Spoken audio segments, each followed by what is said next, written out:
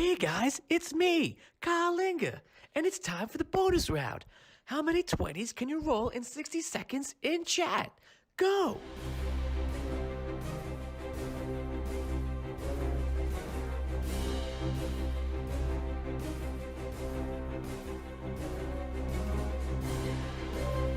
Keep going.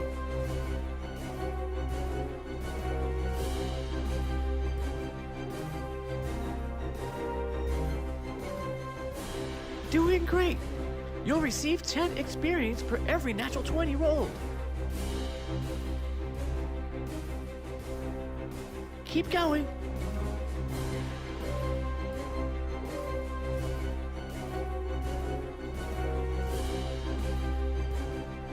Five seconds.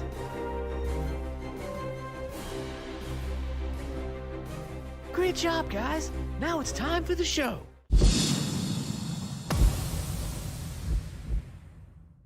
In a world where 7 people will play a game like never before.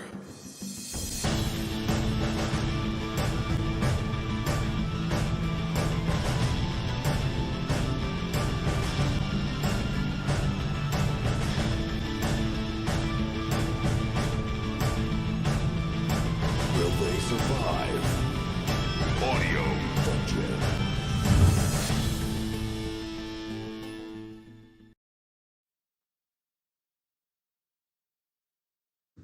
Good evening and welcome to Audio Dungeon. I'm Tony Hansen, joined by the rest of the Audio Dungeon crew, Roz Pitaro, Brooke Armstrong, Tom Kokoza, Vinny Pro, Dan Isgro, and Damian Scro. Thank you to our sponsors and partners, Fantasy Network, Dungeon TV, Phoenix Studios, Norse Foundry, Dungeons & Dragons Memes, My D&D, and Nerd Asteroid. And thank you to our staff, Nick Simone, Steve Keeley, Percival Fairweather, Todd Heaney, Lee House, Liam Lynch, and Richie. Who's that guy? Richie Holmes. I almost made a new person. Totally. Todd House and Heaney Lee. Spit it out, Junior. Today, Junior. Guys, welcome. Today is Wednesday, 8:30 p.m. Eastern Standard Time. If you notice, everyone is sitting at the table today. Yay! Ba-da-ba-ba-da. Show me that smile. Oh, no. Come on, let's not go this again on Don't us. waste another. If you're not familiar with the Audio Dungeon, we just sing the best from the 80s. The best TV theme song. We don't sing the stupid version of Charles in Charge. No. We sing the good one. The rockin' version. I'll be taking applications for next week's show for somebody to sit in my seat because I can't deal with these sitcoms. And we don't want that riff-raff on our show if you don't like what we're throwing. That's so. right. That's right. So, guys, welcome to the show. If you're not familiar with us, we do mini games, all sorts of things on Mondays like that, all Dungeons & Dragons, nerd-themed and such. And on Wednesdays, we play tabletop. The entire show is called Celestial War. It's been running for many seasons right now. And if you go back on YouTube, you can check them out from Season 1, Episode 1 of Celestial War. Today, we are all the way forward, and it is Iron Kingdom, Season 1, Episode 11. And today's episode is called When Worlds Collide. Oh, boy. Oh, yes. Oh, boy. But first, we're going to play a fun mini game hosted by Tom Kokoza. And this is a game where you at home can play along by asking yes or no questions. It doesn't matter if you're experienced, you know nothing about it or anything else. It is nerd, Dungeons & Dragons themed and things like that. So take a guess. Ask. I'll be asking for you. I'll put them right in chat. And send us your love. Send us any emojis you got going. We want to see the wow emojis. We want to see all sorts of things that tell us exactly how you're feeling, because we're always curious when someone's going through a dungeon. I want to know, how are they feeling? Like, how are you? What's this guy think? You know, I want to know what you think and what you think, and you and you and you. Remember, We'd like a potpourri. Tony's a very emotional guy lately, and he likes to know what everybody's. I knew you would. Yeah. I knew you were doing that, Tony. He's a very sensitive human being. I these days. just stuck Tony's about to try and brag about something. I just stuck in Romper Room. wait, Romper Room. Wow, I always wish I could have been on that show. Oh, you know what? Oh, come on. Funny story. I was on Romper Room. Wow! I don't want to brag, but I was on. I had no lines. Now you're dating. now you're dating yourself. I played the part of the kid with the black eye. Ooh. I'll let that simmer on the net for a that's while. right. Wow. Guys, without further ado, let's get into our first game and stop talking about 80s shows. And Tony's starring roles. Yes, me star.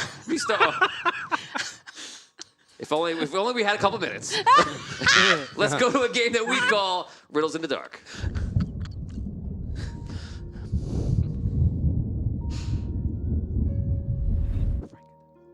Hi, everyone. Welcome to Riddles in the Dark. I'm Tom Kukoza, your host. If this is the first time you're seeing the game or you haven't watched or played in a while, here's a quick review of the rules. I'm going to, in a little while, read a short story with a fantasy and mystery element to it. It's going to have a question at the end of it. That's the titled riddle. You are going to answer that question along with the players here in the room. And you're going to get clues to answer that question by asking me yes or no questions, which I'll answer honestly. Now, the players in the room are going to ask me those questions directly. You're going to type them into chat. Tony will read them out for you. We'll have 10 minutes to solve tonight's riddle, which is called Burning the Midnight Oil. Joham came home. He had been away all day working as a guard and had only stopped home for a change of clothes before heading to the tower to study deep into the night. He smiled when he crept into the house, trying to be quiet as to not wake up the little ones. There was a plate of dinner his wife left warming on the stove. That morning, his children woke up and assumed their father had left early for work. When they didn't see him that night, they began to worry. And when they didn't see him the next day, well, they began to cry. So the riddle. What happened to Joham? We'll have 10 minutes to figure that out. What was the title one more time? Burning the Midnight Oil. And you said, okay, they saw him the next day? When they woke up and they didn't see him, they began to worry. They assumed that he went to work. Right. Right, but when he didn't come home that night, they began to worry. And when they didn't see him the day after that, Oh, okay. then they began to cry. Did he not return home of his own accord? Did he not return home of his own accord? No. Was someone or something preventing him from coming home? No. Was he home? Yes. Did it have something to do with his clothing? No. Was a spell cast on him? Yes. Did he cast the spell on himself? Yes and no. Was he studying magic? Yes. Was he possessed by something? No. Is he still alive? Yes. Is he invisible? No. Did it have to do with the food that he ate on the first night? Yes and no. Did he shrink himself down to really tiny? No, he did not shrink himself down to really tiny. Was he That's a present? technical term, right? Really, Really tiny. really tiny. Not just a little tiny. Did he cast itty bitty? Teeny weedy. Was he existing in the house on some type of other plane of existence? No. Did he shift into another form of existence? I don't. No, I'm going to say no based on how I understand that question. Did No, he say no. did he transmute himself in some way? Like, did he like turn himself Like, into into gold? No. Yeah, like dirt. Let's no, say. No. Was he invisible? He was not invisible. So he didn't turn himself into an inanimate object? Did not turn himself into an inanimate object. Did he turn himself into anything different than his original form? Yes and no. We said he was still in the house, right? So is he physically in the house? The phone call is coming from the house. Inside the house. Inside the house. Okay. I have the questions coming in from the audience right now. McGinnis fam, what's going on? Was magic involved? Yes. Derek Luxon, did he go for a pack of cigarettes? No. What's his name again? Joham. Johan? Ham, but whatever, yeah. Johan. Douglas wants to know, Joham did what again? My question is, what? This question goes all the way from Alaska. What? Joham, say what? Johan say what? Helpful. So Sorry. So what did he do? Yeah. Yes. Okay, so Richard Weil was the plate of food eaten? Yes, it was. Brian, was the food on the stove eaten? Yes. Yes. McGinnis fam, is he still alive? Yes. Douglas, was he home only in spirit? No. Joshua, was he a wizard? No, I'm going to say no. McGinnis, did he make some sort of deal? He did make some sort of deal. Nick Lurkins, warning, holiday themed. Was he working a second job to save for Christmas? No, he wasn't working a second job to save for Christmas. Derek, did his wife curse him? Yeah. Nancy. Oh, good job, Derek. Yeah. Nancy, did the spell he cast go wrong? Yes. Joshua, was he existing in Santa's belly? No. Lauren, Is it the red shirt? What? No. Lauren, did he burn himself? No. This is your thing. Garrett, did his family know where he was? No. Some people missed the first part of the riddle, and they're asking for a second read. Sure. And Nick Lurkin's last one, was he working a second job? No, he was not working a second job, and I'm going to do another read of the riddle. This is a good time to do it, 4 minutes in. Joe Ham came home. It's called Burning the Midnight Oil. Sorry. Burning the Midnight Oil. Joe Ham came home. He had been away all day working as a guard, and had only stopped home for a change of clothes before heading to the tower to study, deep into the night. He smiled when he crept into the house, trying to be quiet as to not wake up the little ones. There was a plate of dinner his wife left, warming on the stove. That next morning, his children woke up. They assumed that their father had left early for work. When they didn't see him that night, they began to worry. And when they didn't see him the next day, they began to cry. So you just have to figure out what happened to him, which you've got some bits and pieces too, but you don't have it all together. Okay, he came home just for a change of clothes. He did. Did he leave and go to the tower at that point? He did. So he left the house. Oh. Did he ever return? Did he return? Yes. Is he dead? No. Did the wife put something into his food that was not in everyone else's food? Yes. Was it poison? No. Was it magically... She cursed him. We know she cursed him. She did curse him. Did she curse him with the food? Yes. Food curse. Did Was it... God. Did she curse him to become what he eats? No. Was it some type of affected oil that she put on the food? It's irrelevant. What? Like, I think you have what you need to know about the food. Derek, There's was no his- extra secret stuff there. Derek writes, was his wife suspecting him of cheating, so she cursed him, which caused a spell of protection to break down? No. McGinnis, is he held captive? No. Did his wife curse the food from Lauren? Yes. Douglas, is he now the family dog? No. He's the Shaggy DA. No, he's a... Sorry. McGinnis, is he paralyzed? No. So there's an interesting piece of information, right? So we said that the wife cursed him, but we also know that his spell went wrong. Yes. Did something that happened when he went back to the tower that was relevant? Because he left his home and came back. It went home, ate, went to the tower to study, and came back. That is true. Yes. Did the spell go wrong at the tower? Yes. Is there a direct correlation between the food? Dang, Dan keeps beating me to the punch. Who's that? Tim Shanks. Tim Shanks! Did the You know, I had a feeling that was Tim. I heard that in his voice. Shanks' voice. So, sorry. Did the spell practice react badly with the food? Yes. So Yes. all right, that was actually my next question. So Yeah. was Yes. the wife cursing the food affected his spell casting, Yes. and that caused his spell to go awry. Yes. But he returned home after he cast the spell. Yes. Was he still visible, I guess you could say, like when he returned home? Yes. It was still visible. Is necromancy involved? What- No. From Joshua. Yeah, Brooke. Was he recognizable, not only visible, to his children and family?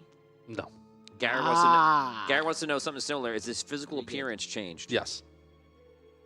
Okay. Does he look like someone that the kids know? No. Do the kids, not knowing that it's their father, do the kids know that there's someone else in the house? No. So the thing that he changed into, Mm-hmm. they can't see. No, I wouldn't say that. They can see it. They're not recognizing Wait, him you wouldn't it as say his that? father.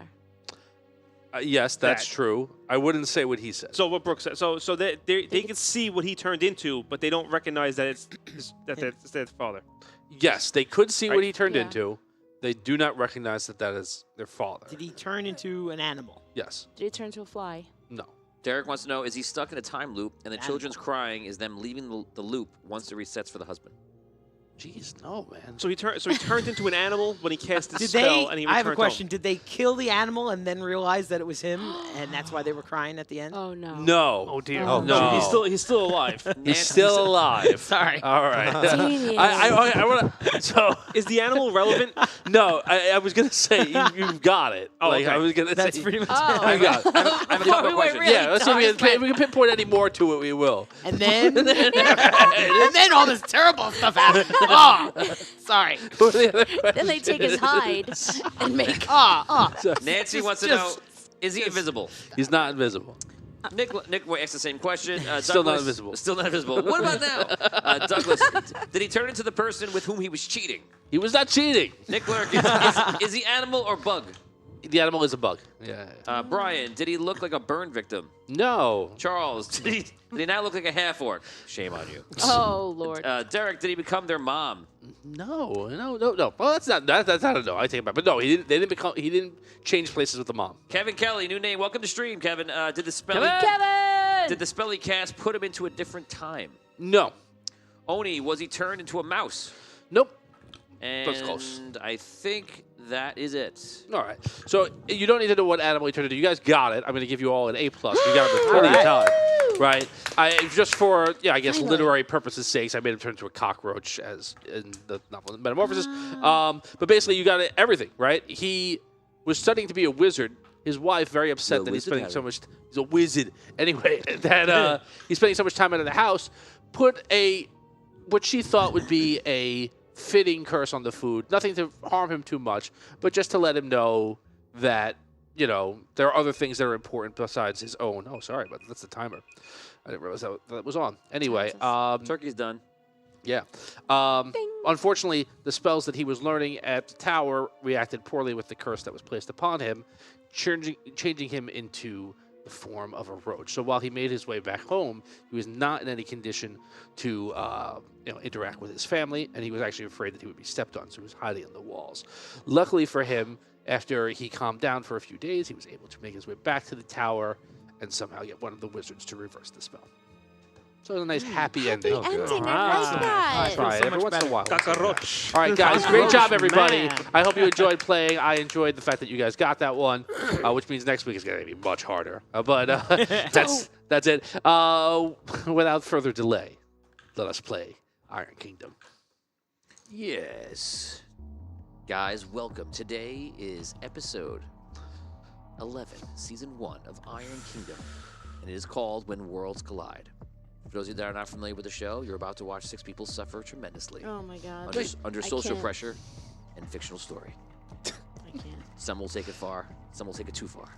Also known as Wednesday. Also known as Wednesday nights. One day, if you ever stop this, people will just go home, and Wednesday, 8:30 p.m. Eastern Standard Time, they'll just go from all the post-traumatic stress. Guys, so a lot's been going on. We found out recently that basically the world is struggling in the state between 2 different immortals, from Andaria and from Dragano.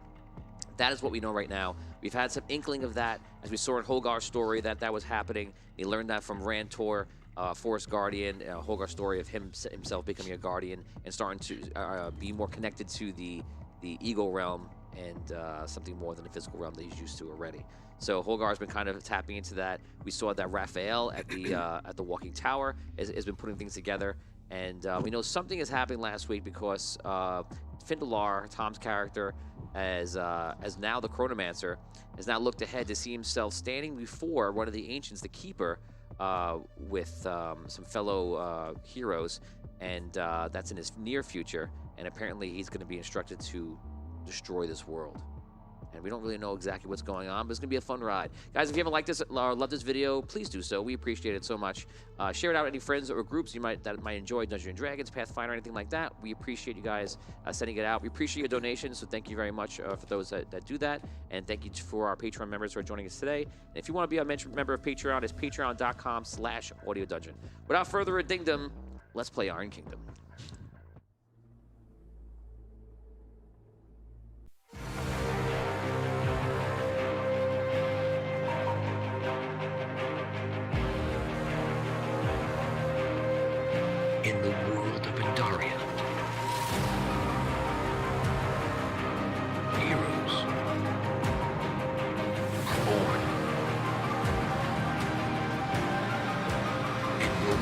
together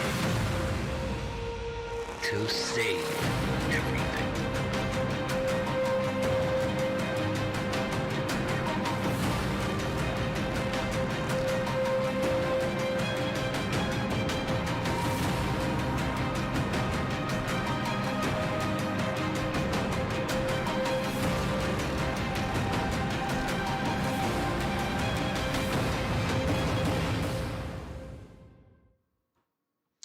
Good evening and welcome to Audio Dungeon. This is Iron Kingdom Season 1, Episode 11, When Worlds Collide.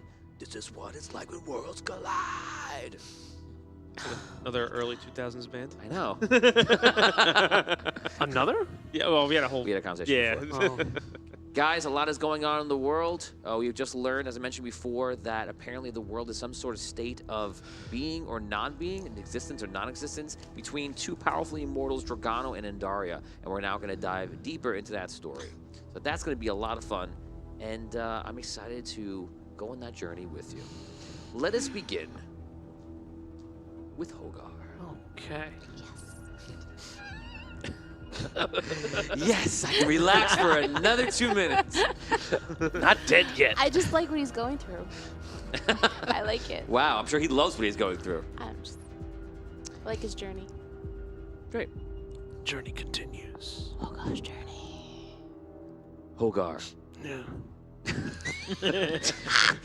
you just had some interesting visions the last few days, and you've been on a boat, working your way on that boat, of course, doing a very important job. What was that job again? Oh, I was moving boxes from one side of the boat to the other side of the boat. And do you understand the full impact and why that's important? Yeah, because the next day I had to move the boxes from back to the other original side of Right. the boat. And do you know why that is? Because this is a thing in sailing. Yeah. No.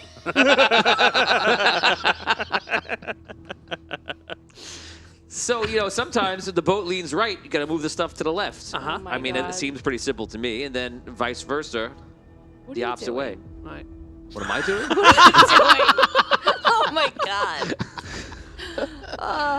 So that's what you were doing, fulfilling a very important role in the ship. Finally, they get to a point where they get very close to Hallenbrand, and they give the option to get off of Hallenbrand, or they basically, well, I'll do it in character. Why not do it in roleplay? Yeah, I like it. Okay, look there. So you've been doing a good job in this ship. I'm gonna pass you off here to Hallenbrand right now. But I don't know if you really want to go into port with us. It's a weird time for Crystalborn and the Red City and everything else. So you may not want to go there just yet. Well, where else can you take me if not Hallenbrand? I could take you up to Eastwatch, but that's where I'm saying that you probably won't want to go right now. What? I wouldn't want to go to Hallenbrand or Eastwatch? Eastwatch. Hallenbrand, it's a part of the Red Kingdom, but there's not much activity there. But right now, I don't know if you know anything what's going on in the world right now, but Eastwatch just took a whole bunch of refugees from Sols because they were attacked some weeks back. So it's overloaded with people there.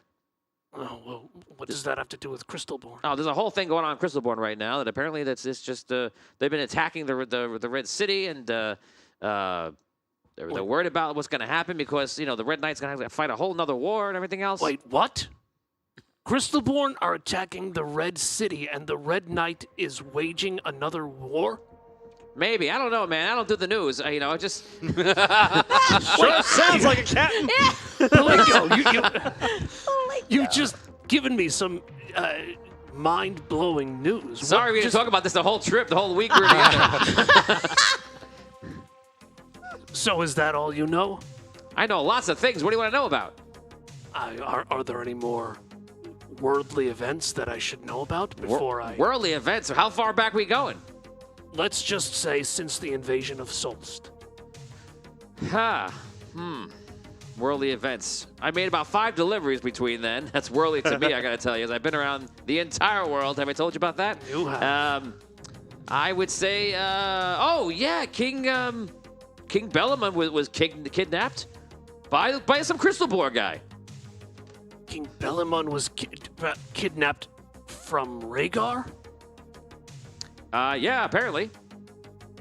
Huh, and these Crystalborn, who they're under the control of the Red Knight? Now there's some one of them is leading them all. One of the Crystalborn. Yeah, I don't know his name though. So a Crystalborn has somehow taken control over all the rest of the Crystalborn, and they're waging some type of war. It's a whole thing. They're trying to get they want to be free like everyone else. So they want to be free. Yeah, apparently. So they're not under the control of the Red Knight? No. And how does the Red Knight respond to this? I don't know, but I don't think there's been a war yet. But like, I think they've been fighting the other war. Now they're dealing with refugees. Now they're dealing with all this. Who knows? Okay, I think I'm starting to follow. Then, now obviously the Red Knight would want to maybe take some type of control over these Crystalborn back. And I'm assuming that if they were once... Well, there was a big famous deal that was made between Rhaegar and the Red Kingdom. It was for like a million Crystalborn. And I remember I was trying to get into that job because they needed extra ships to just make their shipments. I tried to get in, but I could not because the gnomes pretty much got that wrapped up. Wait, Rhaegar made 1 million Crystalborn? I don't know if they made them all, but they made a lot of them. That's what the deal was for? Oh, yeah. 1 million... What is the Red Knight planning with 1 million Crystalborn? I have no idea. Okay. Tell me. Well, Tell me what Red Knight is planning. Well, you don't have to worry about that plan. A little pelican dude. What is Dragano up to? Tell me now. I'm not threatening you, Palinko. You obviously know more than I thought you knew. I know what I know just by, doing my job, which is you gotta be in the know. Not the news. I don't do the news though. Not the news. So now, are people going to assume that I'm a part of this Crystalborn rebellion? I don't know.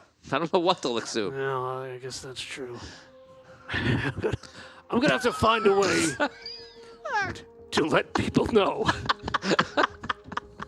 that I'm not a part of a Crystalborn rebellion. How can I let people know? And you know what the worst part about it is? You're the most opposing looking one out of all of us. I would, He's like 12 feet tall. I would say this. Most of them are all together right now. They seem to be grouping up, and they're in Rhaegar, and apparently they're in Sunken City. And if they're attacking the Red City, I don't know. Just stay away from it. Stay away from it. You shouldn't have any problem. Okay. All right, that sounds like a good plan, Palinko. Well, I have the best plans. Yeah. Well, I'm just trying to get to the Red Desert. Yeah. Well, Hallenbrand is at the edge of the Red Desert, pretty much like all of them are, except for the Red City. It's in the middle of it, of course. Yeah. So, yeah, you're there. You keep asking for the Red Desert, and I keep telling you. I understand, Palinko. Okay, all right. It doesn't seem like you understand. Let's And what's your actual profession?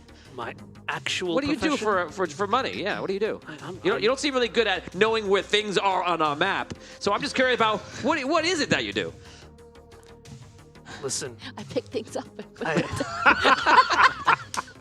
listen. I'm listening. I'm this thing. I don't need food. Okay. I don't really need to be shielded from the elements. Right. I don't require the things that you require. Okay. I don't really need money. So you don't do anything. I don't do. Until recently, I didn't even have a body. I was dead. You're unemployed. It's okay. We all get. Yes. Sometimes yes. times are tough. Yes, Palinko, I'm unemployed. However, I am a guardian of the forest. Whatever that is. What does that mean? It means that I've been tasked with protecting Andaria. Who hired you? Rantor. And what does that make a year? Yeah. So it sounds like you have a job. What are you getting paid? It's not like a profession. It's a position. In what company? Who It's are you a working responsibility. for? Who gave you the responsibility? Who's your employer? I don't have an employer. I have a let's call him a mentor. Okay. A mentor. His name is Rantor. Okay. Rantor the Mentor. That seems legit. Checks out. I picture her like the second mate on the boat, like striving this whole week to keep it together, and finally, like, she just can't anymore. What's your dentist's name? Prentice. Prentice. Sounds a lot like dentist. Apprentice to dentist. Oh, man. Oh my god. Yes, that's why I'm going to the Red Desert, because I've been given the mission. But you said you were the guardian of the forest, so you're looking for the Red Desert? Yes.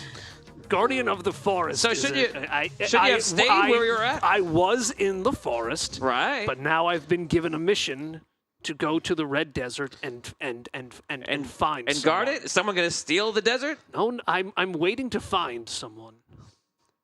Who are you looking for? Now I'm interested. Oh, I'm looking for Desert. the lost son. The lost son. The lost Whose- son. Whose son? I don't know. You live a very interesting life. Thank you. Wish I could just travel around the world looking for lost sons and have no job, but somehow have a job. Travel all around the world as it is on your boat. Right. Okay, well, Who's your employer? me, I'm my own boss. Okay, all right. I had to save up a lot to get this ship, eh?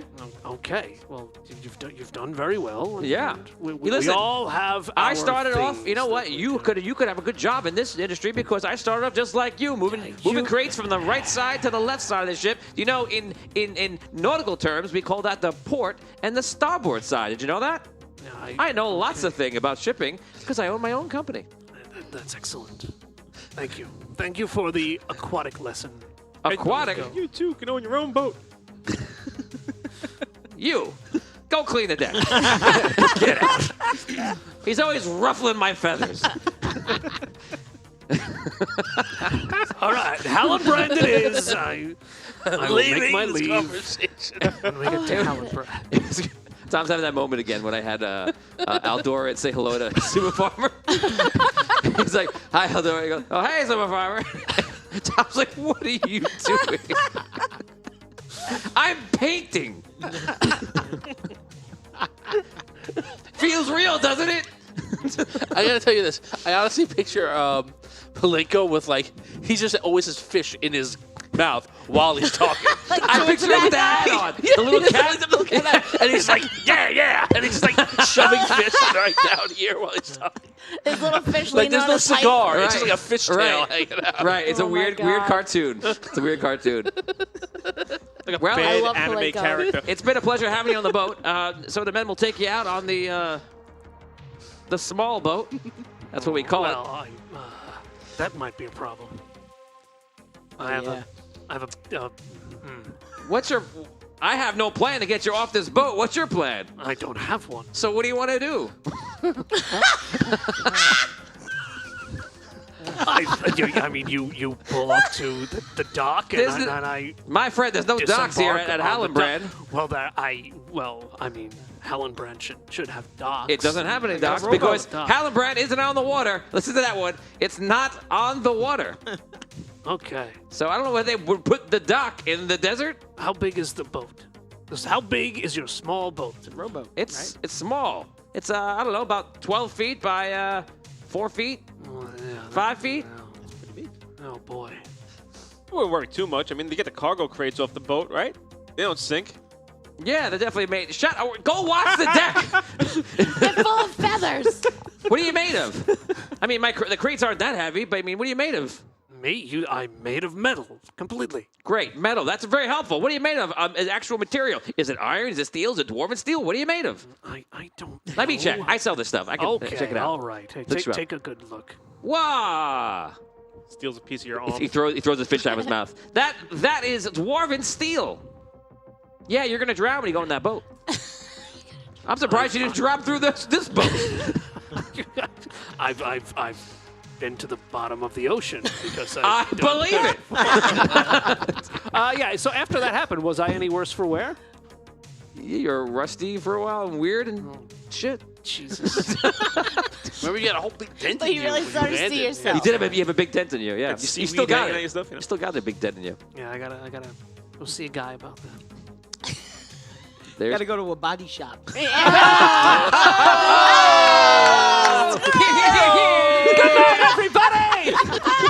it, I'm out. Smoke bomb.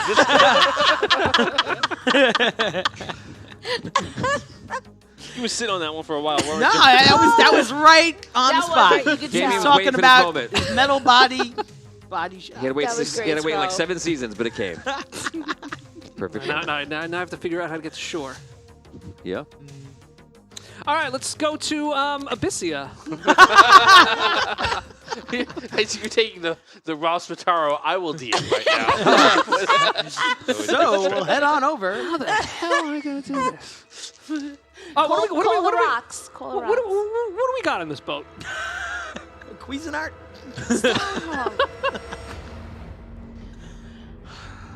Welcome back, Brooke. What's up, Pincho? Did you miss this? I did. You did. A little bit. You look. I can't. You're right. You brought. On Wednesdays, you're home with your husband. You're like, Mike, threaten my soul a little bit. He's like, she doesn't have to ask him. She's married to him. This is part and parcel. Do your job, Mike. Threaten my soul, Mike. Twist it more. More. You, the last we left off, you were above that dilapidated, abandoned mansion, whatever it was, that house, and Hinsho was talking to you, and then Hinsho runs out and disappears. Right. After that, you had another experience, and then, as we come to you now, you appear, and you're back above that same mansion that you keep going back to. Does it feel like it was before, or it's? I know something happened and now I'm here again, or do I feel like I never left? Like. You feel like you just came back. Okay. And I'm hovering over the house. Yes. What do you want to do?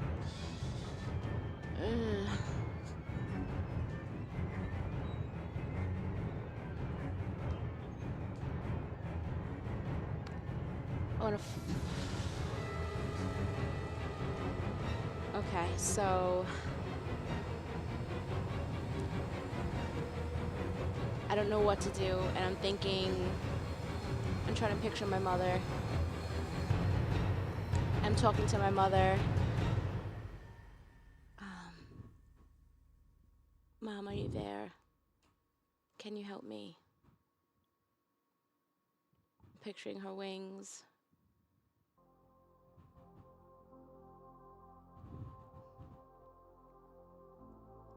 Everything becomes less dark.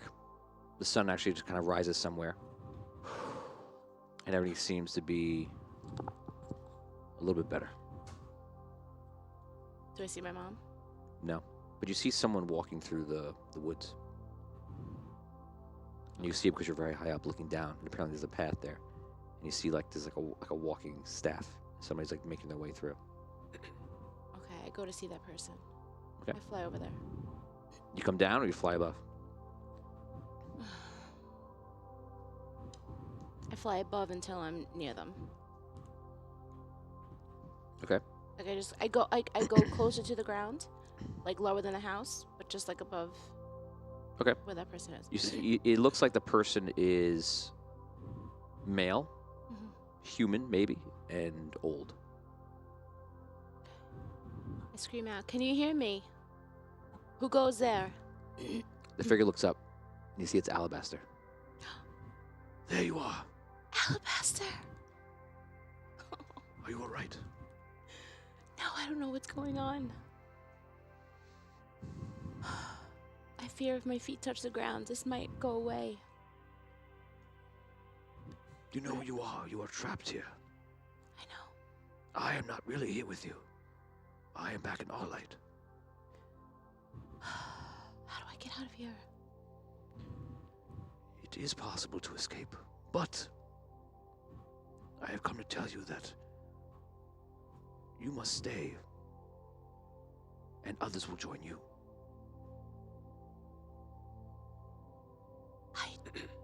Andar sent you here, I believe, for a reason. He did. I just don't know how much more I can take. It's messing with my mind very badly. Do what you can and try to survive. Thank you, Alabaster. Will I see you again? I hope so. In this world, or I should say in this crystal, whatever you think is what will take form. And it does not mean it is false. And it does not mean it is true. Be very careful. But you are not trapped. You can still travel anywhere you like. It's just that it will always be in the bounds of the Dark Crystal. I mean, I can travel to the Sunken City, or... In a form, yes. This is an ego world. You've been on the ego realm before. Yes. If I think of the Sunken City, I will go there? A part of form if you would. Okay. You must not allow the surroundings to be everything you are. You control the surroundings. Okay. That's very helpful. Thank you. Do you know where the rest of us are? Are they okay? Everyone is fighting their own demons at this time. Ain't that the truth? I should be seeing Findalor very soon. Really? Yes, I am meditating in my chamber, but I should be seeing him the next day or two. Please. I was told by the keeper that you were here. I'm glad I found you. I'm very happy you found me. Please tell Findalor where I am, I shall. and that I look forward to seeing him and giving him a big hug. Do not give up. Seeing you has reinforced my strength, Alabaster. Thank you. Well, very good. I must go. Okay. Thank you. He disappears. Okay.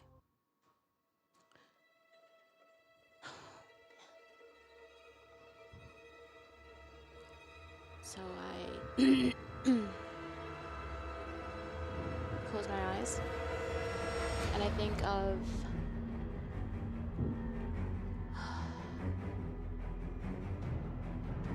Well, well, well. What do we have here? You close your eyes, perhaps a little too long, because when you open them, you're in some large chamber. And you see in the middle of this chamber is a floating rock, and the entire outsides are like this purple crystal. And in the floating rock, you see is a large crystal born, which you're pretty sure is Holgar. And Holgar seems to be like talking to this thing, or talking to somebody in there. And then Holgar disappears. did he see me at all? You don't think so? So the Red Angel has made her way to the center. Your friend has allied with me. Do the same, and I will release this planet from my grasp. Which friend? I have a few of them. Holgar, don't lie, you have very few. I close my eyes and I think of the Queen. Ah, my daughter. If you will not turn to the dark side, perhaps she will. No! Can't help it. You gotta do that. The Queen, my daughter, is not here. Thankfully. What else would you like to think about? Because I control everything. Do you like my domain? Soon, the whole world will be in my domain. Every day, I grow more powerful, and you more weaker. That's a perspective. It is.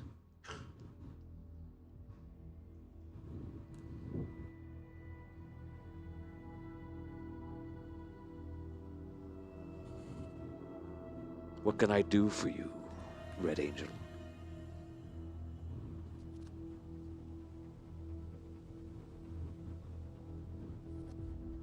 release this planet. Granted, I will release it. Does that surprise you? Do you think I care about the miserable mortals upon this planet? I only need enough power to escape. What do you care about? Escaping. Why? If Where are you I going put to? you in a prison, would you want to be there for your full lifetime? Now No. imagine the lifetime of an immortal. Well, where are you gonna go? Anywhere I please. Which is what has been in your heart this whole time. Escape is in my heart. Escape. from Freedom. where? Freedom to do what? Anything I like. Like? Things. I haven't thought that far. What do you enjoy aside torturing the minds of mortals and the souls of the dead? Only my freedom. Now, do you wish to be a part of that, or do you wish to ask foolish questions? I wish for you to let this planet go. Granted. You must do something for me. What's that? I cannot leave because all of Andaria is not within. It is in shards of light amongst all the mortals on the planet, in a world that they think is still living. But they don't know what you and I know. They have no idea. They are already dead.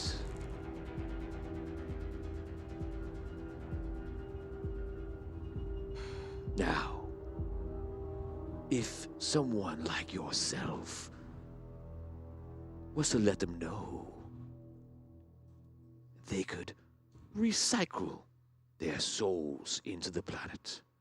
I could escape, and then they would be reborn, and everyone would be free. I'm confused about that, Dragano. If they're already dead, why don't you already have their souls? They do not believe they are dead. Therefore, they are not.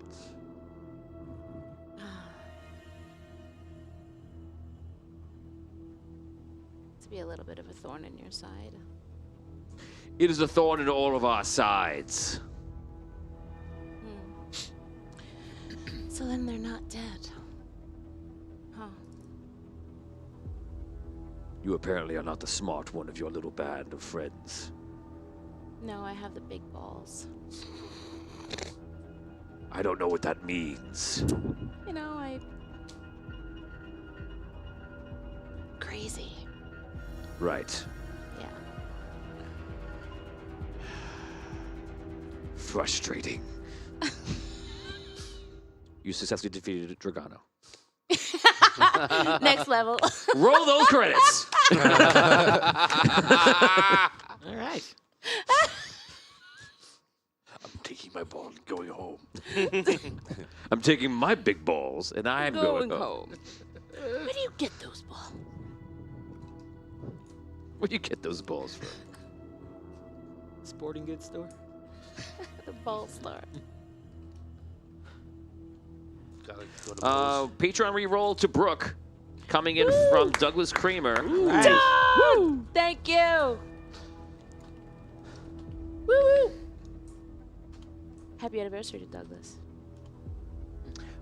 From Joshua, Patreon reroll for Brooke also. What? Uh-oh. Uh-oh. Thank you, Joshua. And now we are gonna go over to the Sunken City. That's experiencing a little weather, a little rain. Ooh. Just a minor hurricane. Rain. Well. Finally, you've been waiting in the Sunken City for an answer.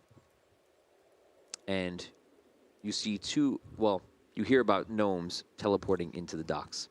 And Rono comes up to you. First, it seems there's a diplomat here from Rhaegar to speak to you about your message. Excellent. Bring him in. Your voice is very powerful today, It first. is. It hurts my non-existent eardrums. Shall I bring them to you? Yes, Here please. in the street. Where have I been staying? I guess the vault, or yeah, like I I don't like, know. You tell me where you want to stay. Just Uh, to stay in the Scrow's bed. My bed. Good luck. um, What does that mean? Like that's not gonna You're happen. not getting into my bed on the first date. Like that wouldn't happen. That's a challenge. That's a challenge. Go ahead. Go ahead. Try it. See what happens. It ain't gonna happen. I got a trap rigged up. where's Jinty actually? Buy Like, I'm where- just dinner saying he's before you not, get in my bed. It's not my type. Richard so. Wild gives a Patreon reroll for Tom. Oh, I thought you were Richard. Too much metal. Too much metal. Too cold. Is it Yeah. too much metal? I don't think he's like the snuggling type. So I have to You don't say, know. No. before he destroyed my city, he was a very good roommate. Oh, that's nice. Wow. That statement was so profound and so different and contrasting that it hit me back emotionally. He Just a was. roommate. Because he's such like a weird tyrant. I don't know what he is now. And like, yeah, he's my roommate. Your He used to read books and sit in the cousin's corner. Sister's former roommate. It's like talking about Kanye West before he's famous. There's a sitcom for you. Where's Jinty hold like business in the city? Like, It's always the vault. okay, so it's the vault. Then I will tell them to. Tell them, they tell Bruno. Have him brought to the vault. We will meet there. Yes, first. Audio dungeon. I also call for Jinty to be part of the Okay. meeting. So you go inside and you go into the vault, and let us go to our Zoom right now and see who we got there. Ooh. It's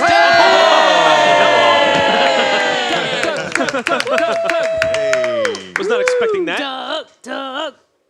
Hey. Oh man, now I can actually look at the camera. Yes. Yes. Don't. You can see a full face. You see, Doug, you teleported in with some of the gnomes, and they're bringing you into the vault. They bring you into a room that has like a large table in it, and when you get into the room, you see that this green crystal-born is a suit of armor, has like a yellow cape, and he's sitting down at the table. And there's a large blue crystal-born that's bringing you in, and a couple other soldiers around, and you have a couple of those wizards next to you, and they bring you into this room to speak to him. You guys can now role play. Take it away. So you summoned me? Yes, I believe we have business. I have received your letter from Rhaegar stating that you have more of my people. That's absolutely true. We have many of them. Hundreds of thousands. Did you say hundreds of thousands? I just want to make sure. I don't Yes. want to say that without. Okay. Yes. We have hundreds of thousands of them. Well, I wish for them to be brought here immediately. Does Devi know that about Belamon? Bellamon is captured there. You absolutely know that. And on Okay. your side, you have Arky, this other person, the gun wizard, who you know little about. You believe he's a leader in Anwar, another city. And there's another guy who's named Gallon. You don't know anything about him. He's just a random gnome. They're all in cells. They're all in the cell together in Rhaegar. All right. Now I can absolutely do that. I can bring these people to you. It would actually logistically it might take us a little bit of time because there's quite a few of them. But let's also get down to the brass tacks and talk about King Bellamon. How are you going to let him free, and how are you going to let him go after I? How am I going to know you're going to do that? Bellamon is not part of this deal. Bellamon was the one who told me that my people would be free if I allowed him to live.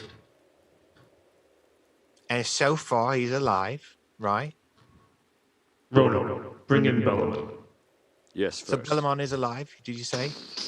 Yes, Bellamon is All right. alive. All right, so Bellamon's alive. So, and then your Crystalborn are going to be free. I'm going to let them go. You know, if we're going to agree to this, I'm going to let them go, and then that makes them that kind of fulfills the deal that King Bellamon made, yeah? Correct. All right, so in order for me to do this, in order for me to make this a fair trade, I'm going to need you in a gesture of faith, of good faith, to release Bellamon to me unharmed, and then we can release the Crystalborn to you. We can even coordinate it so that we can all do it at the same time. I'm not looking to throw a fast one on you. There's a bit of information that you, as the fill-in leader of Rhaegar, might like to know about Bellarmine. All of a sudden, you see Rono comes back in, and Bellarmine walks back in. Well, take a little longer, won't you, Davy? Bellarmine, I advise you to be silent. You have seen Bellarmine. See how they treat me? Rono, bring him back to his cell. Pixie, bring him back. Rono picks him up, goes, this is outrageous! See what they're doing to me? DB quickly goes, quickly sees that he's okay. He doesn't really know what to say right away. He says, "Not to worry, King Bellamon. I'll get you out in a jiffy. All right, it's just gonna be. It just might take a little bit more time than I anticipated. Make it just, half a jiffy. All right, half a jiffy it is. I just never specified how long a jiffy might be. Somebody close that door.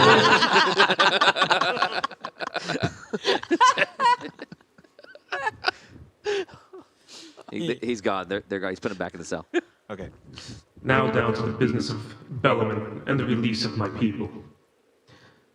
I have a bit of information that you might find interesting about Bellarmine's leadership and kingship of Rhaegar. And in exchange of this information, I will require my people back, as well as Archie Fint and the Gun Wizard. Now, all right. See, this is where we might have a little bit of a problem. You see, they're being punished for murder, and you know it's kind of like a big deal. What if I told you that your king is not your king? Okay, I'm intrigued, but I don't believe you right now. What do you know about the way that Bellarmine became king? Okay, I'm all ears. Go and regale me.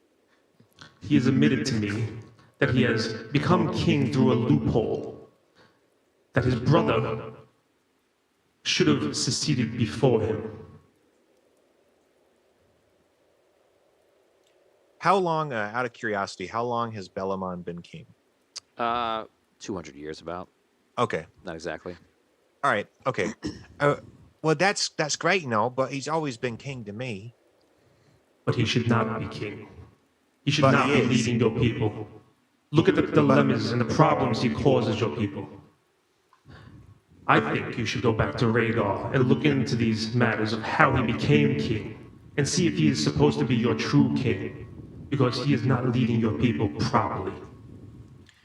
All right, let's consider the fact that that could be true. All right, I'm not going to dismiss it. I'm not going to say you're lying, but just let's say that could be true.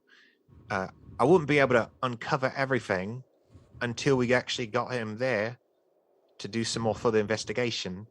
So at the end of the day, we would still need him released to us. You can question him here. You will not bring him back to Rhaegar. Hold on really quick. My son is about to walk into my office.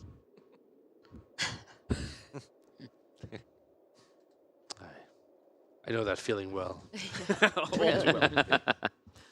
Should we have like an interlude? Sorry, I'm back.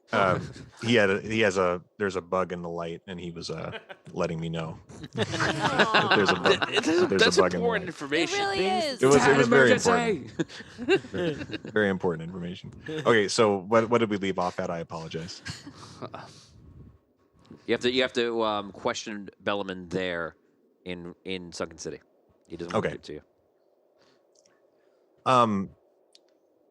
All right, I guess I could question him, but at the end of the day, I mean, at the same time, it's like he's been king as long as I've been alive. I mean, longer than I've been alive, really. He's entrusted me to do the job that I'm doing currently. He's entrusted me to ultimately do what what we need to do to release the Crystalborn unto you. So you are telling me that you are fine being ruled by someone who is not supposed to be your king? Who leads your people into war and needless altercations? So, and you have proof of this? He has told me himself. Who told you? Sorry. Bellaman has told me himself. Oh. All right. Well, let me hear it out of Bellaman's mouth then. Can you bring him back out, please? Bruno. Yes, first. You guys sit for a second. He comes back in. In, out. Let's make up your mind. What? What? All right. So, Davey, it's been like 4 jiffies. And this is the Alright, man so you call Pelican. king. Yes. So supposedly, this is just what I've heard. I'm not making an accusation, but this is what I heard. They're saying that you're not really supposed to be king. That you became king through a loophole. He don't know what he's talking about. He's not even alive. Look at him with the suit of armor talking to you. You're having a conversation with metal.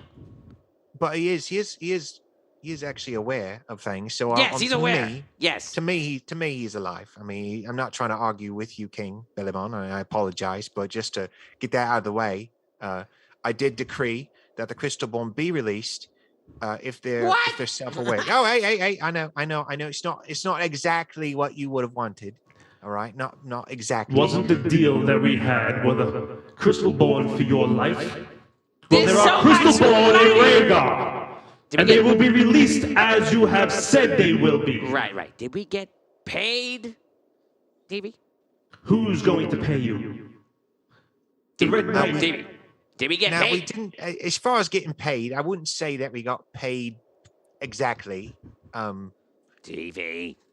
I'm just saying. All right, on a scale from 1 to 10, we probably wouldn't be on that scale in terms of being paid. But that's not exactly the point. The point is that we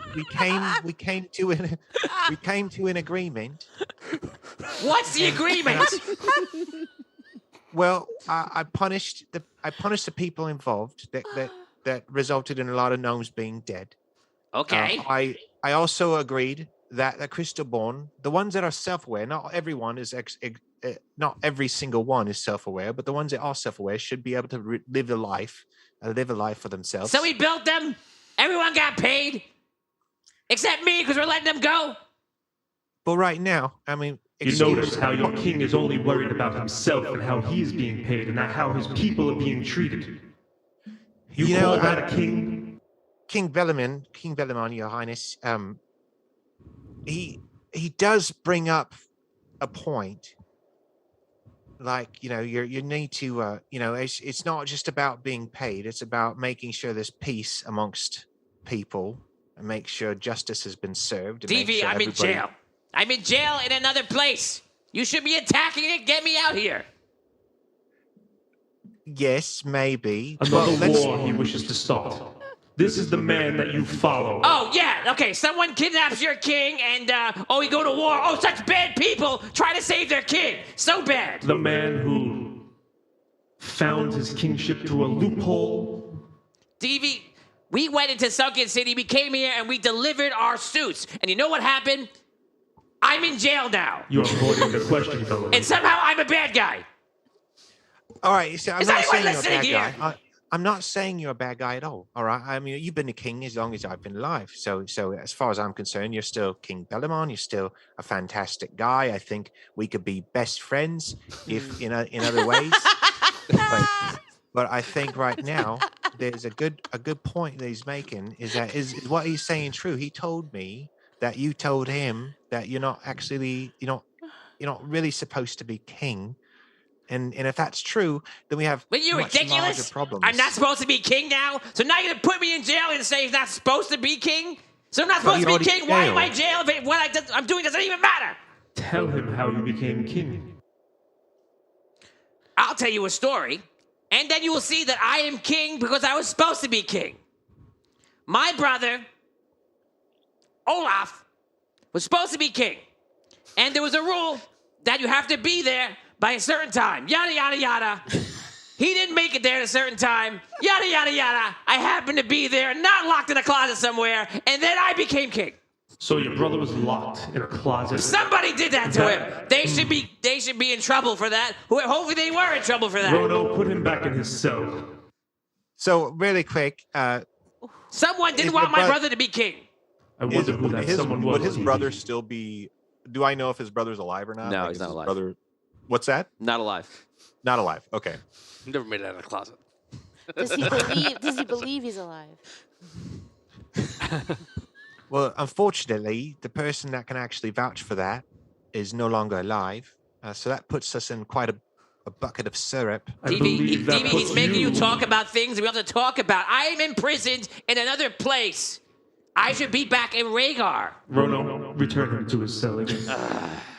All right. Yes, Well, first. really quick. All right, at the end of the day, This is not a jiffy! At the end, at the end of the day, the people need their king back. All right, whether he's king or not, we can figure that out down the road. We can figure that out later. But right now, the people need Bellamon back. All right, and you need the It crystal seems ball that you are back. doing just a good enough job without him. It seems Say that like- again, sorry. It seems like you are doing just a fine job without him. Maybe you should acquire the kingship the same way he did. Consider him locked in a closet.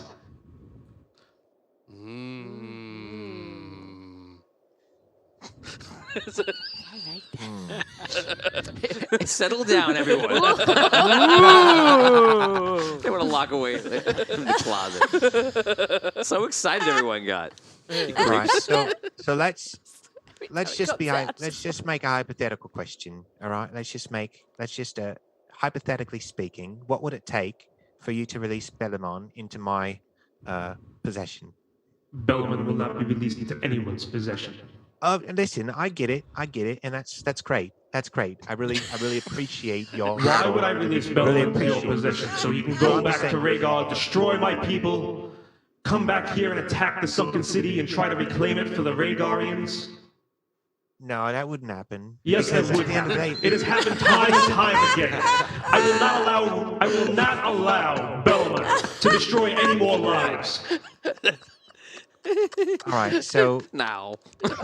and I appreciate. Yep. I can really feel. How important this is to you.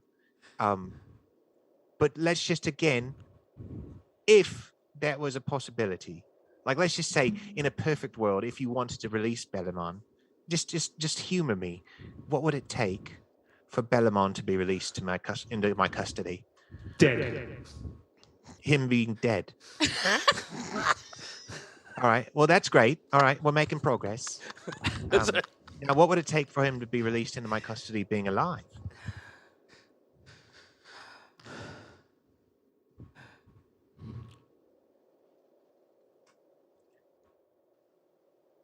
There is nothing that I will do to release Bellman. I was like, oh, he cracked him, and he's like, nope, there he is. I was thinking about something, and then I know that it can't happen yet. So I was like, Tell him he's looking for something. Give him No, something. it doesn't exist yet. That's why I wouldn't even say it. It doesn't exist yet? No, it doesn't exist yet. I want an aeroplane. No, it doesn't exist yet. Yeah, but The only thing that We can't stop. I'm gonna say, I'll say it so you I know. want a Harley. I'll say it so you know what I'm talking about. But it's not a thing yet. That's my point. Mars. The only way he would leave It's not a here. thing yet. The only way he would leave here alive is if he is a Crystalborn. That's it. But that doesn't exist yet. you can still Like- throw it out there now. No, it Yeah. doesn't- I wouldn't even think about it because it's not a You thing wouldn't yet. know about it. I wouldn't know about it yet. That's So why I you're want to say talking it. something in the Well, future. can't you say if it's like if he But would have maybe known what this it is how was you to know be about it. us? I feel like this could be the impetus for that I technology. would happening. never say it. All right. I would never say it. Your character wouldn't know that, yeah. Oh yeah, my character would never say it because it's not a thing. 1,000 stars from Lauren Hicks. Bravissimo. Am I saying that right? Doug, dual reroll. Oh, Doug, Bravissimo? Nice. Bravissimo? Whoa, bravissimo! Bravissimo. Doug, you just got Oh, 2 rerolls for Odie Dungeon. Yeah, awesome. Thank you very Yeah, much. Lauren. I appreciate it. Save Thank that. you, Those are my Lauren. first rerolls. Yeah, save Never that. gotten rerolls before. That's great. To be a guest on the Lady show and get Hicks. rerolls is a high honor. That's not is. an Yeah, easy that thing. is awesome. Thank you very much. Thank you. Thank you, Lauren. Yeah. All right, so I'm What not, more I'm not proof really do you feeling need is that this. he I'm not really admitted feeling to us you agreeing on that things. he is not to be king. He is not supposed to be king. Think about all the problems Rhaegar has had in the past, and how many of them stem from this one single no. Would Devi You're not aware understand of what he's talking about? No, you're not aware of any problems in the past. Okay. You have to be more clear. What problems? Could you be a little bit more clear on what you mean by problems? Because so far he's been fantastic. From our point of view, best king He's ever. amazing. Let me just tell you, so far, fantastic. Everyone's saying it. Rhaegar was like I'm trying. a city that like people didn't go to. That's like one of the most powerful cities Okay, in the world I- under his kingdom. Yeah. You know? Yeah, Yeah. you've done pretty good. Do you know that Bellarmine was working with the necromancers in Sulst? That's how the Crystalborn came about. Did you know that? I was not aware of that, no. Well, I was the first that was created and sold to the necromancers. This is why we're in the situation we're in now. So you would be privy to that information. So he didn't sell them to the necromancers. He sold a crystal forge to Solst. That's Okay. That's what you know. Didn't you sell Crystal Forge to Soust? The day I came to being, I was brought before the necromancers with Bellarmine. He made an offer to them to make more. How many was it? It was like a couple thousand, right? It wasn't that. I thought it was a couple thousand in the Well, beginning. they started off with just a few. They just wanted a few to test it. It wasn't thousands. okay, It was just a few. But then There was a plan earlier. there was a plan. They made a deal eventually Yeah. for like 400 or something like Oh, that. it was a couple hundred. Okay. Yeah, but in the beginning it was just like It was just the prototypes. Yeah. yeah. That's So that's- The initial plan was to make a couple hundred or so to bring to the necromancers. We were to be their bodies. They were to inhabit the crystals within us. Now, is this the man that you want leading Rhaegar? The one who was helping the necromancers in Sulst? Now, listen. I think let's just put this out there. No, I wouldn't like that. But I also am not 100% sure if that's. I can't actually vouch for that 100%. I mean, I can't exactly say everything that you're saying is true and all the problems that have been faced. But we can get back to the facts, and the facts are that I have hundreds of thousands of Crystalborn that I'm willing to release to you if you let Bellarmine come into my custody alive. Now, here's what I can promise you. Here's what I can at least.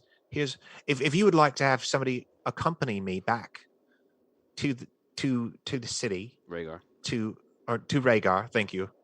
I was going to say back to our place, to my hood, back to my crib. If you could if you want to accompany me back to Rhaegar, we could actually put this under investigation, and we can get somebody in the throne who is rightly justified to be in one. But right now, at the end of the day, whatever you're telling me, whether it's true or not, the people of Rhaegar do not know, and the people of Rhaegar just want their king.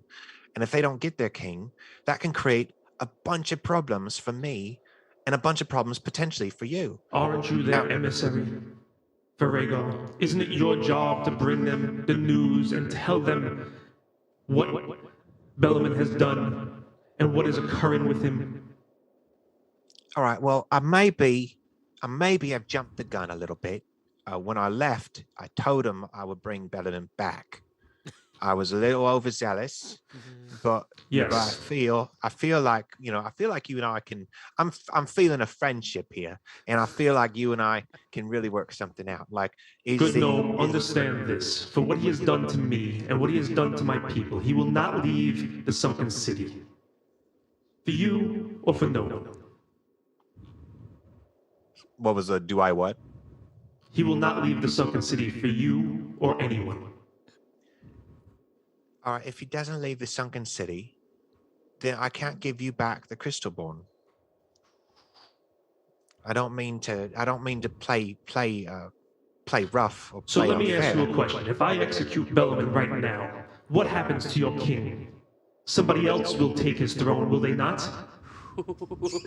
So what is the difference That's a if good you point. leave him All right. here and get a new king tomorrow, or if I execute him today, you will get a new king tomorrow? You're making some really good points. All right, but I feel like these crystalborn are quite important to you, right? There's hundreds of thousands of them, and you're worried over just one person. I am worried about the control he has over your people, and the control he will have over my people once he returns to the Rhaegar. All right, so does Devi have the power to remove his kingship, or remove the crown, or denounce his throne, or whatever? I mean, you can say anything you want. Okay, gotcha. I can. All right, so how's this? At the end of the day, I need to bring Bellamon back. All right, Bellamon needs to come back to Rhaegar. Now, what I could do, if it pleases you, what I could do is I could just make him not the king anymore, and we can have somebody else be king. Hell, I could be king, King Davy. All right, it gives a nice ring to it. I mean, but I could be like king. this plan. Yes. The way this will work is like this. You will make a public ceremony declaring yourself as King of Rhaegar. Yes. Once you are declared King of Rhaegar, you will then set free my people, along with Archie Fint and the Gun Wizard. All right, hold on. Back up 1 second. 1 second. Now, I like everything that you're saying. I'm really enjoying it. But there's just one little issue. Is releasing those two people. They got punished for murder. Now, if Rhaegar is ruled by a different king, and by a king that is not unjustly a king like he claims that he is, wouldn't that null and void the murders that Archie Fint has done? The only reason that the people were here were because of Bellarmine. If they were never here to begin with, none of this would have happened. But So in truth, it really is Bellarmine's fault that this is occurring, is it not? I'd like to say no, but you do have kind of a point there. But what I'm saying though is that just because So then good, we are agreed. You will make a public statement that Bellarmine is no longer your king, you will claim the throne, and you will release my people. All right, so I denounce. Just let me get this clear. All right, so you release Bellarmine to me. We go back to Rhaegar. No. I did. So you're not going to release Bellarmine. The sunken city. All right, so here's the thing. I think everything that you're saying is great, but I feel like, in order for me to denounce the throne, or denounce the throne for Bellarmine and make myself the king, or however you want that to work, I really feel like he needs to be there with me. Now, you can have an escort, you can bring some people with, and you can have them follow us to make sure there's no funny business. But the people still need to see Bellarmine is alive and well. Otherwise, if I come back... You have wizards, do you not? Say that again? You have wizards, do you not? I do have wizards, yeah. Some of the best. Well, good. Then you may return to Rhaegar. You can scry on Bellarmine, show your people that he is alive and well. Then you can denounce him in Rhaegar and claim your throne. You're driving a hard bargain, and I do appreciate it. But, I think at the end of the day, I'm not going to turn my back on releasing the Crystalborn. I've already said that I'm willing to do that for you, so I can't turn my back on that. But I feel like this is a big decision that shouldn't be just up to me. I think it should be up to the people. So I'm going to have to go back to Rhaegar and have them put up to a vote on what to do. And we'll use the wizards, like you suggested, use the scribe, figure out what's going on, and see if we can't find a new king. We'll need Bellarmine to somehow admit that he wasn't supposed to be king anyway. He just his brother, told you what more what was his you brother's need. name? Olaf. Olaf was ironically dead in a closet for the longest time. No one ever put two and two together. No, he wasn't dead. He did not die in the closet. He's locked in a closet. I just said that as a joke. That rumor started, and now it's just everywhere. He was locked in a closet. It's out there. I'm just saying. The chat was like, he's dead in the closet, dead in the closet. I heard things. I hear things. I don't like. That's all I'm saying. I heard things. Oh my god. Okay, so let's. Now I'm in the closet. I'm in the closet. So too. now let's move this forward. It's been going on for a long time. So is there a deal of any kind here? Give me yes, no. I am not giving him Bellamont. Yes, yes. I would say DB is willing to because DB's looking at it from a peace standpoint. He doesn't want to have a war erupt or break through, and he knows full well that if he doesn't release these Crystalborn back to him, that could result in very, very poor relations and potentially a war and no more peace. And there's already murders that have been occurred because of this whole fiasco anyway. So is he, if DV denounces or announces for Bellaman that he's not going to be king anymore, he does it in a way where they're seeing him scry, like projected in by magic like that, and he does that. Yeah. They return all the Crystalborn. Will you release DV? Or will you release Bellaman? No, Bellaman does not leave. So there's no scenario that Bellaman's leaving. Okay. DB, tell him that Rhaegar's coming back with an army to destroy this city. That's what you should tell him. Says the evil voice on your shoulder. all right, so And the good one says, I agree. right, so here's what I can do. I will do everything that we discussed. Burn this place the to the whole ground. renouncing the throne, everything like that, and I'll release the Crystalborn to you. But Bellamon comes into my custody. If he does not come into my custody, I think our friendship is going to be dissolved. I don't think we can be best friends anymore. And what we'll do is I'll just destroy the Crystalborn, and then I'll just take an army from Rhaegar and come to you, and we'll just take Bellamon. I'm trying to be nice here. To put this up. Or I could kill you all right now, and nobody returns to Rhaegar. Oh my. That's absolutely an option, but unfortunately, if you kill me, all your Crystalborn are dead too. Mm. Then who will be there to lead them? All of a sudden, you see Raphael stand right there. I don't think any of that's going to happen, and I'm not liking what I'm hearing right now. So I think that maybe all of you should leave here before I start killing everyone here, because you have Bellamon in the other room, and I'm not happy about that. So you're going to leave this room right now before I shoot a lightning bolt through you 9 times? So get up, walk out that room, or I'm going to fire. Anywhere of your mouth, I'm just going to fire it through you, because that's my king, and I've been friends with him a long time, and he's not going to die because of whatever's going on here.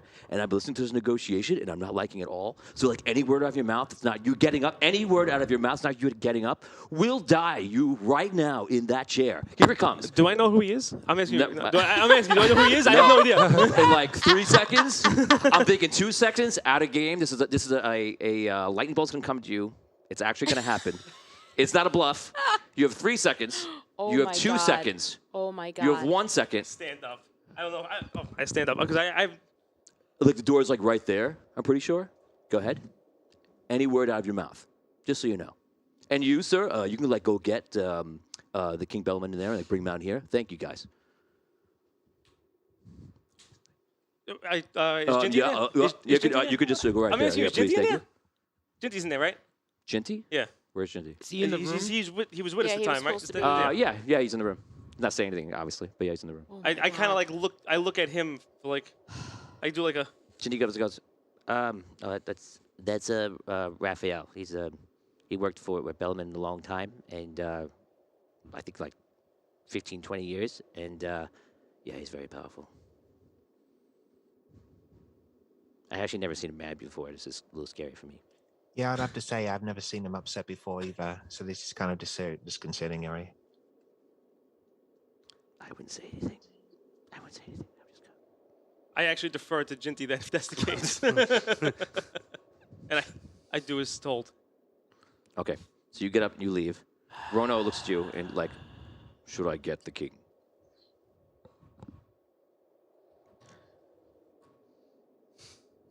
First. I will bring him to him. I go get Bellaman. Okay, so you walk inside to Bellaman. Everybody waits there.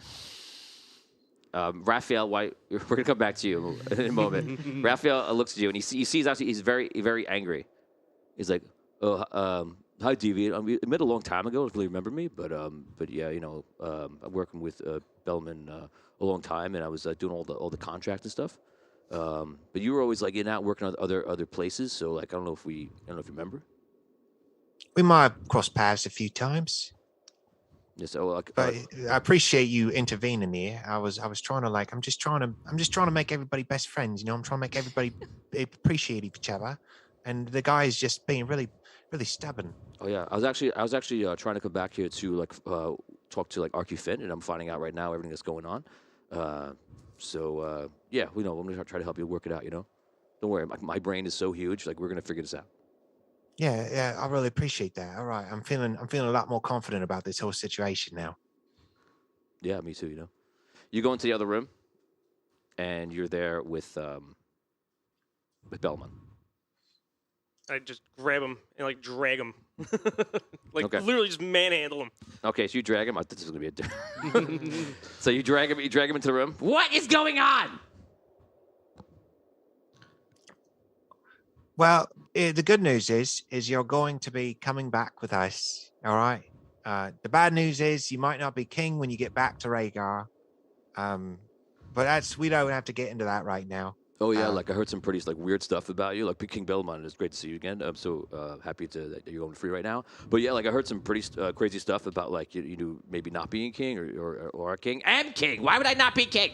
Well, I don't really know. They're just saying like some more stuff happened in the back, but like we can go over that, and maybe we will go over that. But like I don't see why like you have to live in prison forever. Like I don't think that's gonna happen. So like maybe you guys can like work it out. You think that the deal that he made with the necromancers was for the betterment of this world? I know, like, personally, the deal that he made with the necromancers was not a real deal. It was, like, made to, like, get us everybody into, like, part of the plan. I know that, like, you were there in, like, Soulst, and I know that you weren't a part of the plan then because you were just, like, the new guy there. But, like, that plan took a lot of people and a lot of time, and that wasn't real. So I see why you think that, but, like, like, I don't really think you know all the facts. It doesn't make a difference. He got paid by the Red Knight to make 1 million of my people for slavery. Okay, like, so listen, I don't really know all about that, but I do know, like, I don't want to see a war that's going to have Rhaegar destroy Sunken City, and then Sunken City or try to destroy Rhaegar, and then we're trying to fight Dragano, which I'm learning is, like, a much bigger problem in the world, and we're all going to fight each other. So, like, everything that tells me, like, this shouldn't happen, you should just work it out. So, like, listening to the conversation, I would say that you can, bring the people back here, bring the other Crystalborn here to Sunken City, and he goes back with them. And, I don't know about Archie, bring Archie back, but. This whole mess is because of this man here. I just think this seems like you're just very angry, and, like, maybe you're just getting into this whole, like, running thing stuff. But, like, let me tell you something, like, I don't think you got it. You don't know how to do it, It doesn't matter what you think. It does right now. Because I'm not very happy with you. And I think that you might be like something that's going to cause a lot of problems. And I know the crystal that's inside you because I was there when it was built. I was there when you were built. So I know everything, pretty much everything, mostly everything about you, soul-wise. And I know Volt built you. And I know the purpose that you were built for. And I got to say, disappointing. Damn. Who are you? Devi is like just in awe right now. He's saying he's pushing all the right buttons. So, Devi, what you're gonna do, right? You kick Bellman. He goes, whatever. What? He goes, so we're gonna go back and we're gonna release like all like the, I know you can lose a lot of money, but we're gonna release all the Crystalborn, and then we should be at peace, right? We shouldn't be fighting each other, and maybe release Archie too. Everything else? Yeah, we can discuss the whole Archie being released and stuff when we get back to Rhaegar. Yeah. Okay, great. Okay, if you guys want to go, I'm gonna sit here and talk to Relic for a second. Yeah. All right, Bellaman, just follow me. You're just gonna go with me. I'm glad we could work all this out. I'm just really, really happy about this whole situation. Right. Before I go, let me just say a few things that I've had on my chest. You are a jerk. Okay? You don't know what you're doing, and you're ridiculous, and I don't know what you're doing over here, but you ruined the Sunken City. I was here for a long time. I did a great job. Everyone loved it. And let me tell you something. I don't know what's going on, but it doesn't look the same. It doesn't even look good. It looks terrible. You better not leave Rhaegar. I'll leave Rhaegar anytime I want. You better not step foot back in this city. You better not go to Rhaegar. Don't want you to come over to Rhaegar. I have no plans to come to Rhaegar. That's right, or because go I see said you're your- not gonna go. That's right. You better never come back to the sunken city. Ah, 'Cause if yap, you yap, do, yap, yap, you yap, will yap, not yap. That's leave. you. That's you. And you know what? Before I go, he walks to the door. Your food here, it sucks. Ask Arky, it sucks. And he walks out. Enjoy your metal boots. Evie, he still has metal Evie boots gives on him for you? a big smile and a wave. All right, I'm glad we can work all this out, and maybe we can talk again sometime. Okay, Davey, you walk outside, you walk to the wizard, you disappear. Doug, thank you so much for coming in the show. I apologize for it taking a little longer than I anticipated. No, you did amazing. Oh, I, so great. I would watch the whole episode of you So just great. diplomatic. Let me tell you something. Yeah. You should go into diplomacy because it was fantastic. All right, sounds great. Okay, I'll talk to you guys later. Thank you so much. Tonight, so I'll talk to y'all later. See you. All right. Later, buddy. Okay, we're gonna hold up there, and we're gonna go on over to Findelar.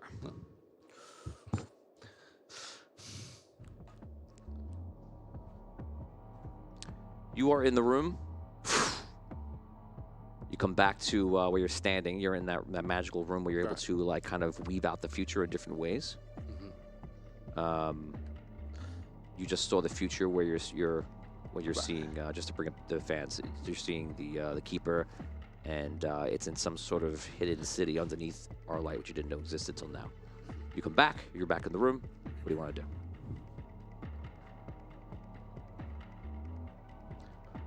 What? I have a question. What?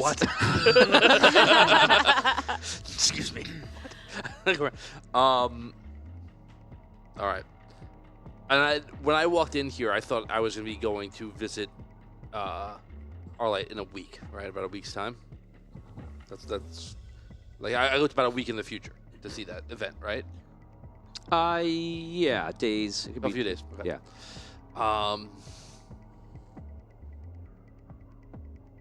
Okay.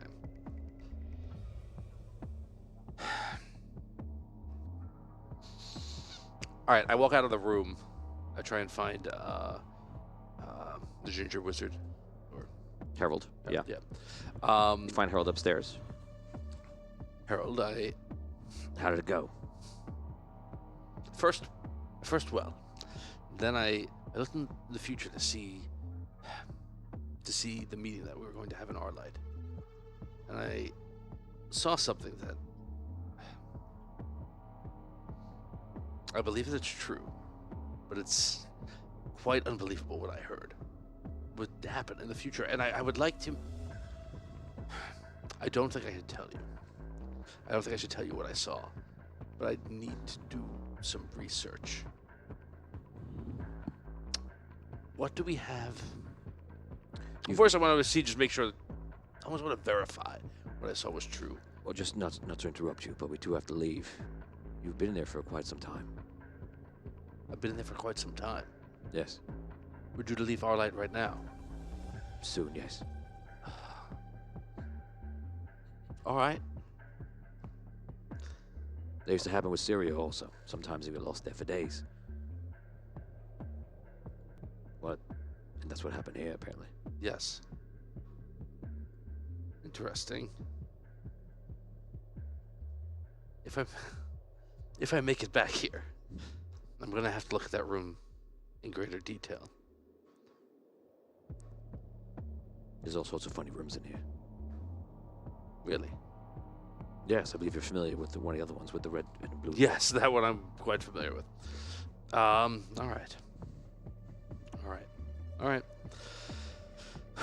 It's like most of a day's journey to get to Arlight, going down the mountain. I know it's a couple of days to get here by foot, or we're just gonna. You're gonna teleport. Yeah, of course. Oh well. Sorry, still thinking how I traveled most of my life. All right. You all right? No.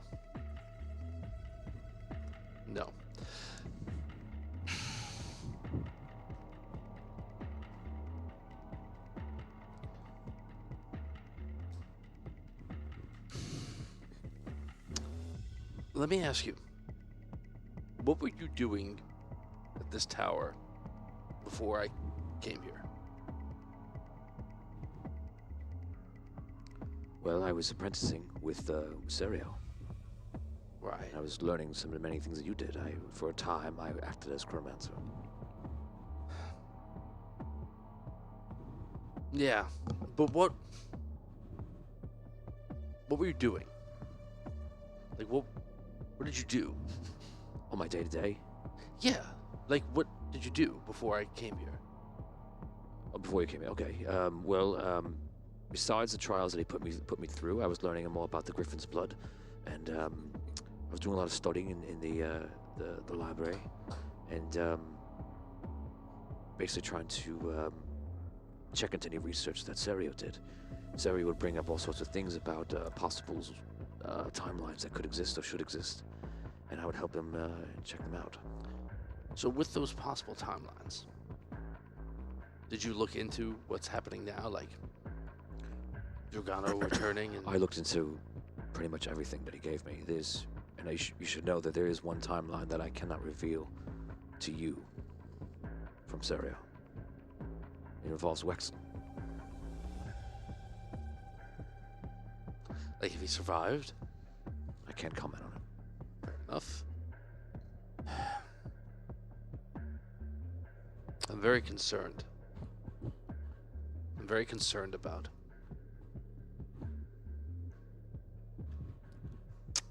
something doesn't seem right. Nothing seems right. Dragano has returned and the world is in mortal peril, but something doesn't seem... Something seems off. Doesn't it seem off to you? The world itself, the sky is purple. Except for over here, of course, around our light, but the sky is purple everywhere. Yeah. It's not what I... It's hard to put into words. Let us go to our light. I think I will find out more there. Let's go. You guys teleport. To rehash last time, you guys teleport. You go into our light. You walk into the main library there, the Great Library. You walk to the back room, into Alabaster's room. There is a lever. He pulls it. You guys go downstairs. What? What? I did not suspect that this lever was here. This is a thing? Right. You guys walk down, Stop and flirting. it reveals into a much bigger, great room. And there's monks and sages walking around like hurriedly in different directions. You walk up. Last time you had the vision of 3 people standing there, and then you became one of the 3 people standing there. You walk up, and you see King Thowin is there. You see Alabaster is there, and you take a 3rd spot, and you're standing in front of the Keeper. The Keeper's wearing these white robes. They're gold and white. He has like a large hat on, and he's sitting in a throne. I've not been in the Keeper's presence before. No. Right. He's only appeared in the story once, maybe twice, max. All right.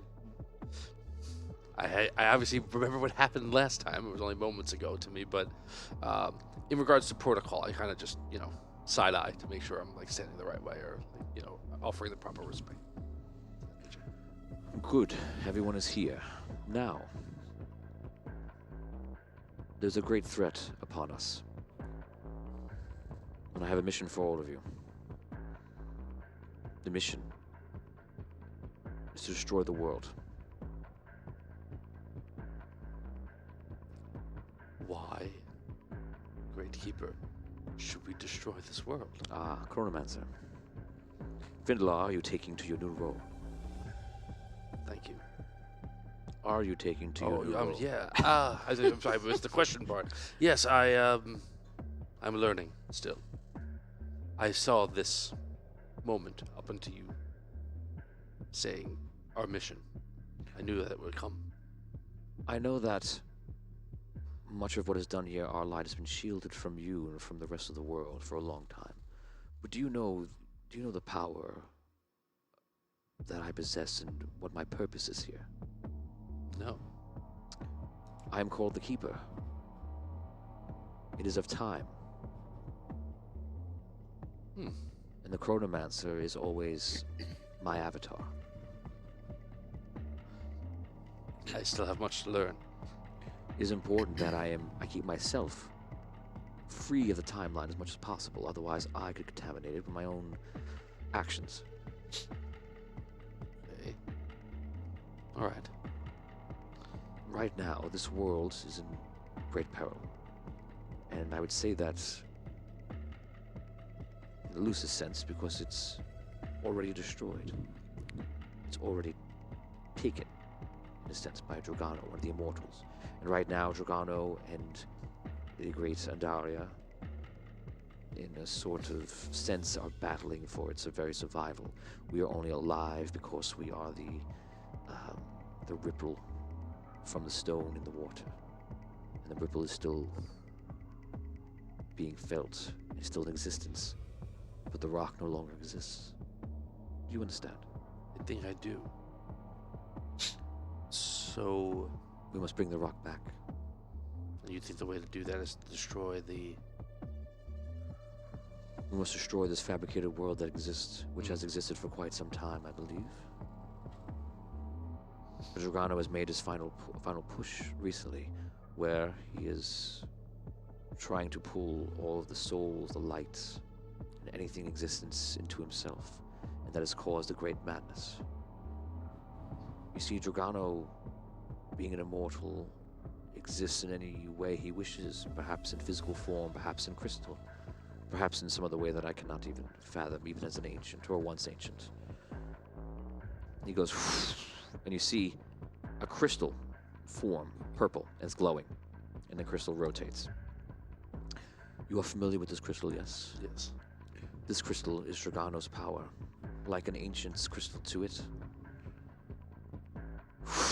All of a sudden, you see roots grow around the crystal, completely encompassing it, and then go up like a tree.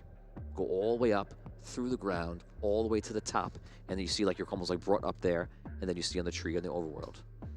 This tree was done with many powerful avatars of the Elven Lord, druids.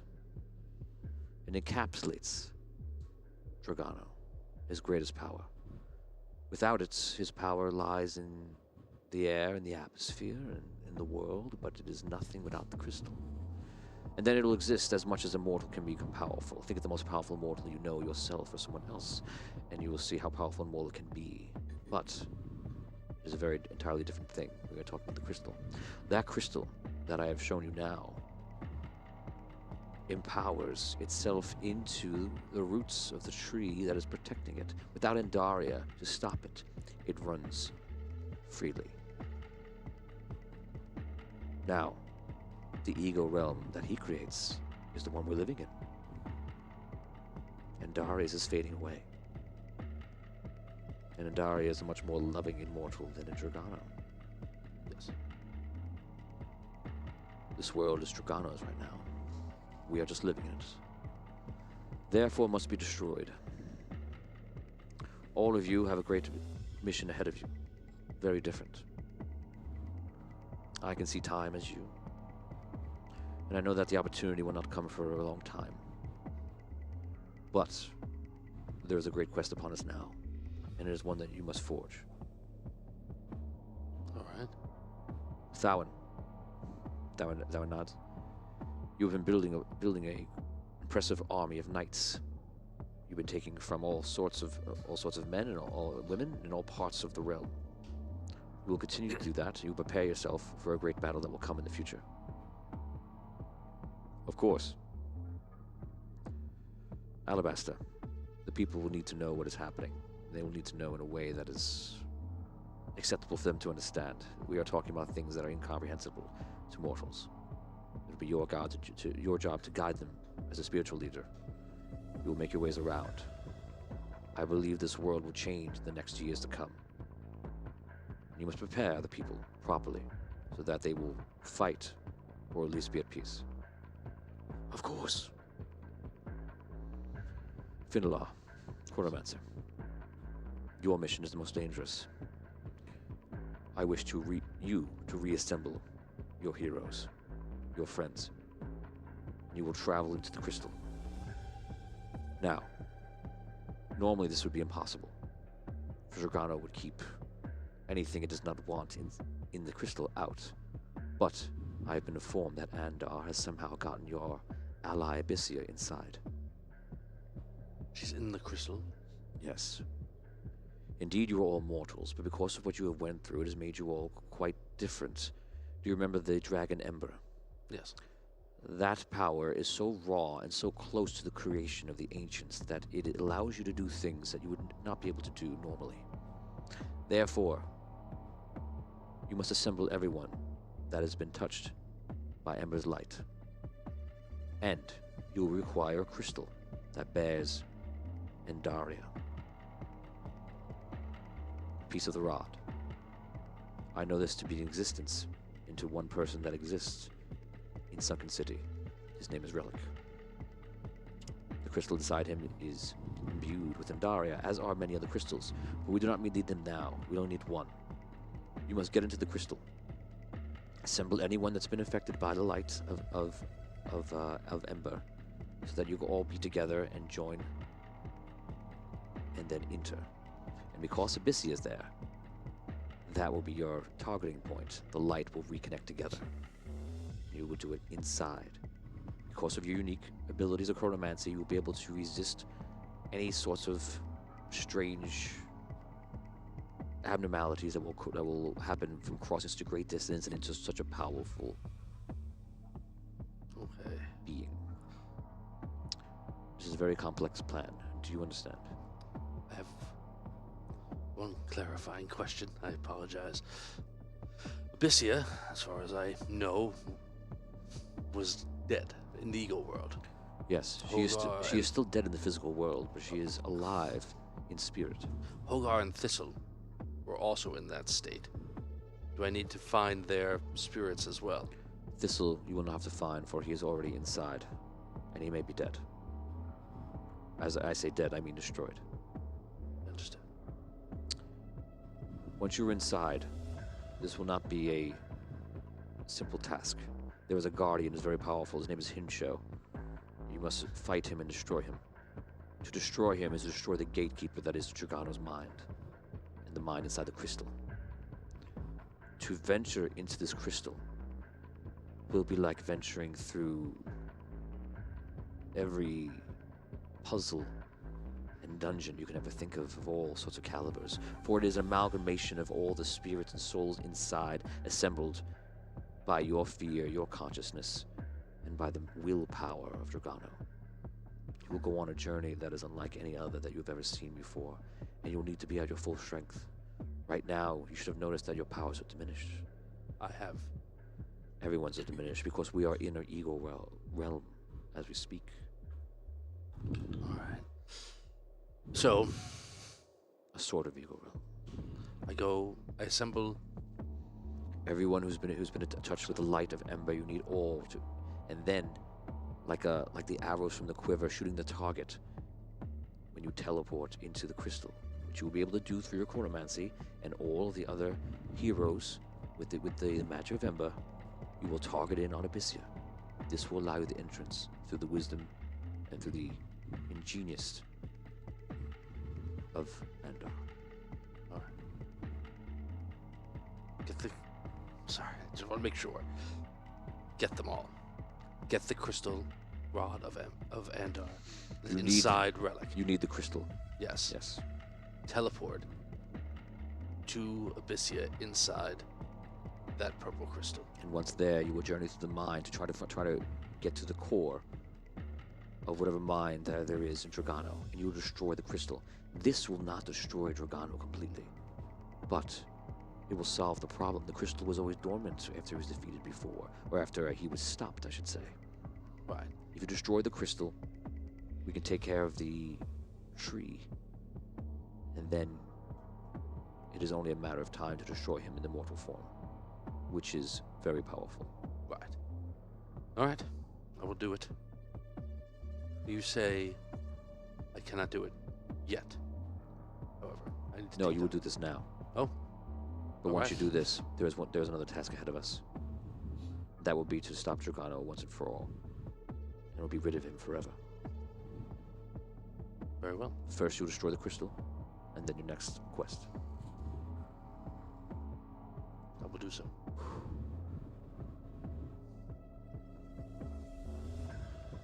I bid you go now. I would start with the dwarf. Okay. Good luck to you. Thank you. The bow. That was- You guys, the three of you walk out. okay. Theron walks up to you, he puts his hand out. Well met, Findelar. Indeed. I have to be honest with you, King Thowen. I felt a little outclassed on that platform. There's an He is an ancient. I met with you in Alabaster, but yes. Oh. You deserve to be here. Thank you. Good luck in building your army of knights. Yes. It is very frustrating to bid to the will of the ancients who tell us we must wait for exact moments to do things. I'd rather just run into battle and get it done with, but I suppose they know better. If they can tell us that we wait today and tomorrow we win, I could wait today. Agreed. But yes. Let me do what I need to do first, and hopefully that will make your part of the battle easier to succeed in. So be it. Good luck to you. And Good you, luck. Findelar, good luck. Alabaster. I have seen your friend, Abyssia, in my meditation today. Really? Yes. She okay? I can't imagine what it would be like to be in there alone. She is suffering in there. You must act quickly, or you will lose her. As quick as I can. I have to go. Okay. I have to do it. I teleport away. Okay, where do you go? I go to find that dude's name. Poor ginger wizard who has a name. Harold. Harold. I keep not saying it in my head. Harold's with you. He's just not Yeah, I in go this get room. him and I go. Okay. All right. How did it go? Fill him in? Yes, I fill him in. You're in charge of the tower. Oh. I've got to go. I hope to return, but I might be gone for some time. Good luck to you. Thank you. I'm off to the Sunken City, I believe. We always are off to the Sunken City, it seems. Said that place calls to us. Farewell. Okay, where do you go? Do I know what? Do I know where what Pretorius has been doing, like with his life? No. I don't think Pretorius knows what he's doing in his life. No. Definitely. Not like Shots fired. Just lately.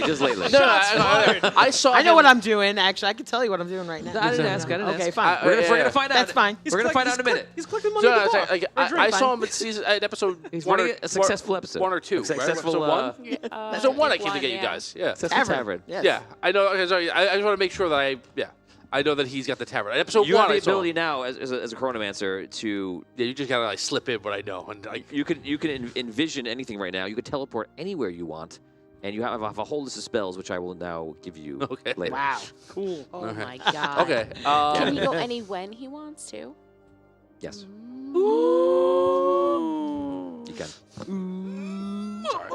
I'm gonna go back and get an A in that test. No. Oh no. Morello would be so pissed. No. All right. I'm gonna go to. That's what you. That's really been sticking in your It's like, there, thorn in your man. side. It's the driver. First Oh my move is God. Chronomancer. I'm like. Go back. First I wanted A. Findelar's like Jordan. He has to drive on like that hate. You know. And I Oh took my that personally. God. And that's the personal. Yeah, that's what it's like. So anyway, I'm gonna go to the Second City. I'm gonna go. You know a little bit about it. You know that he's running the Smithy's Tavern. Yeah, So that's what I'm gonna go to Smithy's. okay. You're standing there. No, I'm not just standing there. Well, Okay. is there a storm? Is it? Here it is, Tom. Like, This is like 5 seconds before I came. This is when he decided to do something. I'm He's gonna cleaning. do something. He's cleaning. What do you Relax. It's not that big of a deal. Get a spell Okay, at the end of the just bar, trying to he's gotta role wipe play. Just trying to stay in the game. I'm okay. not standing okay, there, it's I'm not a big sitting deal. down. Well, all right. Let me ask you: is there a storm going on right now? Is it the No, same it's just time? it's just raining before. It's raining. Okay, it's not too bad. No. It's Oh, not okay. bad. Because the way you made it sound before, I was like worried that He's like a big patching the storm was roof. coming or something, you know? Back Yeah. down Well, the hatches.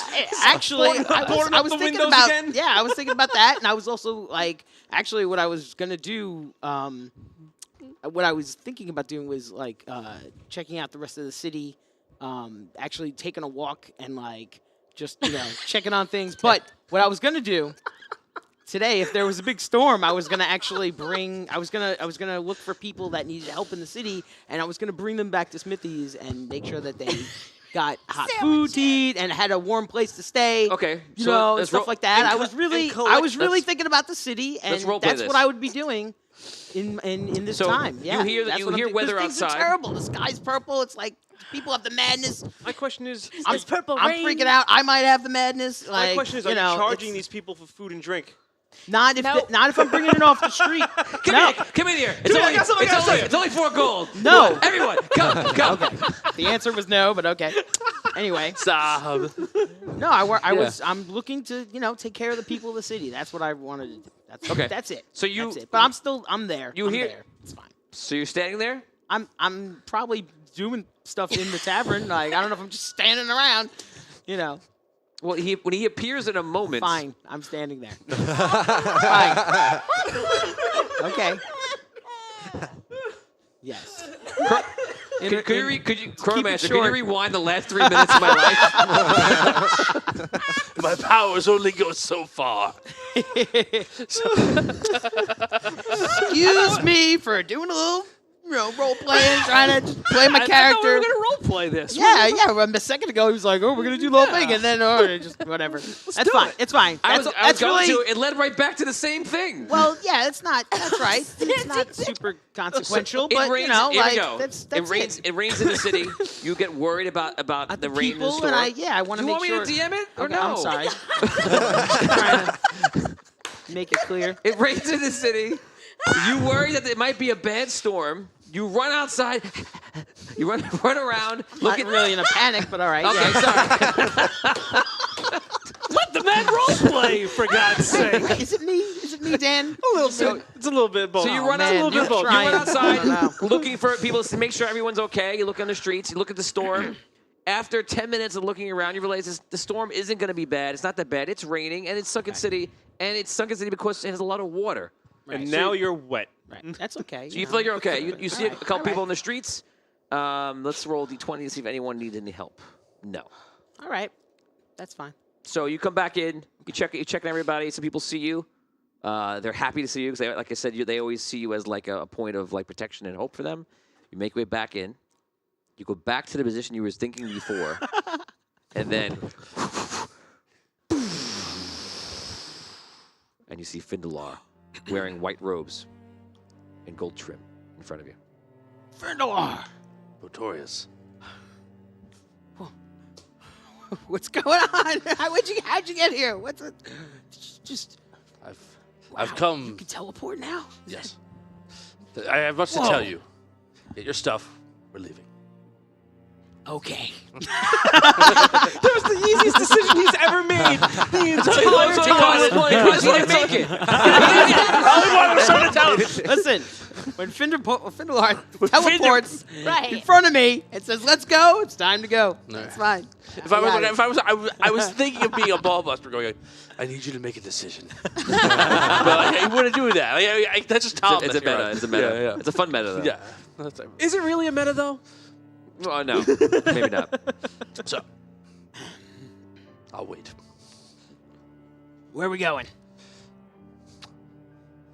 Well, I guess actually we're going to travel not that far. I need to get Arky, so we're going to go over to his shop. Arky's not here. He's not in the city. He's not there. Findalar! Hello. Oh my God! Hello, yes, Oh my God! Look at you! Wow! If I wasn't that one's girlfriend, I would come knocking on your door. It's all right. I would. Okay. I would. No, I would. All right. Okay. Thank you. Yeah, Arky's he's locked up in Rhaegar. He's locked up in Rhaegar. Yeah. Why? He killed a bunch of gnomes. He killed a bunch of gnomes. No, it was a complex situation. Yeah. There was an invasion of Yep. Crystalborn and Bellamon and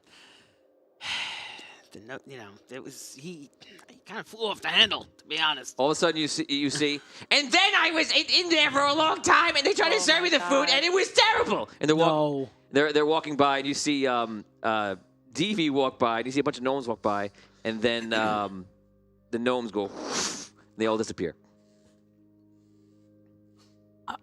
So was King. I didn't know he was here. They had him locked up here Get your things. for a while. I guess we're going to Rhaegar. Oh, Well, hopefully the king's in a good mood because he was just apparently freed from whatever you were just talking about. What is it with Crystal? Explain on the way. Okay. all right. shit. Give me a minute. You now Get my have stuff. you now have a sense that someone's here, and you see your mind almost like your consciousness moves out of your body, goes around the city in lightning speed, and you see a conversation about to happen between Relic and Raphael, and it's happening in the vault. It's about to happen. And if you walk over there now, you can make it. All right. I'll be right back. I'll be ready. Yeah, okay. I promise. What? What? When have I not been ready? Come on. I'll be right. Two seconds. Meet me at the vault. Okay. You make your way into the vault. Some gnomes see you. They instantly recognize you. They let you go in because they know who you are. And then you walk in and you see Raphael is there, and on the other side of the room is Relic. I know what he did now. Relic. Him? Yes. All right. So you walk in. Oh, hey. Hello, Raphael. It's like perfect timing because I was just about to talk to Relic over here.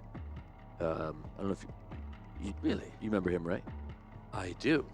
Hello, Relic. I don't remember. You know me. I ran. Did we actually talk though? Like I don't know if we've. Yeah. You don't know. Yes. I don't remember. Yeah, you Yes. You did? Yeah. Not. Like, I was. I was in charge. Like you didn't talk. Like I was always. Okay. But yes, I've spoken to you. Yeah. I'm just trying to get a frame of You point. don't know that I know. Like as far as right. No. Like you, as far as like you don't know that I know that Right. you destroyed the shield. Yeah, That's I not don't think- public I don't think- knowledge. I don't think it's relevant either way. But okay. Sure. Probably not relevant. Okay. Not important. No. It's not up to you. I don't. Destroy the I mean, city. No. In Relic's eyes, he does. I don't think he thinks it's relevant. Is my point. Okay, let's get to the actual Sorry. scene. Sorry. As we meta our thoughts to each other. I apologize. Well, you think that, but I really think about you as something a little different. I'm thinking. I All would right. think that. Shall we sit down and talk? I don't have much time, but I would love to be a part of this conversation. I was actually just about to talk about Solst. You know? Hmm. So like, I don't know what's like going on. I've been to the tower for a long time. Oh, by the way, I killed another version of you recently. It was like a mad version of you. Very angry version of me. Yeah, it was like trying to like go back and fix time and everything else, but it was like causing more chaos. So I locked it up. It actually killed itself. So when I say I killed it, I did, but indirectly. Did you know that was out there?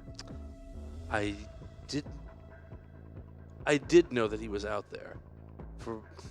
We could talk about it another time. That's another. I think that we should. It's like a later thing, you know. So I was actually here, just witnessing that Relic was trying to like keep Bellaman from Rhaegar like locked up for like a long time, and he was mad at Bellaman for like dealing with Solst, but not really like aware of the whole plan that you put together. But there's something else we have to talk about that was like a major thing that we've discussed in the past, and maybe you want to talk about with Relic right now since you're here, you know.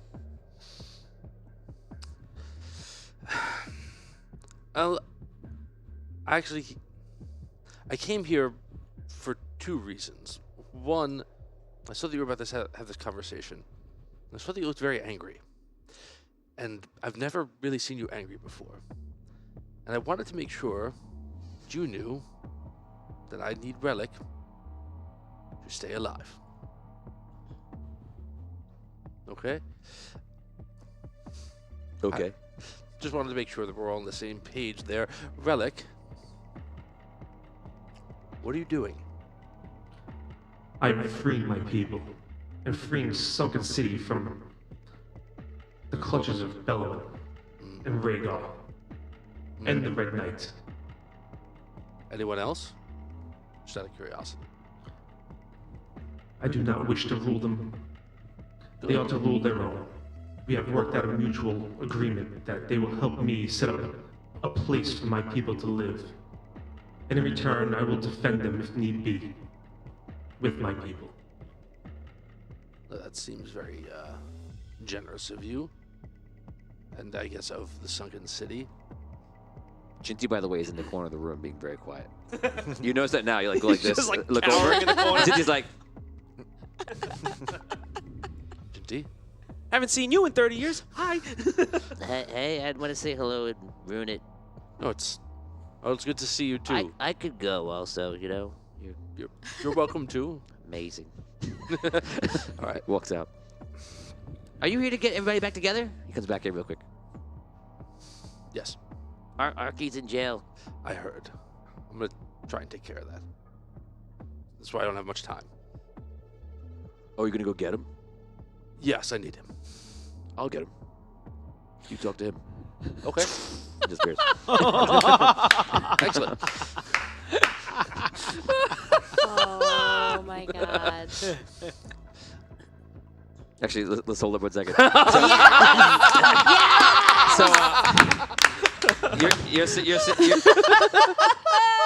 You're sitting there talking to the gun wizard, and that's when I founded Anwar. It's all because of that girl. Yeah, that's. I didn't want to be some freedom fighter. I just wanted to, kiss the girl, man.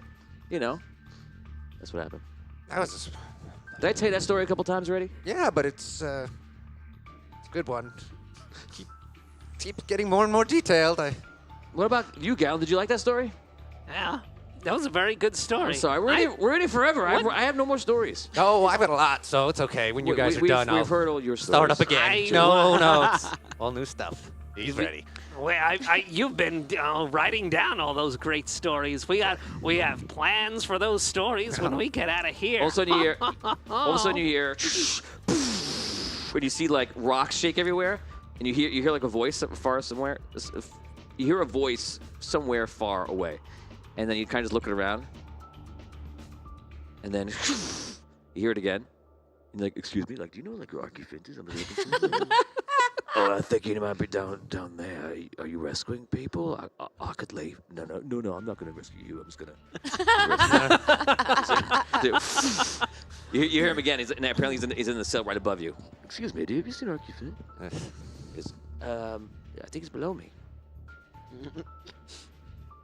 Is he below you? Okay.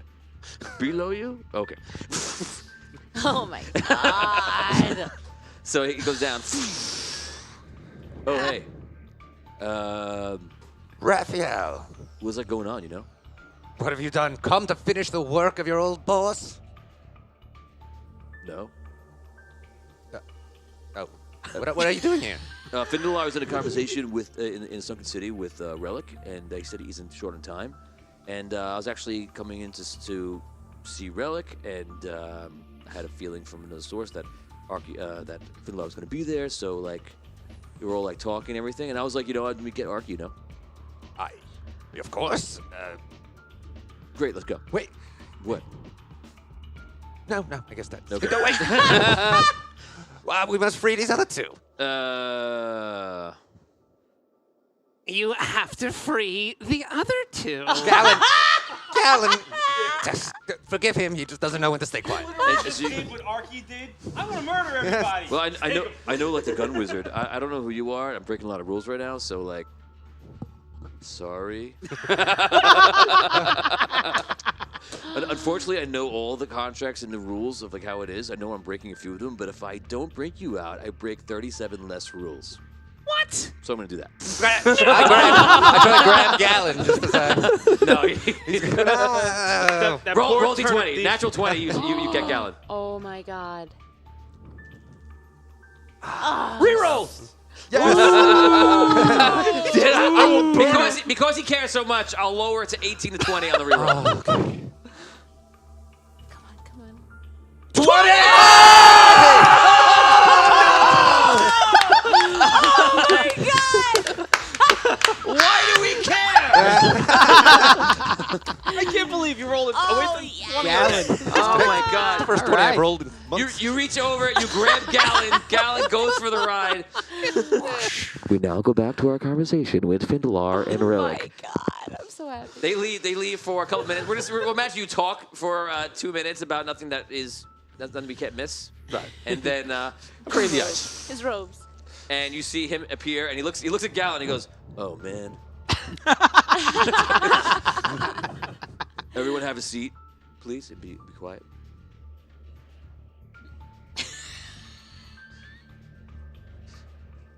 Why are you? Sit down. Sorry to interrupt. Where'd he go? Arky. Yeah, hey, Arky. Findelar. Hi. We're going on a great adventure. Oh, Now. great. Yes. You need to gear up. As quickly as All possible. right. Ready to go. All right. Always. Maybe like you get your suit and stuff. Like yeah. now. I mean. All right. Get the suit. Before I do, though, That might not be wise. I hand. It He may not has be not wise. been in a proper state of mind. I understand. Wait. What? I'm sorry. What? You threatened to kill the Regarians while we were negotiating with them. You threatened to kill their king while you were Yeah. your prisoner. So let's now not- you understand let's- leadership. let's You not- see how it goes? All I'm saying is, let's not throw stones. Get your stuff. We have to go. There's no time. And I appreciate the warning. I don't have any options. Before I go, I hand Gallon a crumpled up piece of paper. Gallon, get as many copies spread out everywhere you can. Okay, I will finish your work, and I will see to it that the people of the sunken city read our story. Very good. Okay. Well done. I run out, get my suit. Okay. You run out, and you run outside, and you see Botorius in all his armor and his gear like this. About tourists. Arnie! They got you out! Yeah, I'm sorry. Well, I'm sorry I couldn't tell you about the secret plan about all this, but I couldn't tell anybody. I gotta get my suit. I'll be back. Oh, okay. There's that madness again. Immediate lie. Isn't his suit destroyed? What? Yeah, boy. Oh, yes, he has a brand new suit. Yeah.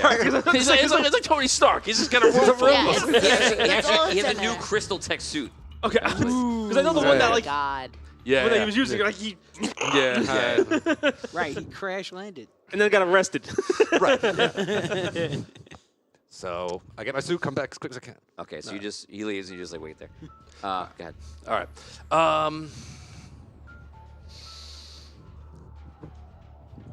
As I mentioned before Raphael left, I have a vested interest in keeping you alive and keeping you safe. That interest is my own.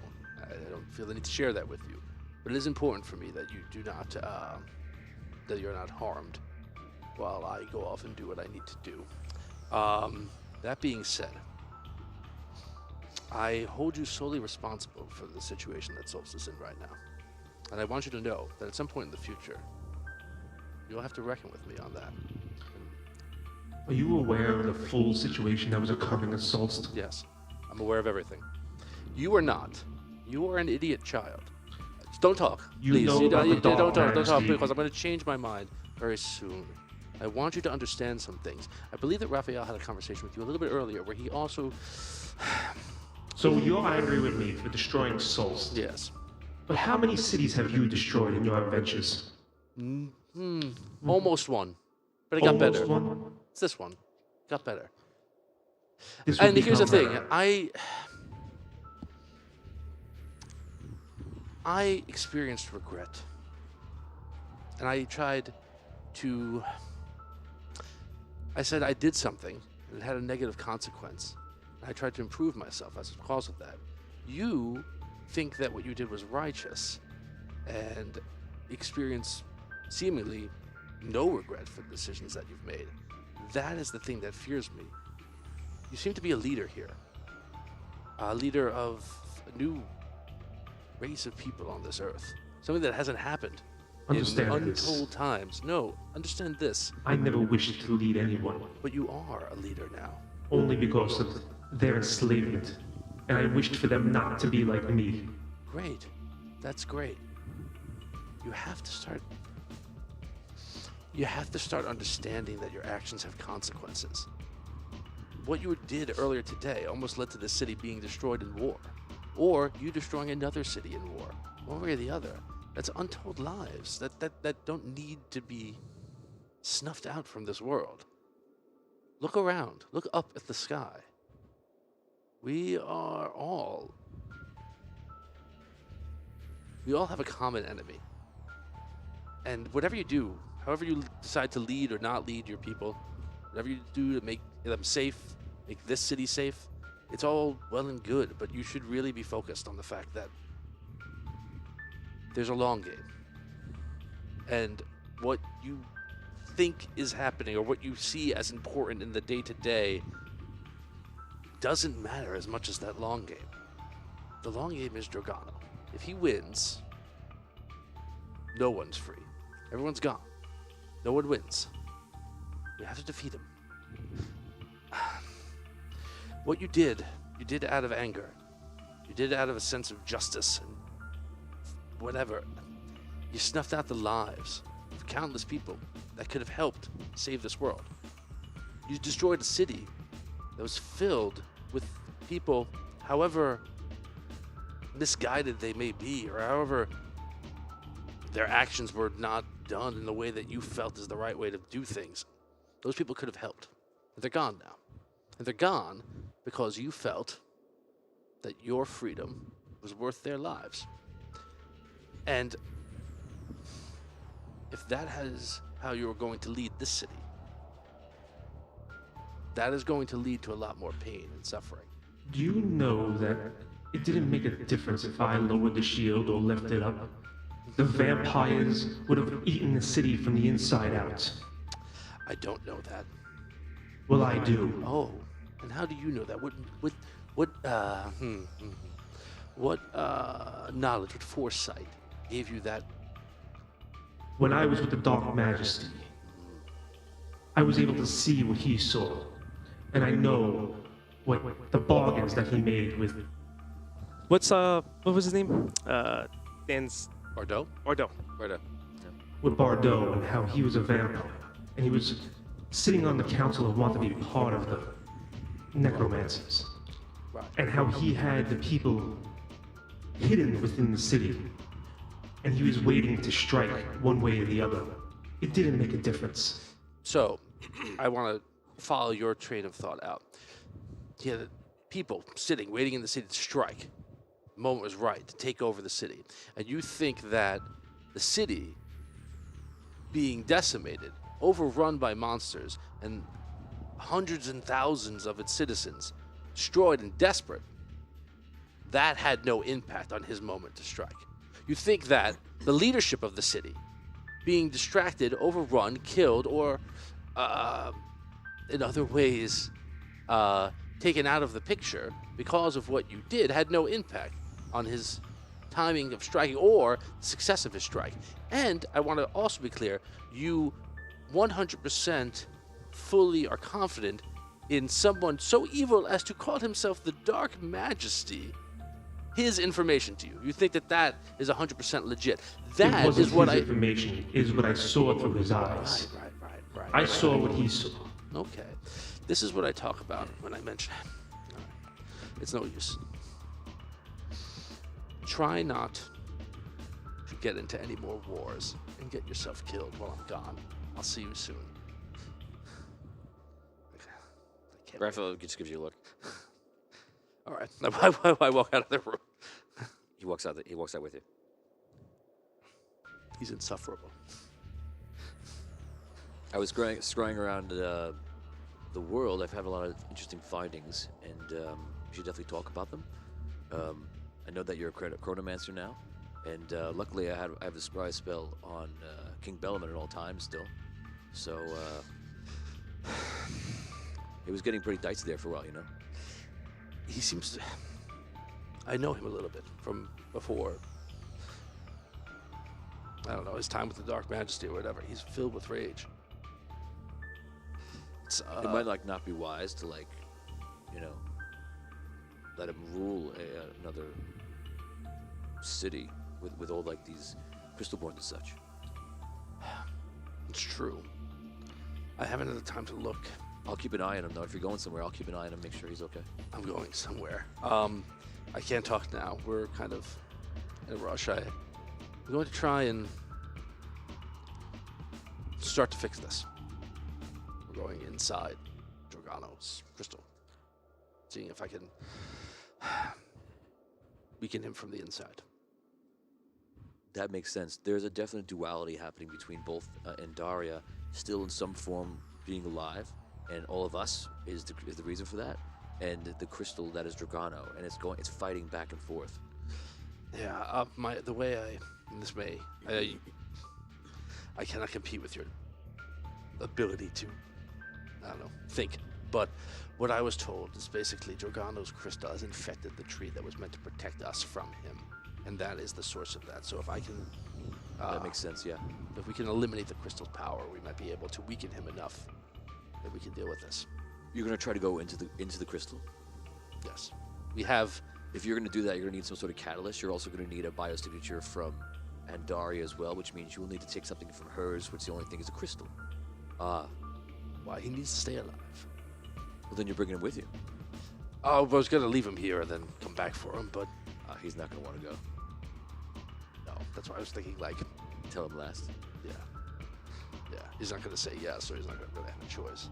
I'm gonna hang around here for a little bit. I was going to come to talk to you, but obviously you're busy, so, like, I'll just... Thank you. Be present. It's good to see you again. Good to see you. I'm sorry if my other self caused a problem.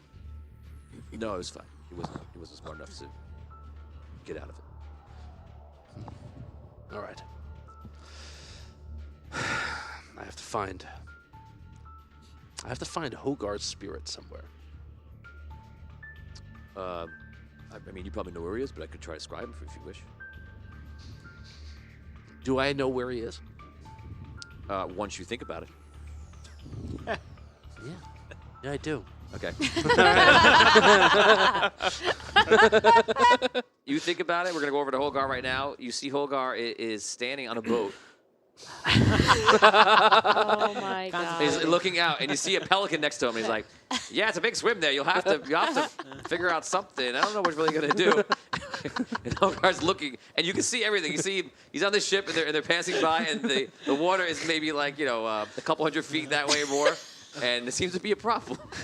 So perfect. All right.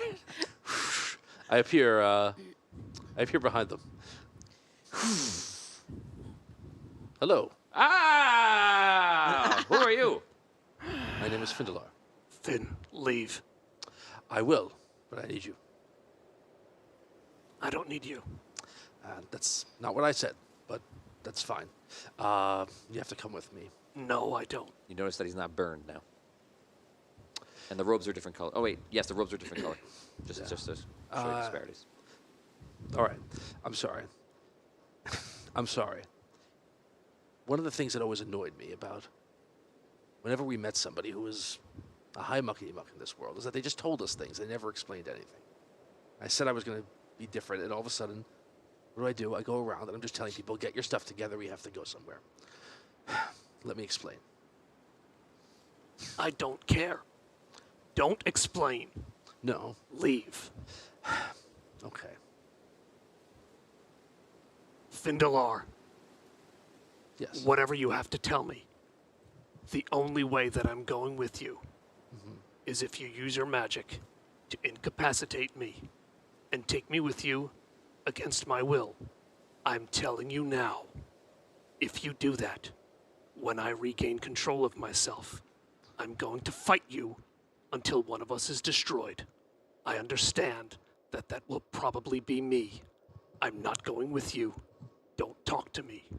Leave. Wow, this is a very serious conversation. Shut up. And I don't think that I have to be a part of this. Leave, Palinko. Okay. Good luck. All right. Walks away. That can't happen. I need you alive. I need me alive in order to do what we need to do. You seem to be really, really unhappy to see me. I think about it for a moment. Yes, you can figure it out and know it. So you go. And I understand why.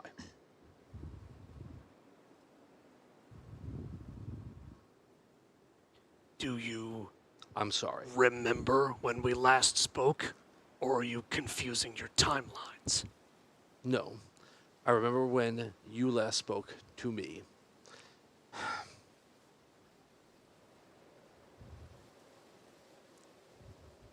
I'm not going to say that wasn't me, but it wasn't this me. This you? Correct. If you give me 2 minutes, 2 minutes, I'll explain what I can in that time and see if I can change your mind. Please. I'm telling you now, you're not going to change my mind. Okay. Will you give me 2 minutes? Fine. All right. I was sent on a mission to the Chronomancer's Tower. That mission, when I got there, was for me to become the Chronomancer. Part of that journey split my personality up into different parts of it, one of whom decided not to continue on. I believe that is the one you met. He was my anger. We acted independently of that time. I became the Chronomancer. As the Chronomancer, I was given a mission by an ancient, the Keeper. The mission requires all of us. It has to be all of us to go and defeat Drogano. We have to go together. Inside the crystal right now is Abyssia and maybe Thistle. Thistle might be dead and Abyssia will die if we don't go rescue her. If we don't go, Drogano wins. That's what I've got. I can answer any questions you want. I don't have any questions. All right. When you find Abyssia without me, you let her know that I'm not there with you, because the last thing you said to me is that there is no more us. There is no more Blackwater bandits. You've been given a mission. I understand that no matter what, you always seem to think that your business is more important than everyone else's, but I've been given a mission of my own. I've been given a mission to protect Andaria too. Okay. I will be carrying out my mission, and I will not be helping you with yours. Now leave. No. I'm not going to incapacitate you with magic. I'm not going to do it. I'm not going to fight you either. Yeah. Look, I don't know what your mission is, and I'm willing to hear it.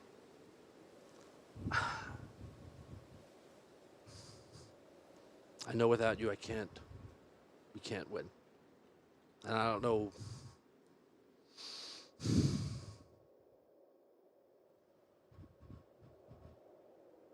There's nothing I could say that could change what you heard me say in the past. I'm not going to try. I don't know how you feel about any of us. I'll tell you how I feel. Okay. When we spoke, I was angry, and you were angry. Mm-hmm. Finn, the only thing I feel for you now is tired.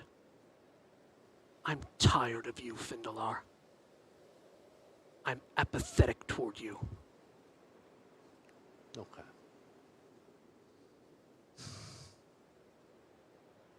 I can't change that either. I don't know what to do. If you don't come with me, you don't come with us, we lose. The world dies. Don't say that. It's true. No. Don't say us. Because you told me there is no more us. Okay. I'm not splitting hairs, Findalar. What are you doing? What am I doing? If you're not splitting hairs, what are you doing? I'm reacting to what you said to me. Okay, great. Well, we react to what I'm saying to you now. I already have. Okay.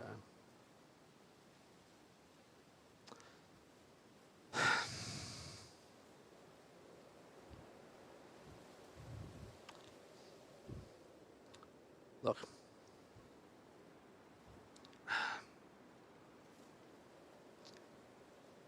I don't know why you were angry with me the last time we spoke, the beginning of that. I know why you're angry with me now.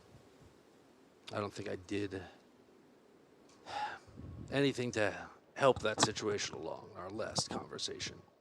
And I think that it doesn't make a difference to you that that wasn't me, this me.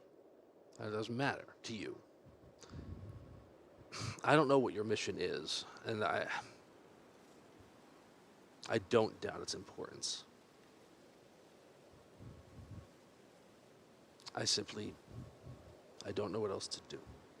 I cannot go on. I cannot go on without your help. What can I do to get you to come?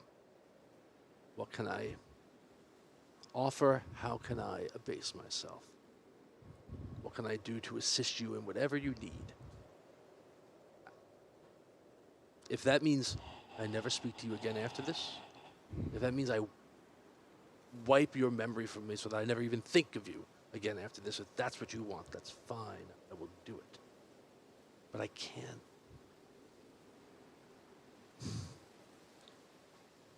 I understand that you don't care because my mission has nothing to do with yours.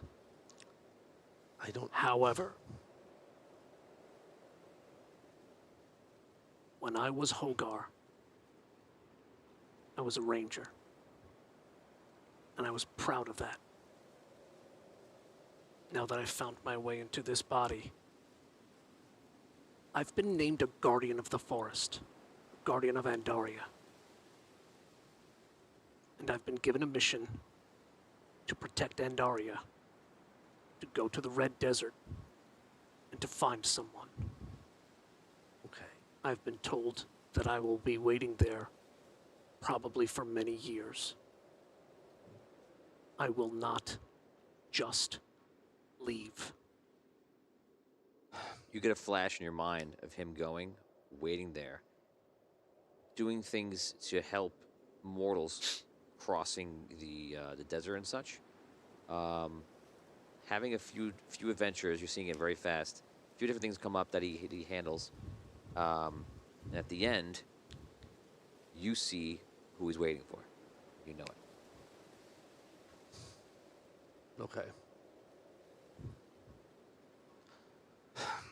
Do I don't know it, but okay. I know who it is. Yeah. Okay.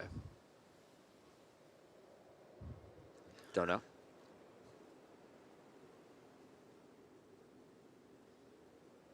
I have an idea. It's the Forgotten Son. That's Lost what Son. The Lost Son. No. So in your mind, you see him looking forward, and your brain, you're trying to figure it out right now. He's Right. looking, and you're trying to figure it out for him, so you Right. could just solve it, perhaps. Well, yeah, or at least go like unconsciously or yeah. or consciously. Even though I know like he doesn't want me to tell him at all. You travel. You Yeah. know, trying to figure out. You go into his past. You see him traveling with Caddick's father, who's looking for his son. Oh, jeez. And then you run to the future, running back and forth, and you see him encountering Caddick and actually joining him on his quest and going into Iron Kingdom. Oh, makes sense. Damn it. All right. I can travel through time. All right. I'll leave you alone. But we're going to need to talk again. It'll be a while. I travel to after he's delivered Caddick to the Iron Kingdom. I go to find him. He's on the boat waiting to get off.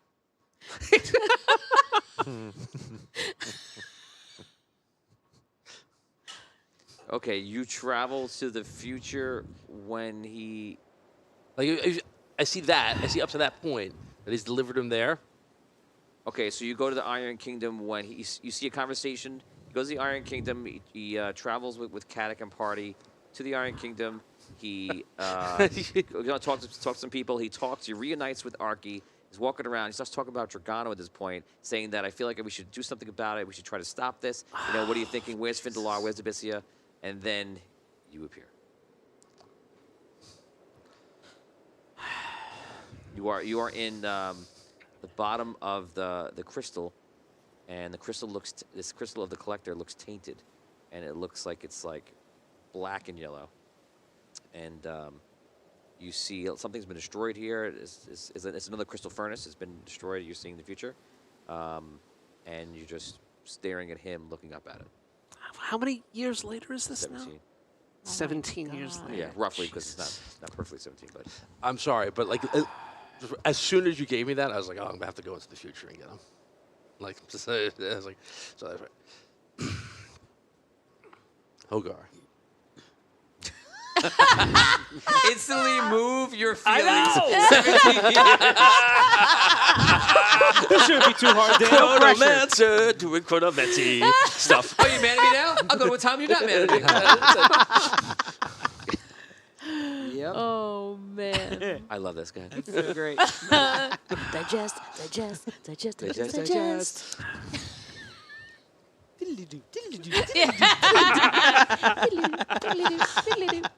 17 years.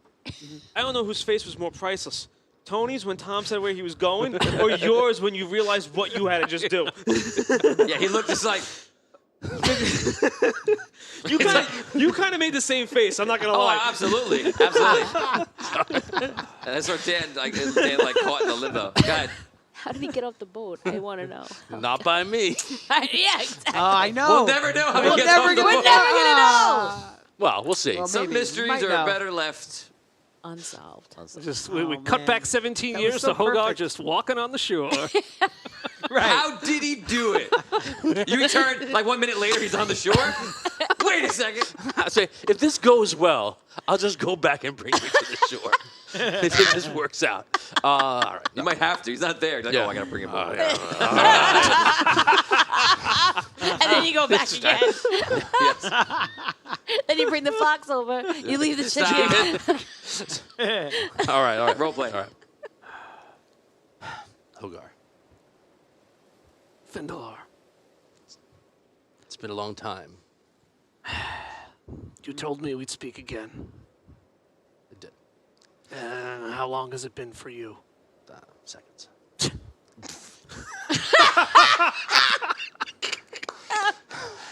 It's been 17 years for me, Findalar. Yes. You were right. And I was wrong. Not only about the argument that we had, but you were right in what you said to me, and my opinion, and my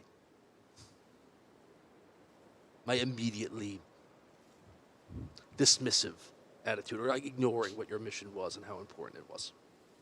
You were right, and I was wrong. And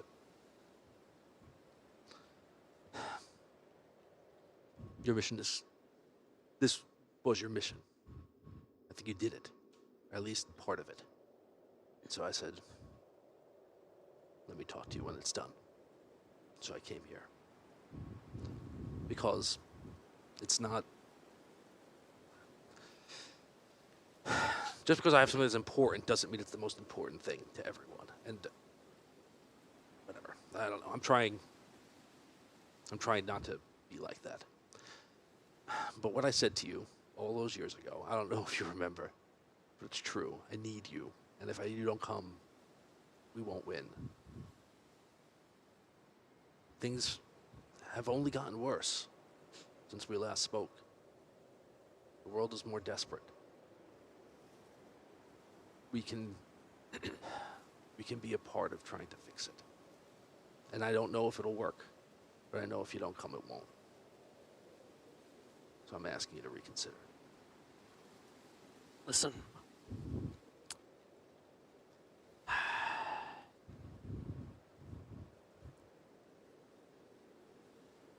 The thing is,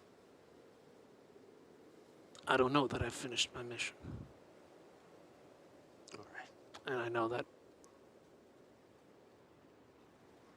if I have completed this part of my mission, I don't know if there's any more to it. I mean,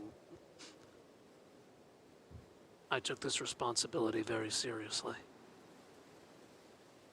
As I'm sure you take your responsibilities as the new chronomancer. If someone were to ask you to abandon your mission because they had a mission, it has nothing to do with a dismissive attitude anymore. It has to do with our responsibilities. No, I understand. I have mine. And I don't know what the next part of it is.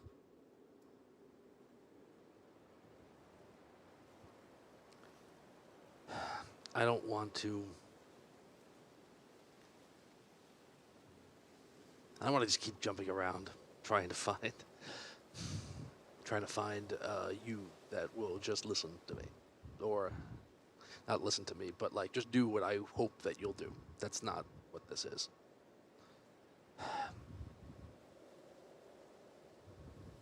I don't know what your responsibilities are, and I don't understand what your role is. Like, I understand the words that you say, but I don't know what that means, the weight that is on your shoulders. All I can tell you is that if it goes south, if it doesn't work, if it's not going to work, if we're going to succeed, or if you're near death, I'll bring you back right here. Mission be damned. I'll sacrifice our mission, make sure that you're able to continue yours, if you agree to come with me.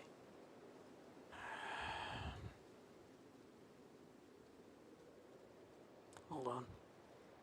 I turn around. I try to reach out to Rantor to see if I could contact him somehow. Okay, you see him turn around.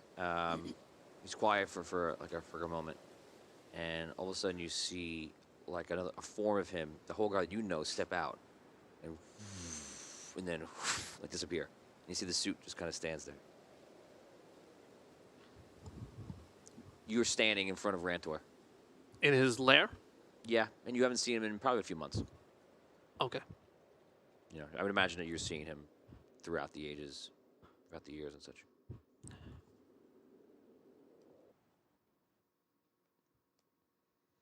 Well, Hogar, what do I owe the honor? Rantor. I've spent a long time in the Red Desert. Yes, and I see that you found the lost son. Good. He was the lost son. Yes. I enjoyed my time in the desert, Rantor. Good. Can you tell me why he was so important to find? I understand only so much, but I do understand that everything has a time and a place. Okay. What now? It is up to you. You have completed your training. It is up to you to do with your power whatever you seek. Whatever I seek. Yes, in any direction you wish to travel. In order to protect Andaria. Yes. There is no one higher than you, not even myself. We are all forest guardians.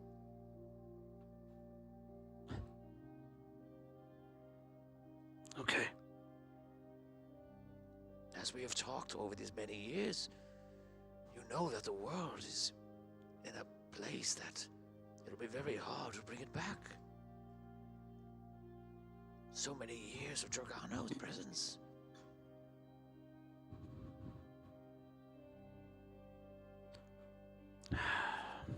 And Henshaw has gained much power. He is almost as powerful as an ancient. Well, I fear if we are to stop him, will come at grave cost.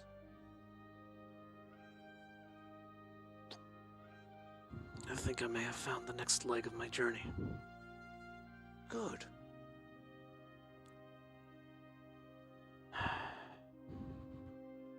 Wish me luck, Rantor. Good luck to you. Thank you for everything. Of course. Bye. Goes back in the suit. You turn around, you see Findelar. Well, as fate may have it, I believe this might be the next part of my mission.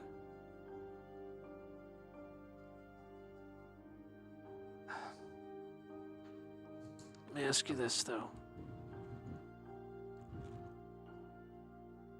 You said we need to find Abyssia, probably Thistle, save them.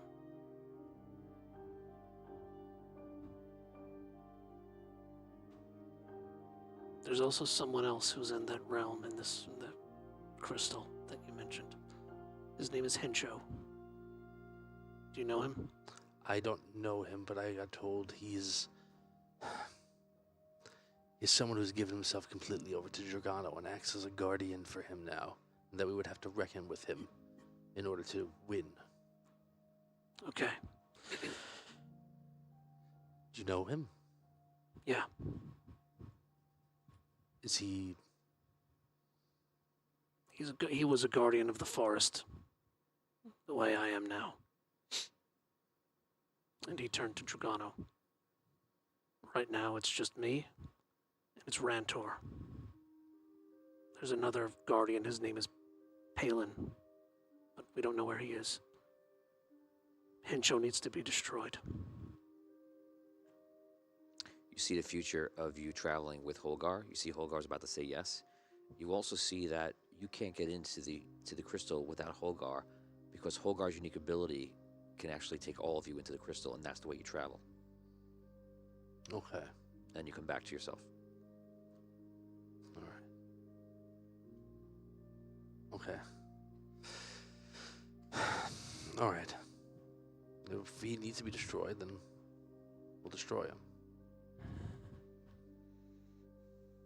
We can do it. All right. I just showed up. I don't know if you're ready to.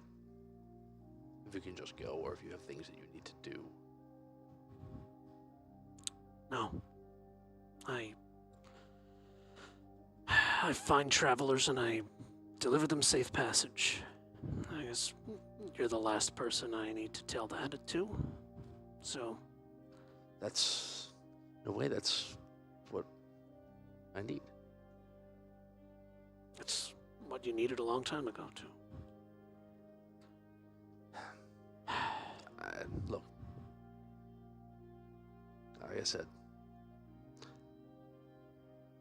I left you those years ago because I thought you were right, and I didn't think that me telling you that then mattered to you. I didn't think it would change your mind, and I thought that you were right in that. I don't know. Everyone gets very wrapped up in their... I get very wrapped up in myself. Whatever you did here, and I don't understand it. I'm not. I don't even know what you just did now.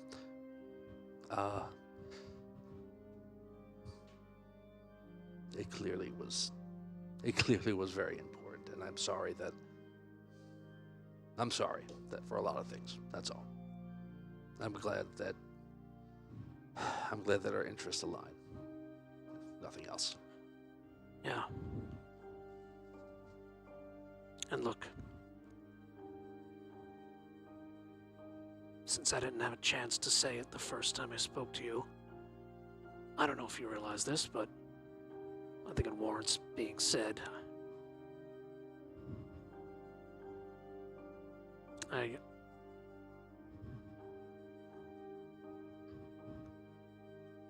I'm sorry that I killed the Chronomancer.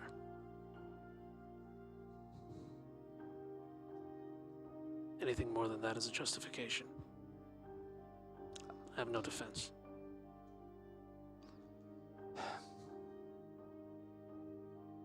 I'm not some. You don't need anything from me in regards to forgiveness or not. If you're sorry about it, then that's the only thing that counts. It's the only thing that's important. All right. Let's go. This works. What do you do? I try and grab him and go back to everybody else. Okay, you grab him to go to teleport back into your present day. Nothing happens. Ooh. You search, you look around, and you realize the past is gone. You don't even see a future. There's only present left. And here we are, 17 years in the future, back to the beginning. And that does it here for Audio Dungeon. Thank you guys very much. We'll see you guys next week. We are all caught up and back to the normal timeline. And that's going to be very interesting to talk about. Guys, thank you for everybody for watching today. Thank you to our sponsors, our partners, and our fans. And we will see you guys in the after show in a few minutes. Thanks.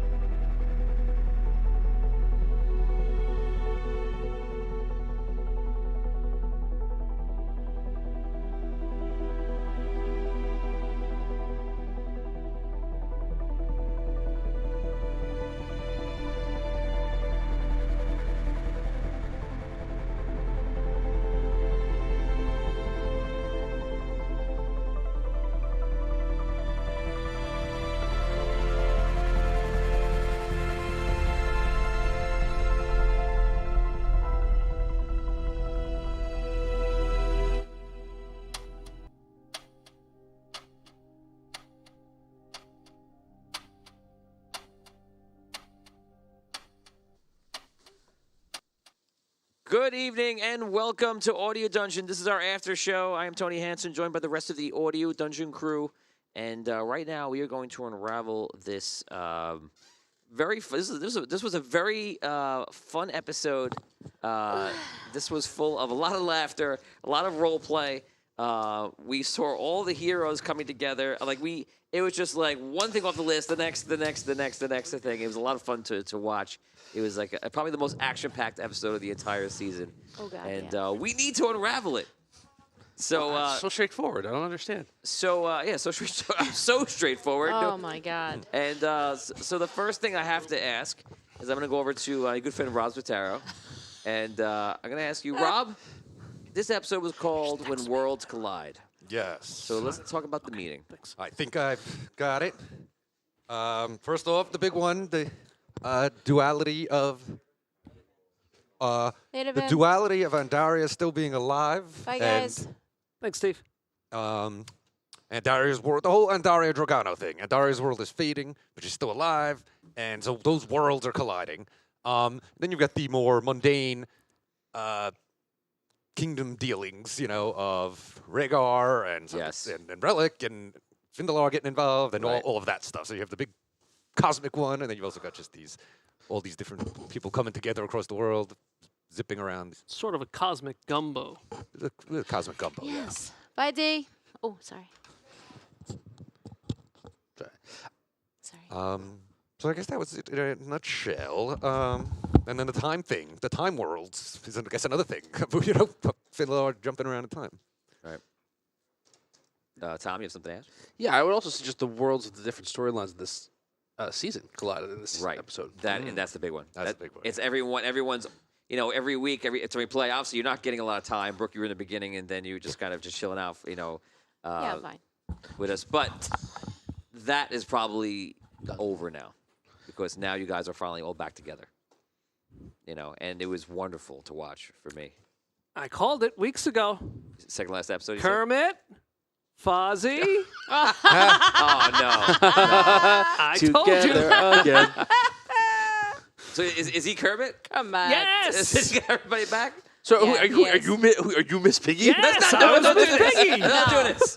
Yes, Miss Piggy. I told you. Worked out perfect. And I'm Rolf. I'm just like playing the piano Hey, man. in the void, staying alive. My God.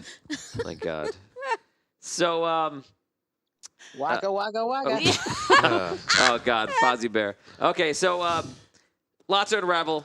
So a lot to go over. I had so much fun. Let's talk about Doug first. Doug did such a fantastic Oh my job. God. He's so great. And I was just saying, Oh me and my Tom were God. just discussing it really quick. And it doesn't matter that he comes out of character and a character asks questions like that. It doesn't matter at all, because I always believe him. I believe with 100% of my heart that he is D.V. Dangles and that he's in that position every time he talks. And when he talks, it's like going right back into the story. And it's perfect for him. I think that his story developed in a way that is perfect for him, who he is in real life, and he's just 100% a diplomat. Yes. Perfect. And the way he was handling Relic was great. And I saw a moment that, it's almost like he rolled a natural 20, and somehow it still didn't break Relic, because Vin looked like he was gonna have a moment for a decision that was gonna allow something to work, and then he goes, "Nope. There's nothing you can say." And I was like, "There's Vinny." That's it.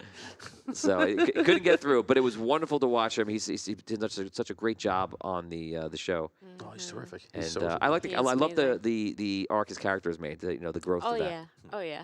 So that's been a King lot DV. of DV. Yeah, King DV. King DV. Yeah, maybe King DV. Who knows? Amazing. King. Yeah. What do we think? I'm voting. Let's take it from there. What do we think about the whole thing about Bellaman? How Bellaman became king? You wanted to know a couple weeks ago how it happened. He's a dirtbag. He's just. So he I locked his love brother him, in a though, closet till but the I love coronation him. was over? I did not say that he locked his brother in a closet. Till his brother died, dead in the closet. He did die in the closet. It was 200 years ago. A lot of things could have happened. I've been living off scrap meats. He did. He didn't die in the closet.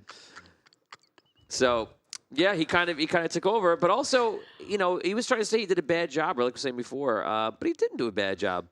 No, I feel Rhaegar like was strong. Like they're gnomes. Like you have to you have to throw in Arky Fit in there for creating the Gnomish battle suits, the Gnomish armor. But with that said, like Rhaegar, like with Bellamont, everything they've done is incredible. Yeah. Yeah. Even Arky would have to admit he's done some good stuff. Right, even Arky. He just thinks he's it's hard to pure get evil, Arky to admit that. but he would admit he's effective, but he's bad. Right. Yeah, he is. So Well, that gold. let's talk about now.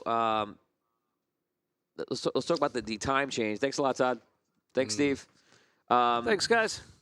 We now know that 17 years means that there's Botorius with his armor on, ready to go. That was, oh my God. Sorry, Bo. And he doesn't show up. And then you come back in with your suit, ready to go. Nothing happens. Mm-hmm. Oh my God. Now, whatever you think how this episode went down, I'm going to now tell you that you have no idea. Because next week, you're going to realize something. You think you know, but you don't know. You have no idea. Because next week, you're going to realize something you're going to make you back to this episode and go, wait a second. How would that have worked if this didn't happen? And then you're going to see. Right. Right. I'm imagining I'm imagining the cartoon eventually when we do the cartoon, like you're gonna see Botorius with his big like da-da sitting with his shiny armor. It becomes night. Yeah. He stands there, nothing happens. Then it slowly becomes night. He's still standing there, nothing happens, and then we get the Avengers 17 years later. 17 years Waving later. to the people in the street. Dan. Still there. Still there, huh? Well, I'm sure he'll come one day. I was all ready. People throwing money at. Archie would come back. We'd be hanging out for a while, and eventually, I'd go back to the tavern, and he'd go back to his shop or whatever, and that's it. Is anyone from Rhaegar going to come looking for Arky? Do they come? Are they going to come looking for Arky? What do you mean? Well, yeah, I mean, Probably busted not. out of their Well, prison, they you know? were. You'll have to imagine what happens between that. Yeah, I guess no. that's what I'm doing. It's fun now to see finally how it happens. Like you go, why does 17 years pass? And why would it be left alone for that long? But then here it is. Right.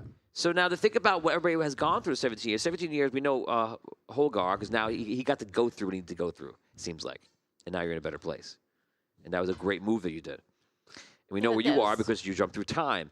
17 years of the crystal. That was awesome. You're 17 years inside that crystal with me staring at you. Thank you, Holgar. Sorry. This My fault, This is really. your last 17 years. Yeah, and that's horrible enough for me. Those eyes. I think it's the eyebrows.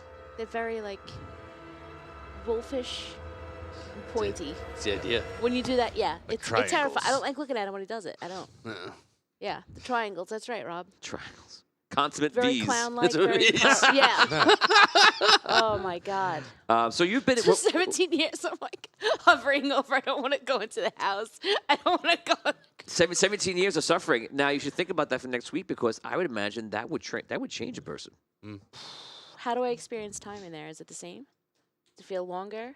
You don't experience it the same, but it's not like 2 minutes. It's like 5 minutes, right? Five minutes. It's almost like am you I got no aging, watch. though? You got no watch. No, you're not aging because you're not really alive. I have no watch. I can't really They tell. have no watch. Wait. How do I? What, is that the get on problem? in If you were West? suspended there for 17 years, as No, long as you had a because I watch, you would can't- make things Wait, wait a minute. There's no night or day. No, right, exactly. That's what I'm saying. I can't make a notch on anything to say okay. You one could, day but then it would probably passed. change. Yeah. Right, You exactly. don't get hungry, so you have no passage of time in that way through your bodily functions or anything like that. So now but you do have the ability to move with your thought, and I can be traveling to different you can places. travel. So maybe you can. Okay. I would give you this little clue is that you would learn how to traverse the terrain in an excellent way. It's like the episode of Deep Space Nine when Miles O'Brien's daughter gets lost in a vortex, and they find her several years later, and she becomes sort of a wild child, and she develops all these different skills. It's a great episode. Also like Newt on the. She realizes she knows how to travel the ship. They mostly come out at night. Mostly. Aliens. Oh, aliens. Yes. She knows how to travel like Robin Williams in Jumanji. Yes. Or like Ron Wizard Jumanji. Yeah, Yes. that's right. Yes. So you now have become like almost like trained in this area. You know all about it. You know how to move within it and things like that. That is what happened from that 17 years. In your 17 years, Rob, you've built the crystal furnace that will become the heart of the Iron Kingdom. Dang. Yeah. You know, and that's why you stayed there. You developed all that stuff, and you become the member of society that you always wanted to. I believe I was already a high member of society. I don't know. I don't know what that Yeah? was. That was- Yeah. The most high. I think the it most means high. stable. Like it's not. There's not like Yeah, that's every year there's been an uproar in your life. The only way Arky was gonna get stable is if you skip 17 years. And there's no past and no The second we future. play it, oh no! And you only tried to overthrow the kingdom like 4 times. Oh my God. He's gonna chop everyone's heads off at one point. This is my. You don't remember that? No. I said I just made an idle threat. Okay. So 17 years in the future, we know that Relic develops the Iron Kingdom. That's obviously what he does. For whatever reason, we know that at this point, the gun wizard leaves at some point, dies or leaves. Mm-hmm.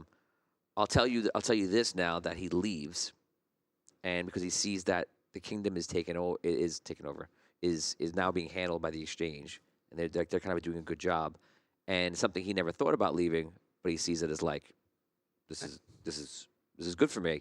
You know, I've turned into something that I wasn't, and now he's gonna go be who he was. He was just saying, like, he never wanted it. He was just trying to impress a girl. Right. There you go. Nice. So, Botorius lives in the town. Botorius does what he does best. He runs the town. He's a local hero. He's celebrated by the people. He's looking after everybody. He trains some of the warriors inside the city. And every day he goes to bed and sheds a single tear at the friend that left him on the street.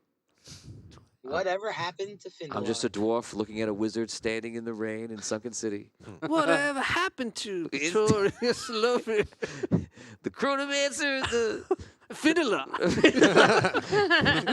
even Raphael. You miss your old familiar bandits waiting just in the future, yeah.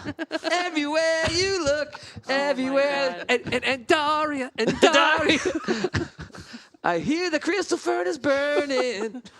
Everywhere You know, these are you recorded look. for. When you're lost out there in 17 years in the future, Chicano is waiting. We're just bleeding patrons. Just bleeding. Sorry. Oh no. Oh my God, Patreon was just dismissing their Patreon. Chicano's waiting to take all your souls. Everywhere you look. Ooh. Do-do-do-do-do. Wah-da-da-da. Oh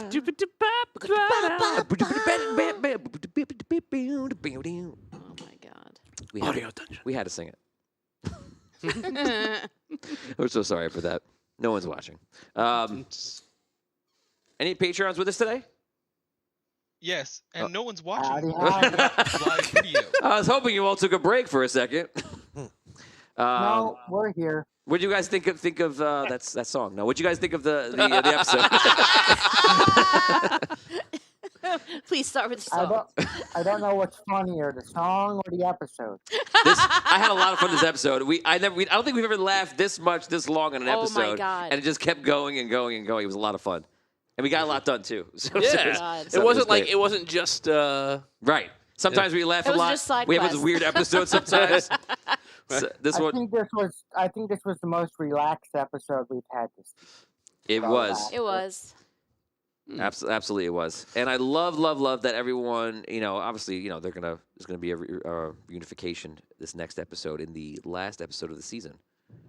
Who saw that coming? No way. So everyone is now back together. Finally, we don't have to spend, I don't have to spend minutes going around the room and then, try to keep everybody entertained to make sure everyone has their chance. And tortured. You're tortured, and by entertained I mean me, and by tortured I mean you.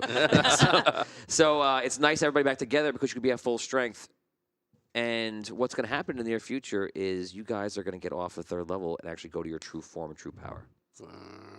for the first time because you guys have been suppressed because of you were in the ego realm, and you're still in that realm right now, but you're about to come into the next phase of what's going on. You look surprised. What's the matter? I'm not surprised. I just can't wait.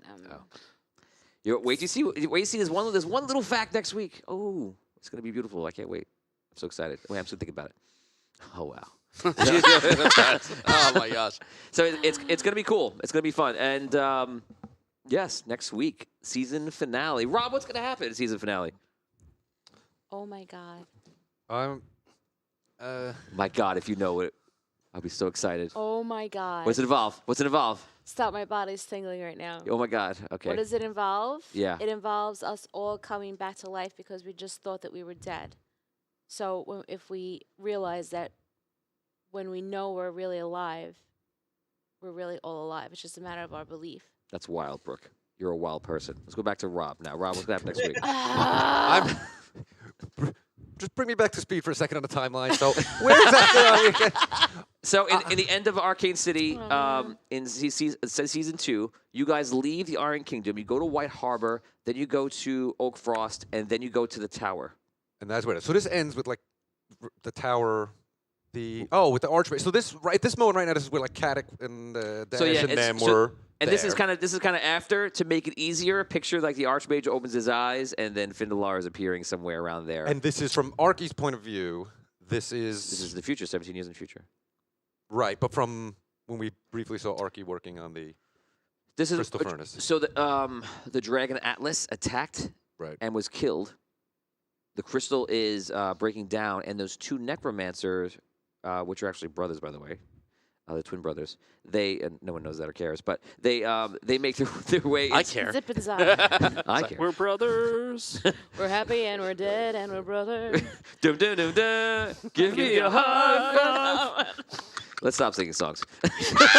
No. That's for the other podcast. Let's never stop singing songs. How many episodes can we get out just singing 80s, 90s, and the best hits of the aughts? A lot. So Can we get Crystal Gale in there too? Okay. yeah. So the two necromancers leave their bodies, leave the crystals behind, and they travel into the crystal. Their essences go into that bigger, larger collector's crystal. Right, but then the timeline. That's where we end. But it ended with us failing to succeed. The last thing I remember was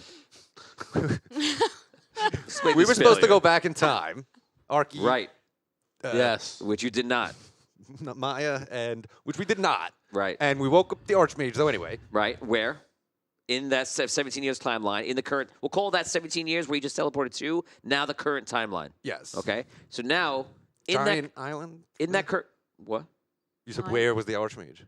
No, he's saying which timeline. Oh, which timeline? Okay. So in that current timeline, you were supposed to go back and stop it all from happening, but you didn't. Right. No, I remember that. I remember that season kind of ending badly because the Archmage woke up and was just like, "Oh no, everything's still bad." Woke him up, and he was like, "Wait right here" or something. Or I gotta go, and just ran out. So you woke. Yeah, it opens up. He leaves. So you guys woke him up, but you woke him up in the future and not in the past. Right. So you did the right thing, but you did it the wrong time. Right. And I knew. So I don't know what the next episode's gonna hold because I don't know what our failure there really means. But I think the world's... of course not, yeah. But so what does it mean? I guess the Blackwater Bandits got to get back together to save things. Yeah, because That's broad. I ain't going to say that's not really... That's similar to my plans. I just say, hey, Rob, what's going to happen next week? We're going to save things. Yes, I was thinking that's the most obvious prediction ever. So, more specifically, we travel to... What are you looking at me for? Tom, you got anything? Yeah, look at anybody. He's going to ask one of us next. It's your answer.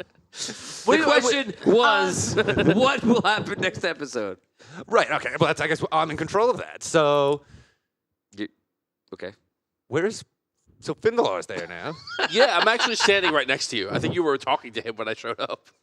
You're not there in this scene, but you're around right here. there. You're in Sunken City. Right near. So it instantly means, let's paint the picture for you. This means that Holgar, Findalar, Botorius, and Relic, and Arky are all in the same place. Yeah. You're No time. You're only missing one. We know where she is. Wait, aren't I in Sunken City? Yeah. Still? I said you. Yeah, we're all there in the future now. I have a question. Wait. No, Bo's saying, why did he ever go to Iron City? Sunken City. No, Sunken City. It's all the same place. It's all right next to it. They're all part of the Iron Kingdom. Oh, I thought we were in the desert. It's very close. I forgot. No, you're underneath the crystal, which is in the mountain. Yeah. Oh, where I see. That divides. I see. We're in the under. Yeah, it's all like one place now, just with sectors and things like that. So you're all in the same place. So if we walk through like under the tunnels from the desert city to Now- we could just walk to the Sunken City from where we are. Yeah. Yeah. I thought Iron Kingdom's like up north. No. The Sunken City has a mountain behind it, right? The Iron Kingdom is on the other side of that mountain, right there. So the Sunken City, the Iron City, and Anwar is below. They're all part of the Iron Kingdom. They're all like And- basically it's like a super city. It's like and a Coruscant. And They're all Ironstone together. is a part of it too, but Ironstone is further down. But, it's they true that work together. Some of the that area directly north of Sunken City is Right part there- of the Iron Kingdom. On the other side of the mountain range is Iron City. It's right there. It's not. It doesn't take that long to get there. Okay. So they stayed there and they protect. They protect the whole kingdom. The gnomes are building and upkeeping the machines, building the walls, doing all the stuff you'd think they would do. Anwar is all the farms, moss farms, all like the fishing, things like that. They're doing what they do. Ironstone's providing the crystals, and like I said, the crystal board are providing protection amongst other things. Besides, also laborers and workers. So they're all working together, and they're staying in these times. And over the 17 years, it gets worse and worse because Dragano is unchecked, and he's getting stronger, and the world feels like it's dying and dying. And that's why you find these cities. It's hilarious, Dan. Dying. No, because like I keep thinking like this is twice now you've put us in situations where it's like, okay, like go back at this point and stop Dragano. And it's like, no, we choose to go 17 years later and wake up the Archmage. And I was like, okay, let's bring you back. You're back at the 17-year mark, and now again we're like, nope, we're going 17 years in the future. We're gonna do this in 17 years. So we got to still go into the crystal. Then. It happened that way. Right? Well, that was the mission. It happened because that's the only way it can happen. Because that's the story. It was totally natural. Let me ask because this was brought up again. Now I want to ask. When I said, you're like, oh, you follow, you see the police mission. I say, okay, I'm gonna go there. Did you know I was gonna say that? Oh yeah, it was glee. It was glee. You saw my face. All right. You made it easy. Good. Oh, good. This is what I hoped you would do.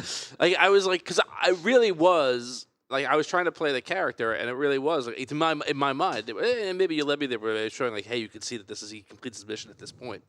But I was very much like the answer to your question now is going to be more interesting when you play next week, and then you're going to go back to this moment, and you're going to wonder about how it happened that way.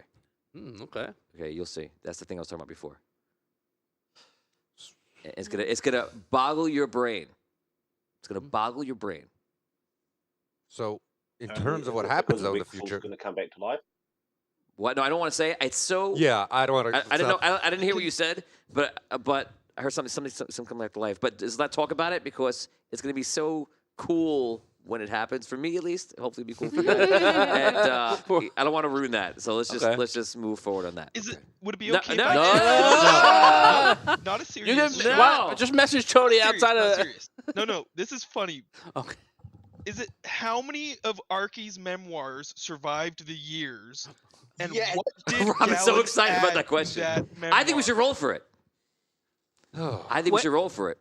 All right. Wait, do you want to know how many memoirs survive, or how influential percentage? That's what we're gonna roll. Yeah, percentage. So- As how influential. Yeah. So it's a bunch of don't relax. Hold on 1 second. You have 7 dice. You're making me nervous. All his dice. And, Wait, and are you Rob- gonna write Gallon's additions? That's what I want to know. Right. I want to know what Gallon added So to it. I think we could do 100% roll with you, and then we can do like a 1d20 with Gallon, because Gallon is the one that's like adding on to it and getting the word out there. That's probably the way to do it. Yeah, I think so. Right? Okay, let's do that. Here it is. Out of game. If you're not a Patreon fan, if you're not a person watching the show, you'll never know. But we all know. How effective is it? Well, hope you have some rerolls in your pocket. I got a lot. Because you're probably gonna roll low the first one. 79. Oh! 79! Oh Dang. Okay, I gotta get my dice out. Do you want to borrow his or no? No, I'll use a special D20. Yes. Well, Dan. 99 for 99 years. We will Is that be mushed?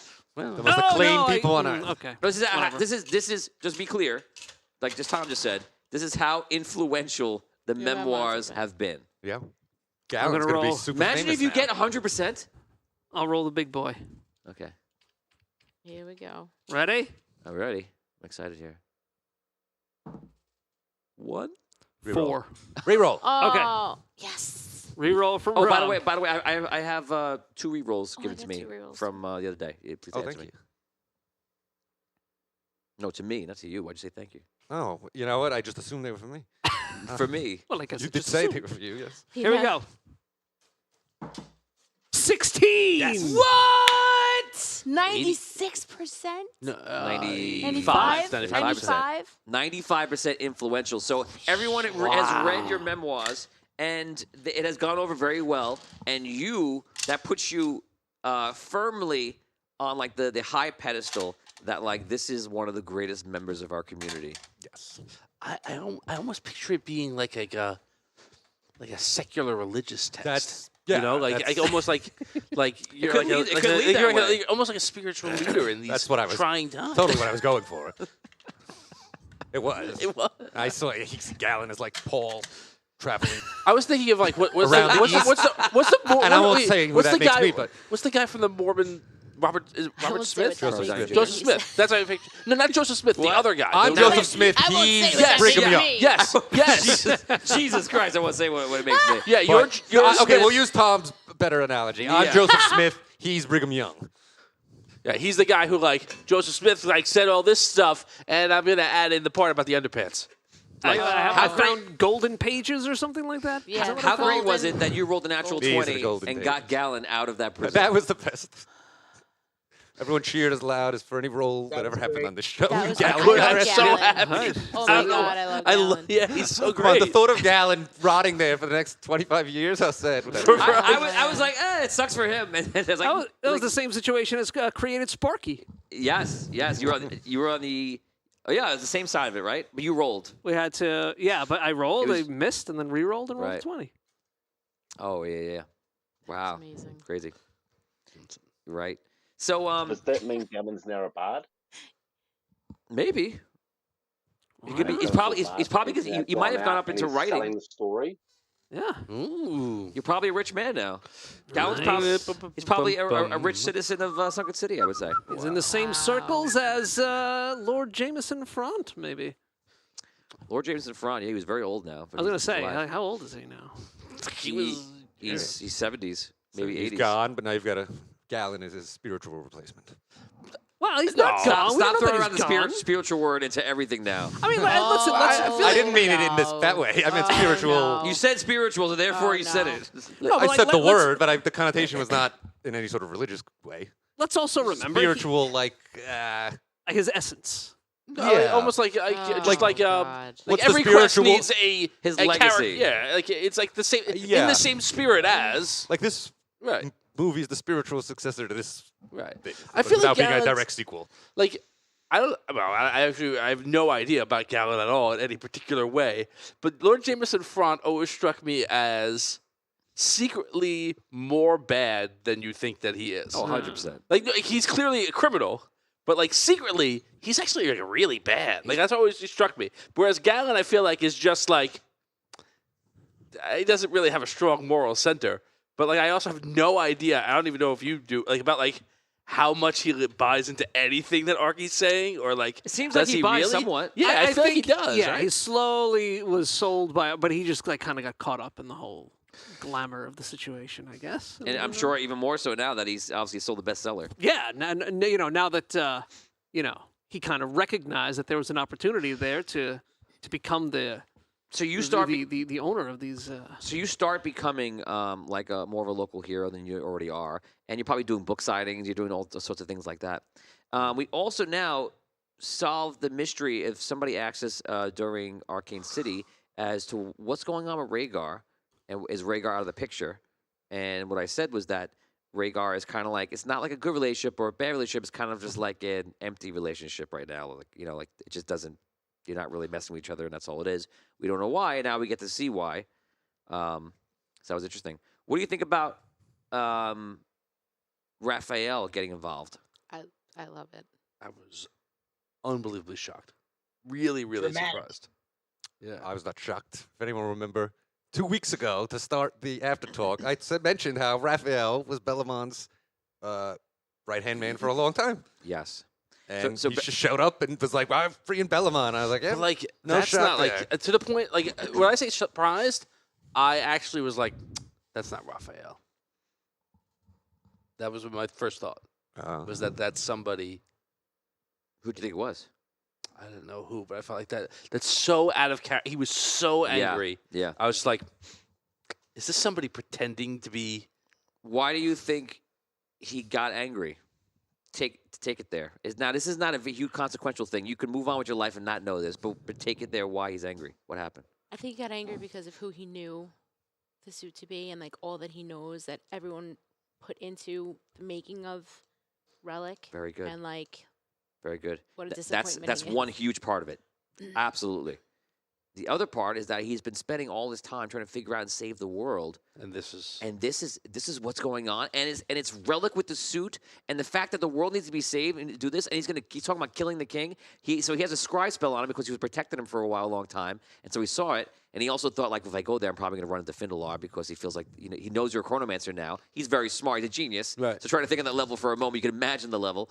And then he goes there and he's just outraged. I'm trying to save the world in very existence. And this thing that we created, like they're supposed to be a thing of peace or to help, be an instrument to help us. And now, obviously, be a person. And what you're doing is great, but you're going to kill a king and cause all this trouble and cause a war that's going to, be with each other. And you're going to kill the king that I worked for, for like 20 years, whatever it was. So, like, it was like you took the things that he cared about, the one thing like that, and he doesn't care about Bellamon is rude. To him, being blunt is a way of life. He don't see it as rude. He don't see that as what it is. He sees he's a king. He needs stuff done, and he does it, and that's fine. And you were attacking the only person in the world that was like the person that he worked for a long time, his friend. So that was him mad. I was so happy to see, not just with Raphael, but also Findalar later, Relic finally. People putting him in his place a little. I felt like He didn't hear a word that anybody told him. No, but he had two good moments. It was great. When, it was Raphael first, then it was you. It was Raphael first when he was like, I was there when you were born. Pretty much shut the F up. And this is what you do. You're doing with your life, and he was disappointed. I felt like all the frustration I always felt when I was Caddick talking to him. I was like, yeah, see, these guys are able to push him around a little more. More members of a very unique club. Vin, are you on? I know he had to leave. I don't know if he's on the call. That'd be great to hear from him. I don't know if he's on or not. I feel like he didn't. And you did sort of the same stuff. He's adamant. He's adamant in his beliefs. And there's no moving that character through any sort of progression. The character's arc is the fact that it has no arc. Yes, I think. Yeah, I agree. I'm like, he is the same person in the future, right? I know that there's no change. So, like, there's that, but like. Yeah, I would say the same. It was cathartic for me to tell him like what I've told him out of game. I'm like, you are literally like a child. You have no concept of like what reality is or what like existence is or how people think or do things. And like you look at the surface and you go, that's it. And like I was just trying to be like, you're gonna be in charge. Like you can't think like that. Right, and there's a couple of things when in game when I was negotiating with them as one of the lieutenants in from Rhaegar. There was basically you have to do something. You got to do something. The fact that he's unmoving, or immovable is just creates a hardship. And that oh my gosh, yeah, with him and Doug was great because Doug was doing his best to kind of work things out, and it was a pleasure to watch. But like you can't move the mountain. No, I think it fits like. He's much more robotic than like I don't know if he like what like he's it's literally like this is it. There's no changing it. There's no changing. This is a thing and it's set in stone and that's it. Yeah, he's playing a robot, but he's not a robot, but he's playing like the cruel, harsh reality of like a robot mind. Yeah, I love that Vin's doing that. Like it's so and it's good. It's great for him because well, it's also yeah, it's great. It's great. Yeah, it's perfect for him. Like, but I like that you mentioned Caddick because it's almost like the lack of humanity that Caddick saw in Relic. Now, like everybody sees it. Yes. Whereas in the past, it was like vindication. Yeah. And the person was like, "You were seeing it when it wasn't there, and now it is." Everyone was like, "Come on, Caddick. He's got consciousness. He's just like you and me." And I was like, "No. Now everybody sees." And it brings me back to the beginning of Arcane City when Robin's like this monster and Maya's like, "Excuse me, don't call him a monster. You don't even know, And it's like, it's great. If we only knew. Isn't it? It's wonderful to think of the arcs. It's hard to think back of how your perspective changes through these seasons. The Red City was good, then it was bad, then it's kind of just like, okay, it is what it is. Solst was bad, now we were part of Solst, so like it's interesting to see different perspectives of different Really areas, cool. Yeah. and it's crazy to think what Tom was saying before was like that guy as Robin. That guy was my roommate.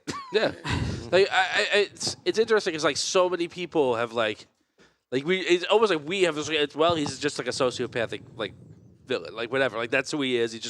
He doesn't have regard for. I guess it is what he is. You're right. Yeah. Yeah. He doesn't have regard for any non-Crystal-born life. Like he protects them as part of his convenience. You know what?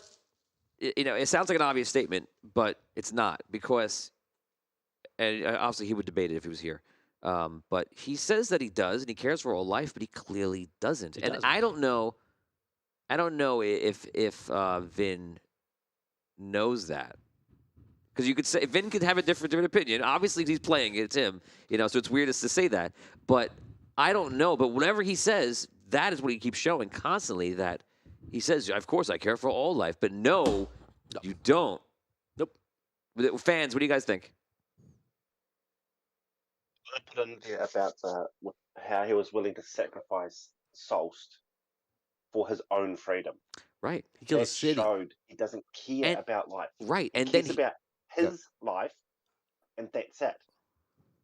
And then he was going to cause a whole war between Rhaegar. We made it clear a couple episodes back that Rhaegar's got a massive army, and they have the technology to back it. To go against them would be ridiculous. And since they're out in a mountain with all their tech, people are like, great, be powerful over there. Just don't bother us. You would never do that. And he was going to go. And I was very surprised. I go when Raphael angry, because Raphael, and 100% I was going to kill him. I try to make it very clear. Right. He's just going to kill you. I'm just going to kill you. Don't think I won't, just so you don't go back in the future and say, I didn't think Raphael would do it. I'm telling you, he's going to kill you. And I saw him, and every ounce of him wanted to do everything but give in. He was just like, "Yep." Yeah. I was like, anything, any word. And then he gave in. I didn't, and I was surprised. I didn't think he was going to do that. I thought he was still going to be stubborn and fight it, but he knew that he was going to die. Raphael was just straight up going to kill him. Yeah.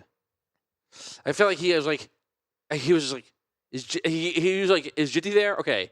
Someone could give me an out that, this is the right thing to do. Right. Because for his own worked out character, good. But man.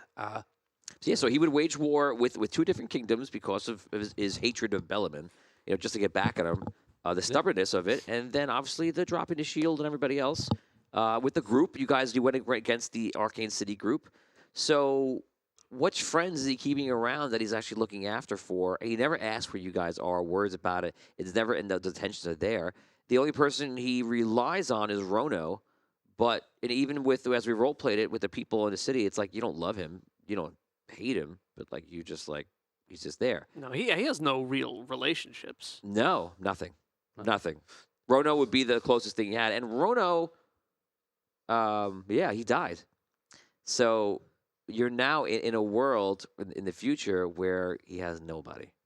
And he's king. Even though he's a Crystal-born, he theoretically has the ability to... there could be nice people, Crystal-born.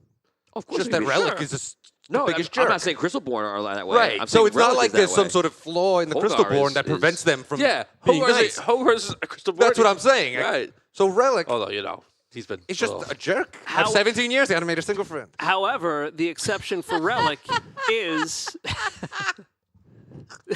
the exception for Relic is that he has no memory of a past life. Mm-hmm. Right. So he's just a jerk now. But but if you have the thought where he just kind of snaps into consciousness and this is it for him, this is just he's like an AI who just the switch was flipped on one day and now all of a sudden he basically is a robot with no memory of who he was or what he did. I mean, you don't, but I mean, you don't that's- have He to. doesn't want one either. He doesn't have to be a robot. He could be a person who lost their memory, and then why do you have to be a jerk? But he doesn't want to know who he is. Now, well, he did for a long time. No, he does. He does. He's just that he's not gonna. Like his inflection can be I that don't way, know. but he They're- could say but nice they're- things with it and not always be so cold. He said he could have asked Raphael right there, and he didn't. Like all So- these chances and chances. Probably in the not a past. great moment. Right. Yeah, but- The spur for him, in his mind at least, to turn to evil was that no one was telling him who he was. He was not getting that. He was not getting the personal service Right. he thought that he was. He wanted things deserved. on his time when he wanted it now, Yes. and he's just We offered to help him, Caddick and the rest of us. Yeah, but whoever it was didn't there. make a difference to him. And like, I do think it's. I do give him, I guess, I give him some of the benefit of the doubt because he doesn't have, like I say, he's a child, and I mean that in a legitimate way. While he's intelligent, and he's clearly he's calculated, he can make plans, he can do things like that. Both I think emotionally and just knowledge of the world. He's a child. He's been around for years. He's not even like. Now he's maybe he's 17 years old. 17, yeah. Yeah, almost Young, 18 or dumb, something, and- something around there. Right. Like he's now, you can go, okay, he's out of his teenage years, but like, and I'm not sense. talking about puberty or hormones or anything like that. I'm just saying his maturity level. He's making adult decisions with adult consequences based on a childlike understanding of the world. Zero emotional. He's almost like he's a less powerful version of the kid from the Twilight Zone with the cornfield. Yeah, little Anthony. Yeah. Right. Oh, yeah. But Wonderful example. but whatever. I'm very interested to see how that goes because in the past I wasn't worried about. I was like, oh, he's gonna help us whether he likes it or not. We're gonna use the crystal. Right, and now you're gonna return him, and he's king And of he's everything king. else. And that's a great dynamic. Good point. That's a great dynamic to think about. Is that your last conversation was bad, and now here you are in the future, and you go to him, and you waited. You didn't even tell him yet, so he doesn't even know. Yeah. No. Oh, well. I'm trying to get down the mysterious entry and exit pieces of the Chronomancer. I feel like that's an important part of the role. Yes. Just appearing and disappearing. Todd said inside, he goes, I loved how Tom was just trying to own it. And I think that obviously the fans, they didn't know that you guys were being repressed, with your levels and like that. And, obviously because in story-wise, it was because of the Eagle world and such. But they want to see you guys, your 25th level, they want to see you guys. 27th level. they want to see you powered and kicking ass. I think you're going to see that soon. So that's soon. I would say soon, yes. Yeah. That's obviously in the future. And good luck for you guys because you guys will have to power up your guys, in the new system and then rock it because you should feel the power of the new system. It's all there. You have a lot of cool spells. You have a lot of great spells of Chronomancy that are in there. All right. So it's going to be fun to watch. It's going to see what you guys can do. Excellent. I figure I would just do something until you told me I couldn't do it. Like I try I'm gonna go to the future, okay. And then at the end, you're like, no, you can't go back in the past. Sorry, I was waiting for the trap to spring. I was waiting for you guys to calm down and finish it up. Yeah. Oh And so it's the same thing that always happens in the stories. If you don't do something, it just gets worse. Yep. So now, is it going to take one crystal to get in? No, it's going to take many. It's going to take all of them. And then that brings us back to the original story that we found out. We left in Arcade City. What'd you say? Brings us back to Do Re Mi. Do re something do. That brings us to that Forgot about that, right? Nerdfest side quest that we did. Bingo. That's the most future. Bingo. That's the most farthest along. Right. So in that story, which we could say right now, it is Robin goes on an adventure and meets and runs into Jacques, and then everybody else is a one-off character. And you guys go into the Goblin Fortress in the Goblin Mountains, and you retrieve one of the crystals that was taken and lost. So that's what happens there. Isn't in that room the other two suits though, Tony? Where they've just come back to, where the necromancers went into the crystal. Isn't that another two pieces of the puzzle? There's two suits there, theoretically with two crystals in there, but time has passed. One of them may be gone. And those necromancers, just remind you guys, those necromancers move their souls into the bigger crystal for some sort of reason, which you might be able to figure out if you kind of think about the future. Is the whole story kind of easy now? Like, you understand what's going on? It's basically just Drown's trying to take over like that. I know Dan was struggling with it and trying to figure it out. And I was worried about me. So we talked about.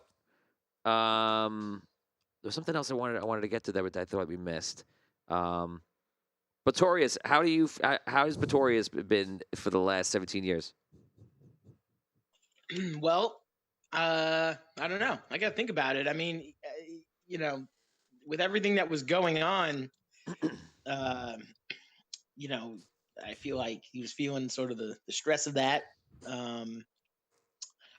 So I don't know. I got to think about it, I guess, a little bit. I mean, he's gonna, I guess, continue and try to like do what he can for the city and just help the people as much as he can. Pretorius was a guy that you wanted a little adventure. You think you got a lot of adventure when you wanted a little adventure, and that character. And now he's you're living your after years. You don't have to be in battle for your entire life. I think that you are probably. You could tell me if I'm wrong.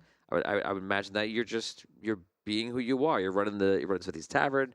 You're hanging out in the city you love, and you're living your life, and you're good. Yeah. Until the next episode. Right. There's no long peaceful breaks here in Audio Dungeon. No, those are off screen. Those are off screen. Imagine your break. Now, back to the test. Imagine. You want to go on lunch? Like. Imagine you had lunch. Now go back to work. I feel so relaxed. Thank you. That's what we've been doing. That's it. That's basically how it is. And there's a couple of times where I'm like, you feel whenever I say this phrase, you should be very worried. It's like you hear the place and you realize this is the first dinner you had. That was a peaceful, relaxing dinner. It was so good. Instantly I'm gonna just kill you the next. 800 assassins come in. I'm gonna end this on this fun story that involves Damien. So we were playing a Star Wars quest, and it was me, Damien, Richie, and Phil, and. There's one part where they're running around Star Wars. They're running around the Death Star, trying to survive and whatever they're doing. And they run into this room, and they're running from guards. And they go into this room, and they find this armory. Crates, I believe. Crates? Yeah, it's all crates in this armory. And then they go in there, and there's I have in here. There's a crate, like a barrel of grenades, of detonators. So it feels like, oh my God, detonated. He goes, can I take one? I was like, yeah, you can take one. He goes, I'll take one. He goes, I'm gonna take two. I'm like, whatever you want to do, take them all. So he goes, okay, I'm taking 15. No, I'm gonna take 20. No, I'm gonna take 25. And I was like, I could take them all. I was like, yeah. And then Damien looks at me. And you see it. You see him putting it together, like. Don't take them. Tony's giving it to you. Something is wrong. So Damien doesn't want any part of it. Damien, a crate of unlimited grenades. Yeah, unlimited grenades. He's like, Tony's giving you unlimited grenades, and then I think you told Phil. Phil's like, oh man, oh wait, so what's gonna happen? I started putting them all back. So he finds that they were all messed. They were all messed up and defunct. They were all just gonna explode. And he did take like 1 or 2 instead of 50, and so it exploded. It hurt him, but it didn't kill everybody in the whole Death Star. It didn't cause the next Death Star attack. But David just looked at me real slowly. He was like. Like, look at me. You can't see my face right now, but I can see Damien having that look on his face where he's like, yeah. And then he keeps going, but then he hits a breaking point where his only reaction is, nah. And it happens a couple of times. Damien has this a very great ability to assess the feel of a situation. Like he knows if something is off by the feel, and then he can make a decision to correct it or fix it, whatever. And some puzzles that he just gets like that.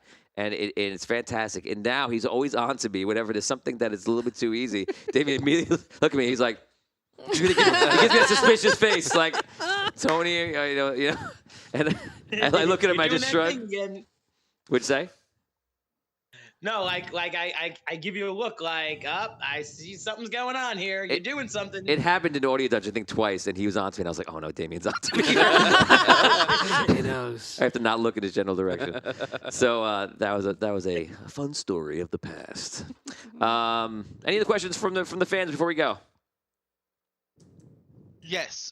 You mentioned that the in the sunken city that Archie apparently made a recovery, or is it that he didn't make a recovery? It's just that everything else became more insane till he seemed more normal.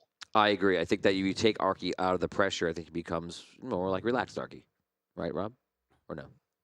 Yes. Of course. Arky's always playing it cool. He's like, yes, Now yes, I am not insane. Yes, go with that. Now he's like the Buddha. Everything he's is like, yes. very Now he's a sane spiritual, here. now he's a Of course spiritual I am. Buddha leading the community. This is the man that lays He's go, always I'm like- killing all gnomes. What? I'm a good guy. I'm a good guy. You see what everyone tell Rhaegar, I'm going to cut off all their heads. They try to do with me. They're messing with me. What? I'm spiritual? Of course. Look how calm I am. So, Every soul goes through trials. Rob, does this mean that you'll be normal again? No.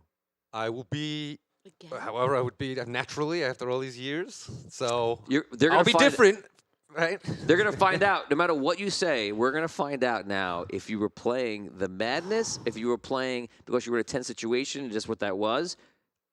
And the question will be, does Arky move forward in the 17 now Arky years? should be, there should be a, I don't want to say like a different version but everyone changes slightly, right? Right, So this right. should be maybe somewhere in between the two. Now, when we- first Arkies, or, like somewhere different on the scale than either one of them. When we ran into you in But always Ar- Arky at heart. Christ-like. when we ran into you in Yeah. Arcane City, you were very much just like chill. You were like just working and just doing your job, and Yes. it ever was. So it certainly does seem that he's been. It seems he like seems that. he's chilled out anyway. So Yes. Maybe when Findelar comes back, it'll be, no more quests, no more quests. Hey, go away. I can only travel so much. We gotta go. Yeah, 17 years wasn't a long time. I need more time to relax. But 17 years was perfect for Hogar. He's just enough time. I looked at Dan, and I obviously I had my reaction, that, like Vinny said, and then Dan was like trying to internally turn into like 17 years emotionally into the future, trying to do it. So I feel like I had a comment to break it up for you. And but it was good because you went from completely I hate you, I wouldn't do anything, I only want to look at you, to yeah, I'm over it. So that was great. Was that hard to get over? Hard to get there? Yeah, I guess. I mean, like I thought about for the last week, like how I'm gonna react to Findelar when I see him for the first time. Very But then, different like, than we thought, right? Huh? Oh, I think it was very yes. different than I thought I was going to go down. Yeah, me too. Yeah, it was. It wasn't about the death of the Chronomancer. Right. So It was sad. in there, but it wasn't about it. Yeah. Yeah. But I was not expecting to have a third conversation immediately after that. Yes. Oh my God. How long has it been for you? Seconds. This episode was filled That with so was many funny moments and just Oh great my seconds. God, it was great. Like, really? You just teleported to where I'm going to say yes? I don't know. You were saying yes. You just seemed not mad. I don't. It's great. That's fantastic. That was fun. Notorious. That was my favorite moment. How did you like the whole thing with Palinko? The whole journey with Palinko? Oh, I like Palinko. Yeah. Yeah. I felt bad because you yelled at him in the end. Though at the end when it was like, oh, yelled at him for what? Just to get away. Because he was right there. I had to acknowledge that he was right there yelling. Yeah. A powerful wizard is yelling at his wizard board. He's like, I feel like I shouldn't be here. You're like, go to the other side of the boat. Palinko. It's like, You know, it's like like when your parents are fighting and you're like, I want to have some soda. Can That's what it was. There's definitely some bird pellets where Palinko. I like him. He was fun. Yeah. He was good. I liked Palinko. Yeah, he was great. Now we can see what happened to him 17 years in the future. Any other questions before we go? I have one, Tony. Okay. My question is, were you caught off guard or surprised when Tom went into the future there at the end, the 17 years to Hogar? I was very happy. Were you happy or were you surprised? I was obviously surprised. I mean, I was surprised it happened Pleasantly in that way. But I mean, I can't. No matter what I say right now, you're going to be confused next week because that's going to. You're not going to know how it worked out.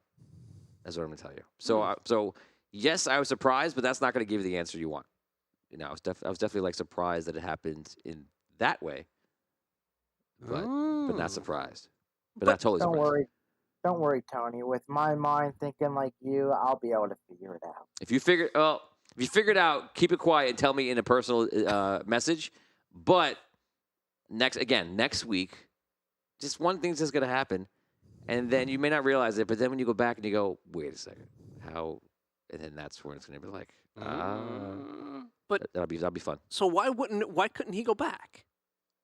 Oh, because so what was happening before? He was going in to try to save the world and stop, and it was all about now we had to do it. Not take your time, do it a few years. What do you want? You want 5 years off, and then you want to do it? No, it had to be done right now because it was really bad. But so, now, I mean, very subjective to Findalar is now. Yeah. Well, it was then in the Which present of then where they were. Obviously, it was go do it now. Yes, if you're having a bigger question about if the keeper knows and sent them on the mission knowing it's going to happen, or it is, I can't answer that question.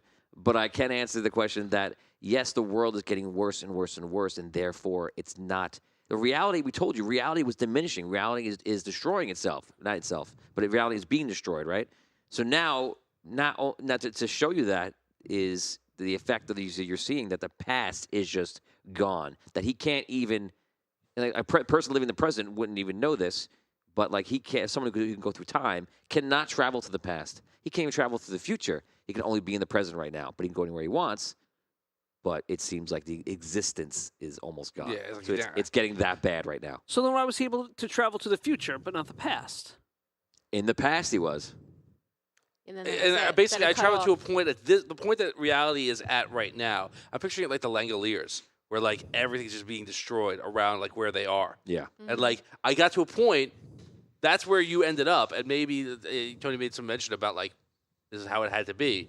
Like that's where I had to be to get you, and I couldn't wait any longer than that because there wouldn't be time to get you then. Right. Like this is it, and if we don't do something in the now, and I'll add in that should be enough. I mean, but if you don't follow it, there is something else happens that you'll see is a reason why. Next week. Maybe next week. It depends. You guys could go a different direction, but maybe next week. Maybe not actually, because we'll see.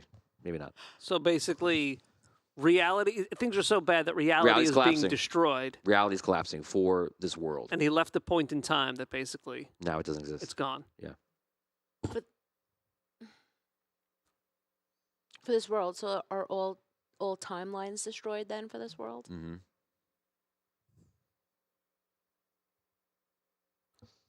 Was it the only way they could have fixed it was if original Team Arcane City had gone back, then it might have been okay. Would have changed everything dramatically. Because the Archmage because they would have then put the point in time, but because they've gone forward, they've done things now. Everything that could have happened in the past can't now happen because it didn't happen. It can only happen the way it happened now because of how they did it. And if it's gonna work for good or for bad, you're gonna find out. And that's what it's gonna be. So your mission before was to get into the crystal and to defeat Hinsho, so you could actually like get. It's almost like he's on the outskirts. If you imagine a crystal like a sphere, Right. he's a guardian. It's not letting you into like the sacred realm of Dragano. You need to defeat him first. That was what you did before. And that crystal was trying to absorb Andaria, getting bigger and bigger and bigger. Now it's just let loose.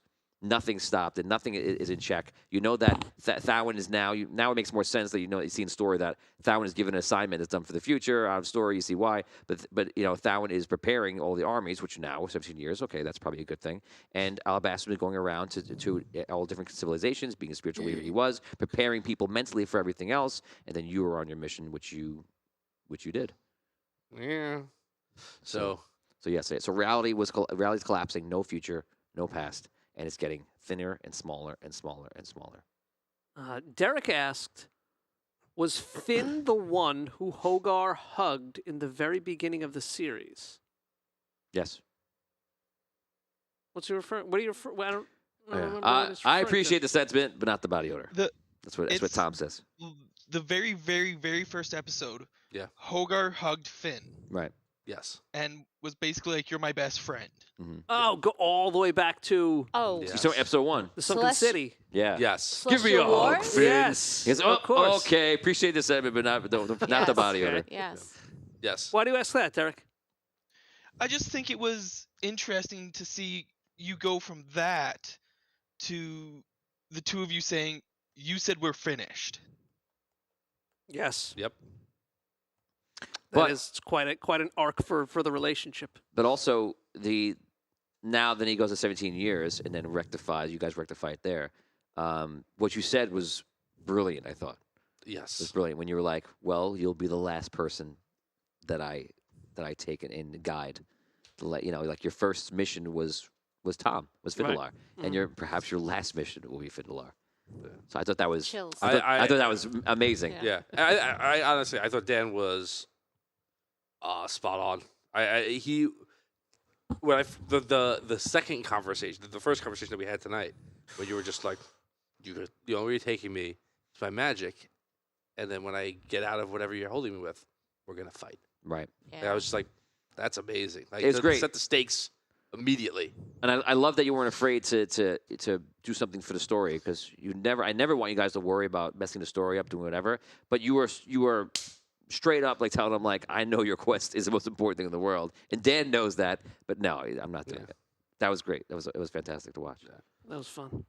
It was it was very good. It's and I'll end it on this as we're gonna get going now.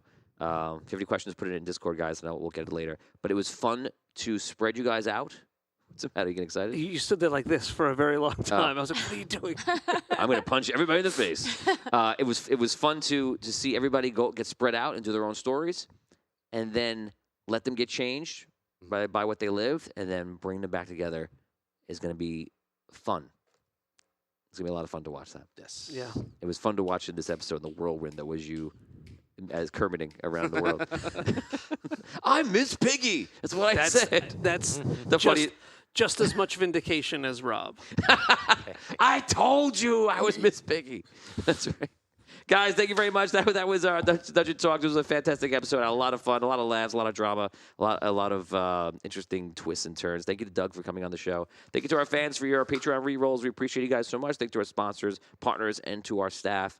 We appreciate you guys. And we'll see you guys next week on Audio Dungeon for the season finale, episode 12. What will happen? We'll find out. Thanks, guys. See you later. Night, guys. Night. Good night.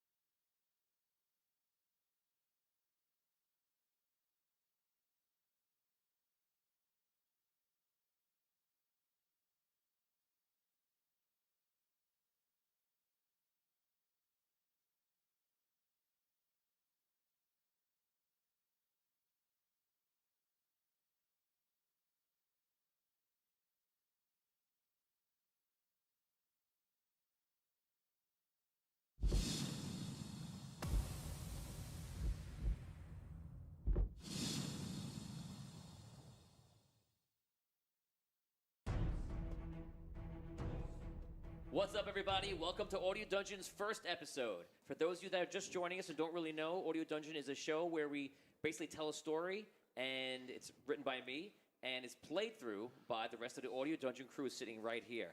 So let's meet them real fast. I'm Rob Spataro, and I'm playing Arky Fint, a gnomish gunslinger. Hey guys, my name is Dan, and I'll be playing the character of Hogar, the half-giant ranger. Hey, I'm Scro. I'm playing Botorius Lowbridge, the son of Godin. Hello, I'm Brooke Armstrong, and I am playing a human bard named Abyssia Blackwater. I'm Vinny Pro, and I'm playing the group's halfling thief, Thistle Lightfinger Burr. So many cool names. I'm Tom Kokoza. I'm playing Findelar Lockdawn, the Elvish Wizard. So for those of you that are not familiar with Dungeons & Dragons, this is a game where anything can happen. It's a game where the Dungeon Master, created, and the players will go through. They have no idea what's going to happen, if they're going to die, if they're going to become king. They have no idea what's ahead of them. So let's get started. We've been preparing for a long time. We're happy to bring this to you guys on our first official episode. So for everyone just joining, welcome to Audio Dungeon. The world where 7 people will play a game like never before.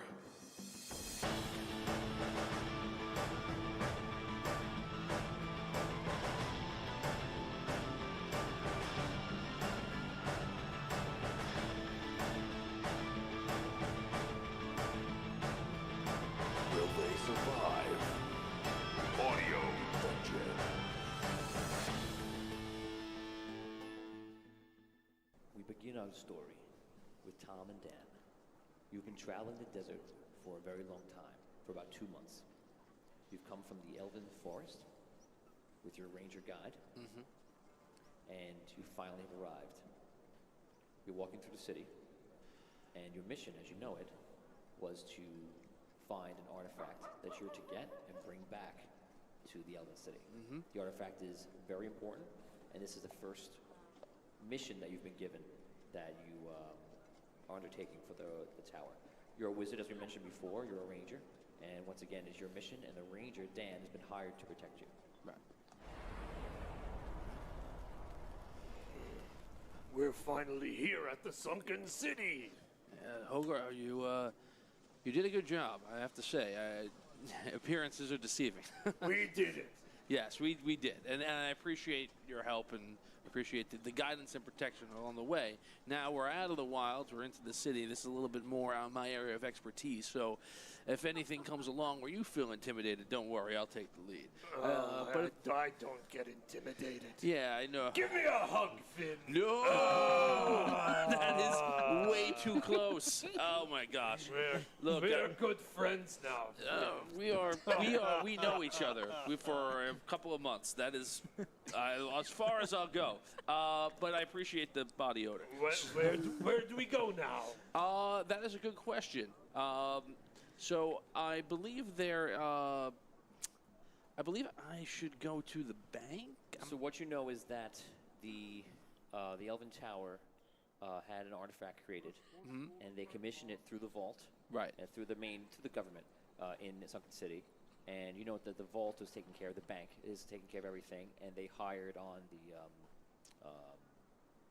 master craftsman who's going to be developing this device. All you have to do is come, get the device, and bring it back. That's your entire mission. All right. So do I know I don't know the name of the master craftsman yet, though. You know his last name is Fint. Okay. So we're looking for a man named Finn. He's a master craftsman. He must be known somewhat around the town. You are Finn. No. I'm Finn. This guy's Fint. Fint. I think that's the last name. Finn is. I thought we were looking for you the whole time. No, that would be a waste of a trip, I would say. But it would be a funny story, I guess. So we are looking for Fint. Fint. And I believe that is his last name. Right? Okay. All right. And he is a master craftsman, not a wizard, which is what I am. And it's a different kind of a lifestyle choice. So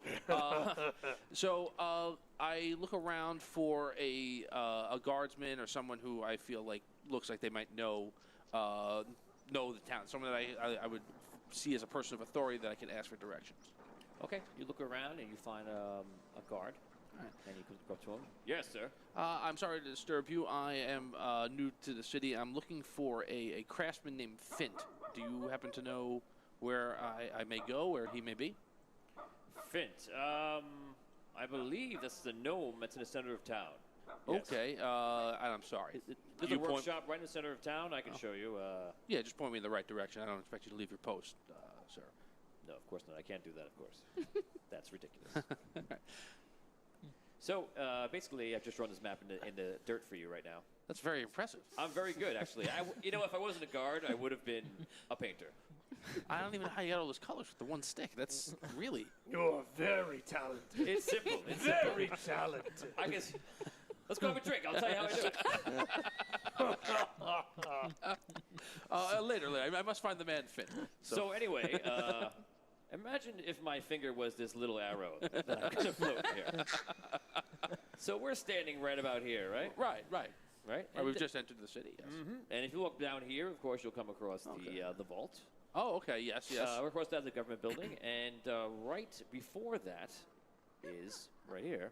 Oh, okay, is the workshop. All right, so basically, if we've passed the vault, we've gone too far. Exactly. All right. Thank you very much, sir. You've been very helpful to us, and I appreciate that. No problem.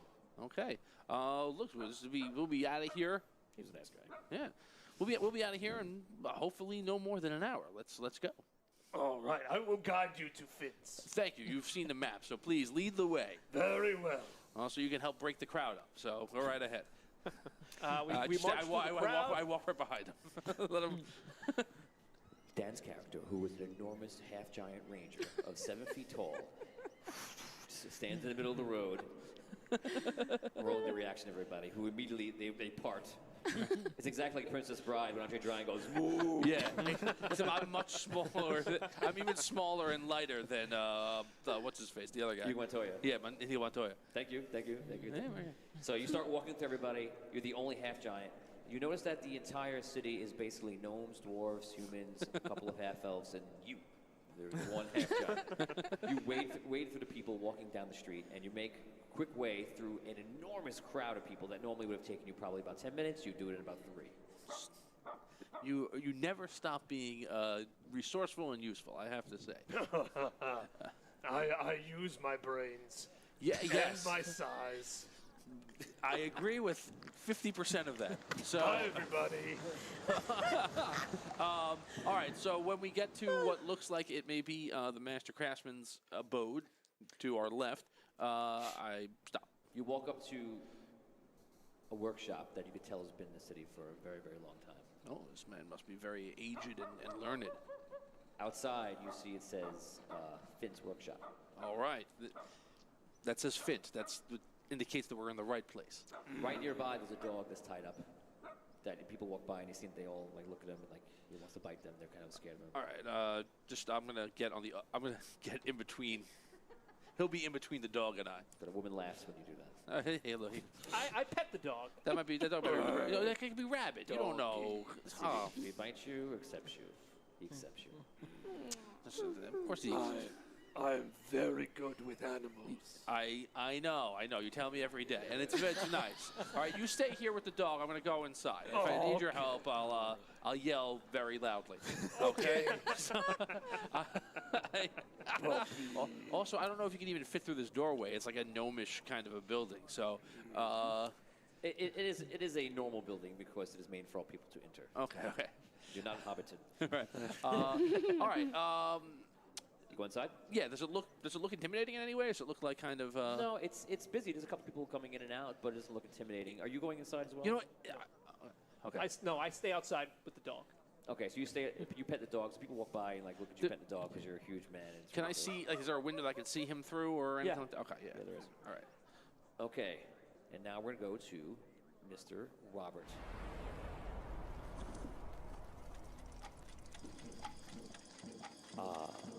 Robert Spataro, the man of mystery.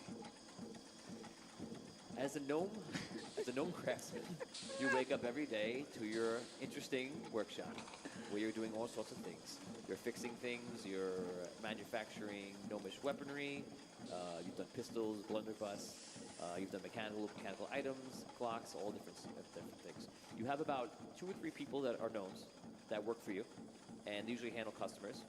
And on this particular morning, it's been pretty busy. Okay? You get up at 6 o'clock on the money every day. You spend your day fixing and working around the shop. You get lunch, you work some more, and then you spend all of your nights at Smithy's Tavern. You're very excited because Smithy's Tavern tonight is hosting the event that everyone's been waiting for, which is his 50th year in business. They're celebrating the anniversary of the business. And supposedly everyone who's ever a big customer or a friend is going to be coming down and visiting and patroning. Patroning? Yeah, acting as patrons. Acting as patrons. Coming to the inn tonight in the tavern, and everyone's actually really excited. So you go there every night, but tonight's gonna be very special. So you've been getting ready. It's you just came back from lunch, and as you walk in, you walk past a giant of a man that's petting a dog. He's 7 feet tall to your around 3 feet height. And you walk inside. As you walk in, you bump right into a man that looks like a wizard right in front of you. And role play. Oh, excuse me. Oh, I'm very sorry, sir. I was kind of overwhelmed by all this. I apologize. So please. I'm looking around for someone who works here. Well, welcome. Oh. What can I do for you? Oh, okay. Well, you work here? Indeed, I do. I am Archie Fint, Master Craftsman. Ah, you are exactly the person I'm looking for. How lucky is that, Mr. Fint? I am a wizard from the Elven Wizard Tower, and I am here to pick up the artifact that you have been building for us. The artifact? Ah, yes. You are working with the vault. The vault is working with us, but yes. I see. Well, the artifact is complete. That is terrific. All right. So, may I see it? Of course. Okay. You bring the wizard into the back, and you show him what you made, which is basically a rod.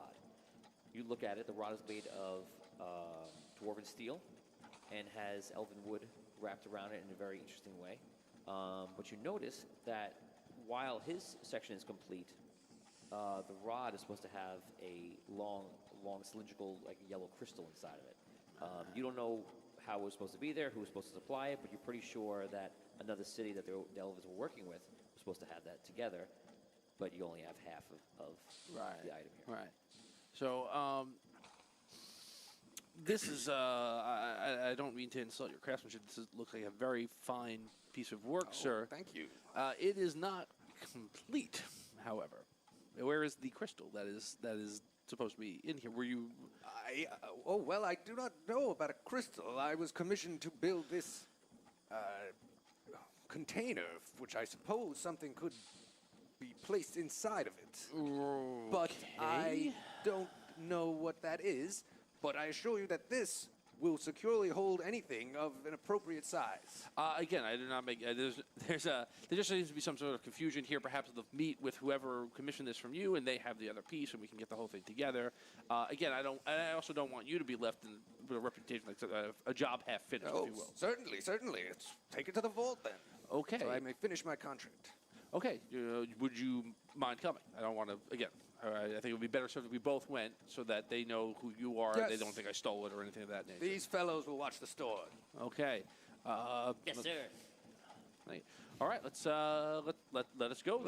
Let's go. All right. As we walk out, Hogar, we're gonna make a stop at the vault, the big place next door. Oh, going to the vault. Yes.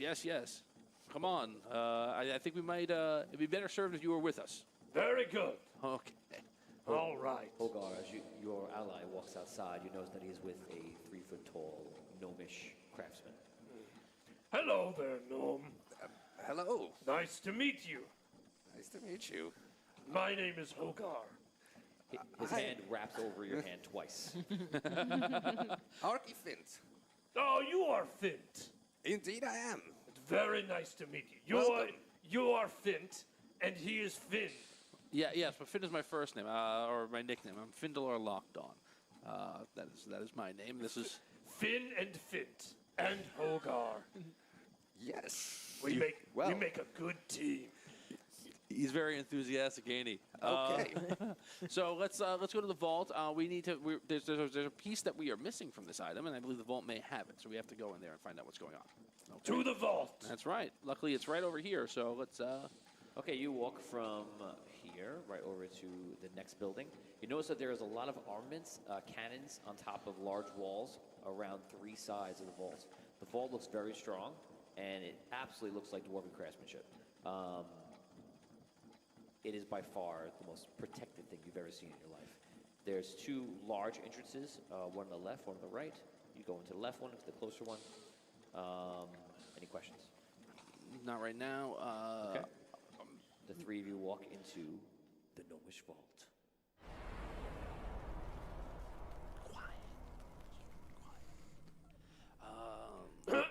You walk into the vault, and you see that immediately there are large pots or cauldrons, one on each side, and there's like a fire coming out of each one. There's a large desk. There's 2 gnomes sitting at it. It puts the gnomes probably about 7 feet tall. And when you walk in, you're like right at the face at the same level as the little gnome. And he's like, and to the sides of them is a huge, very complex, looks like either a steel or an iron door to your eyes. It looks like it's part of a contraption, like a mechanism needs to open it up. And there's the exact same thing on the other side. There's 3 dwarves on the left and 3 dwarves on the right. They're obviously the muscle, and they're just basically sitting there. 2 of them have weapons. The rest of them just sitting there, arms folded. Okay.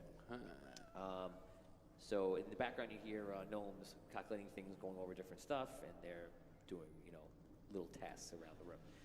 You walk up to the lead gnome. You are at the height, and he kind of puts his head up. Kind of ignores you for a second, maybe perhaps a little intimidated. He goes, "Oh, hi, Arky. Hello. How's it going?" It's going good. I've brought the item I was commissioned to build. Oh, yes, I remember. Let me just check one thing out. And he goes, okay, let me check right here. Oh, okay, got it. Okay, I got it.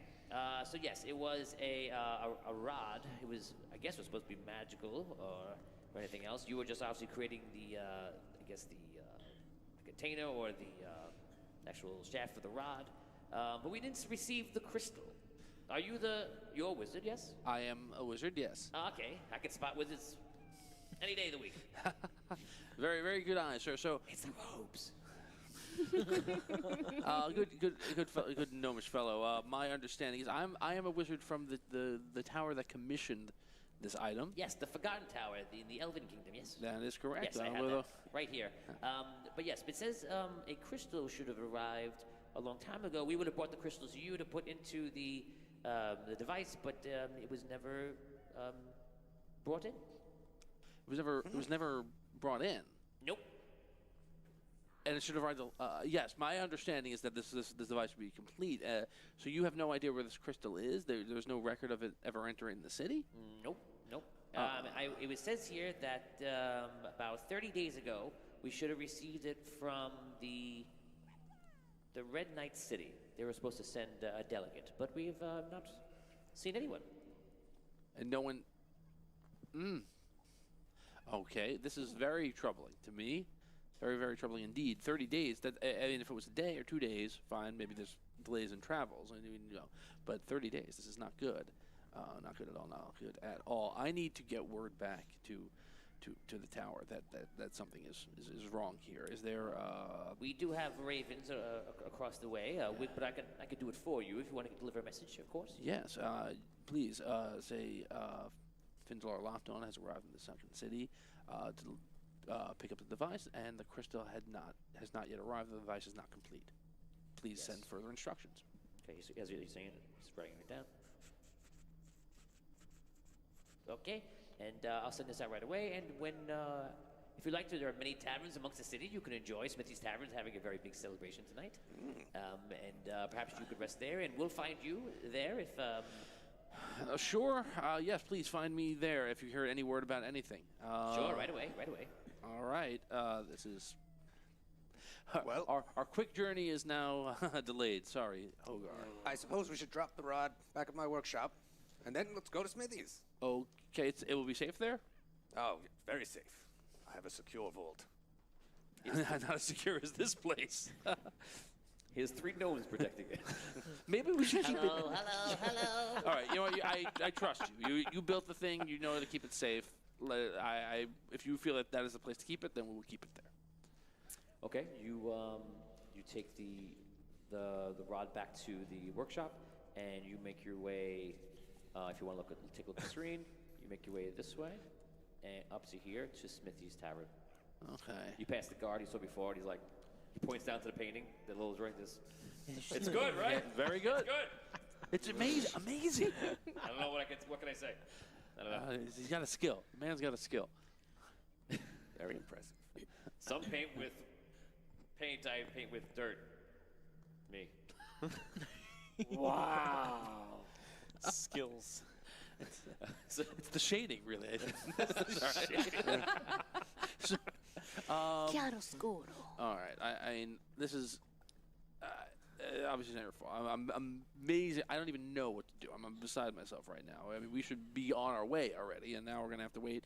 Who knows how long to even get word of what we're supposed to do here? I didn't hear anything about a crystal. Maybe we could ask old Smithy. He knows a lot. Goes around town.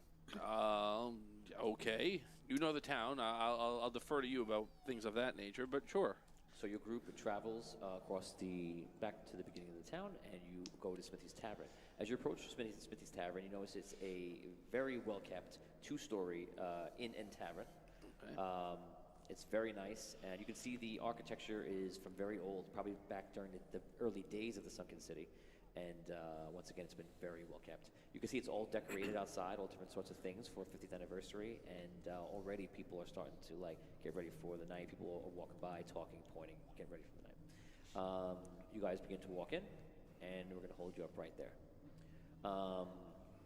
We now go to Scro. All right. Scro, you've been working a long day in the mines. It's a tough job, but somebody's got to do it. It's an honest day's pay.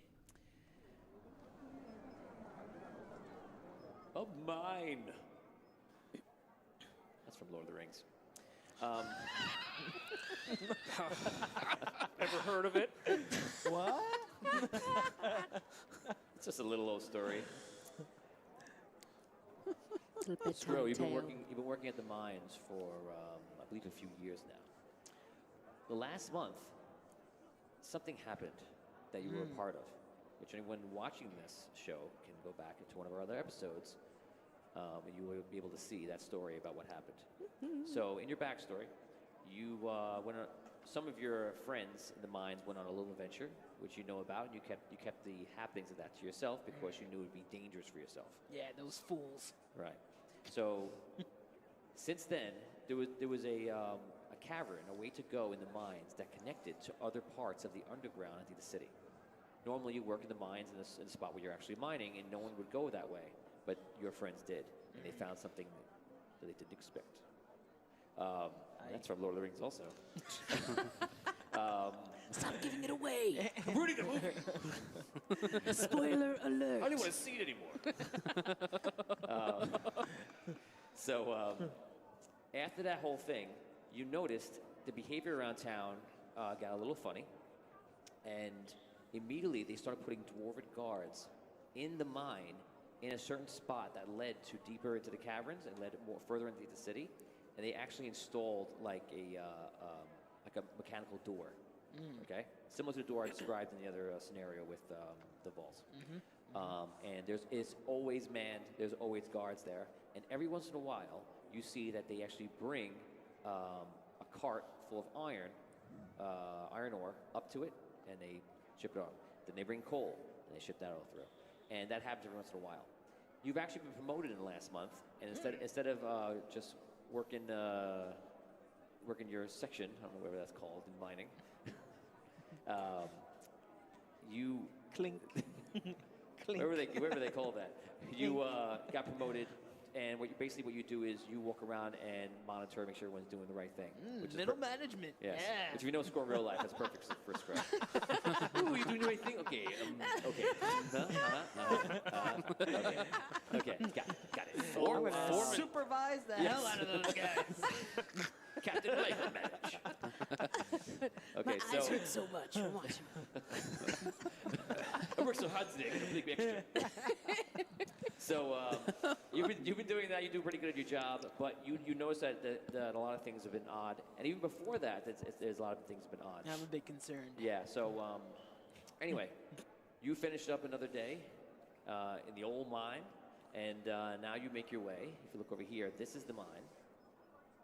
And if you make your way all the way down to the right, you see that Smithy's Tavern is right there. And Smithy's Tavern is the closest, and by far your favorite, and by far the town's favorite. You walk up, and as you're walking in, you see a giant man, a wizard, and no one walk into a bar. You don't see that every day. If anyone can make a funny joke off of that, you'll get experience points. So yeah, you almost bump into him. You stop and you see him walking in, and actually, you know what? I don't even think they even see you. You're kind of just talking about something, and you see that the wizard seems distressed about something, and the half giant in the back is just kind of just walking, just doing whatever he's doing. You wait for him to walk in, and then you walk in. Okay. We're now going to. You didn't get to do very much, but that's what happened. Playing the part of Scro will be Tony. I didn't have to play it. I lived it. That's right. To be Scro. It's kind of like my usual routine, after work I go to Smithy's, Tonight's a special night. There you go. You got the role play. There you go. Yay! Scro did it. For your consideration. Awesome. Okay. Brilliant. We're now going to go to Brooke. As the scene changes to the tavern inside Smithy's tavern. Allow myself to introduce myself. Imagine if you could imagine the most unimaginable thing imaginable. So the most unimaginable thing, then. You are performing in the afternoon. It's lunchtime, and you're on stage, and you are performing one of your usual songs. You have been in this town for about two and a half months right now, and you're doing great. You're making a lot of money, more than you've ever made. And the town's really taken to you. Smithy's been great with you. He gives you a room upstairs that you can stay in. You don't pay for the room. You have some problems with the Thieves Guild. Sometimes they hassle you. They demand 10% of your take every single month. It's annoying, but you're making enough money where it's not a big deal. If that's what you got to do, get by. You travel down here by yourself. You're basically just making your way in your life since leaving your family in Ravensclaw, just by yourself, and you've been doing okay. But this is the first time you've been successful, and you're excited for tonight because tonight at the party you expect to make probably like 10 times the amount of tips that you've made before. You're performing, and you see a bunch of people walk in. You see Scro, Botorius walk in, who's a regular all the time. You've seen him many times before. And you see a half-giant, a wizard, and Archie Fint, who is not a little well-known in the town. His father had a shop, and he always gambles at night, so you're used to seeing him. I've seen him. Yeah. So everyone walks into the bar, and you're playing. Everyone else role play as you're walking to the tavern. This place is great. I like the sunken city. Oh, that's terrific. All right, Holger, get yourself something to drink. My treat. I'm gonna go sit in the corner and mope. All right. Thank you, Finn. Finn, you too. Here's a silver piece. That should be enough, I guess. All right. Certainly. I look around if I see Smithy. All right. You see Smithy is behind the bar. Yeah, and I literally just go in the corner and the least occupied spot that I can find. Okay. There's a fireplace in the corner. Yeah. To help dry your tears. That's it. Failed. And I approach Smithy to speak to him. Okay, you approach Smithy at the bar. He goes, "Hi, Archie. How you doing?" Good, Smithy. Greetings. What'll have you today? 3 ales, please. New friends today, I see, eh? Yes. Look, Out of towners. Actually wanted to ask you a question. Yeah, sure. Well, this elf over there, he came to town. He's involved with the project that I was commissioned to work on, a device I'm building. But apparently, I was only building part of the final product. The gnomes in the vault said that a crystal was supposed to be brought to town about 30 days ago, but it never arrived. I was wondering if you might have heard any rumors or anything about it.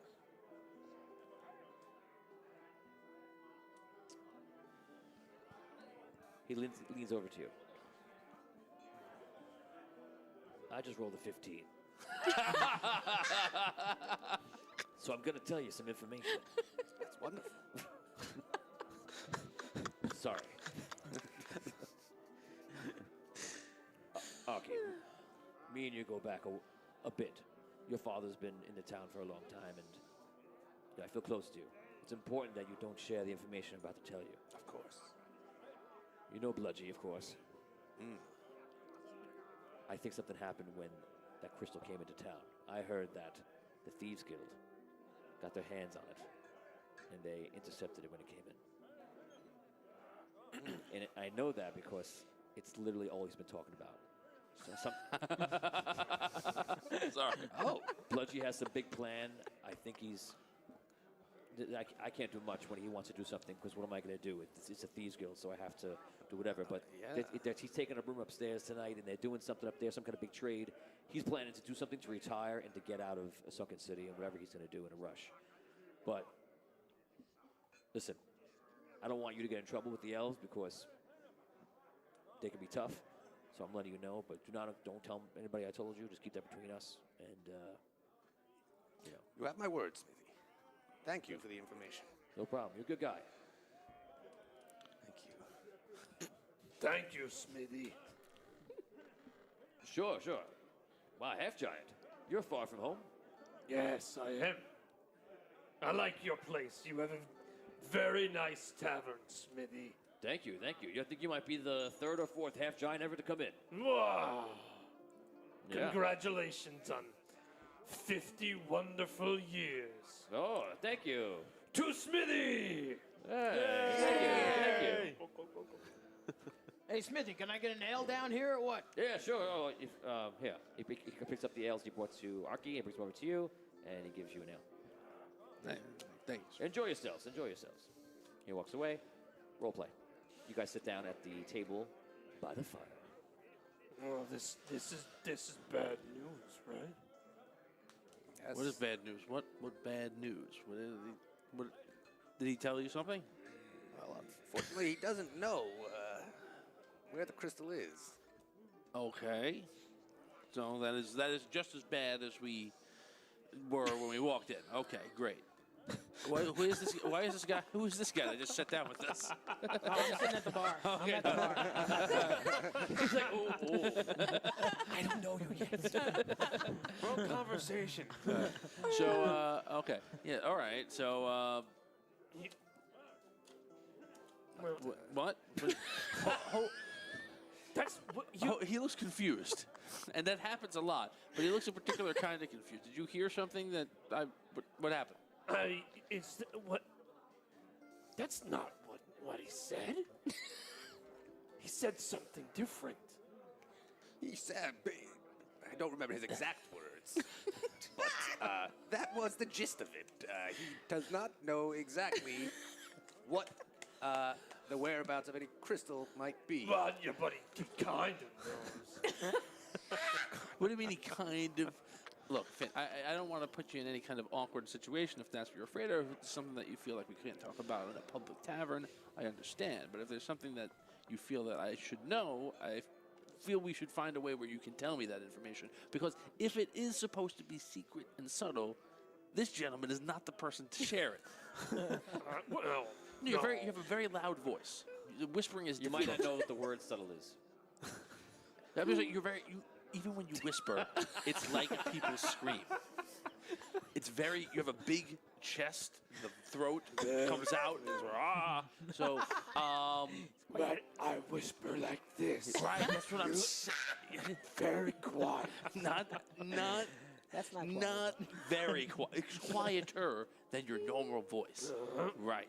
So anyway, if this is something you should tell me, and you should tell me in a certain way or something like that, that's fine. But if you shouldn't, and he knows, and I should know, and you don't want to tell me, then I'll just ask him and let me know. So it's up to you what you think is the best thing to do. But if there's information that I should have, please let me have it. I think your best course of action would be to stay here for the remainder of the evening. Perhaps some more information will be made clear to us. Roll 20 so I die. Whatever the worst response that you would like me to have, that's what I have when I roll. I roll a one. First one. Everyone. Good start. First roll of the campaign. That's a solid start. Oh, fantastic. Well, the good thing is it can't get any worse than this. That's true. That's all right. So first roll of audio dungeon.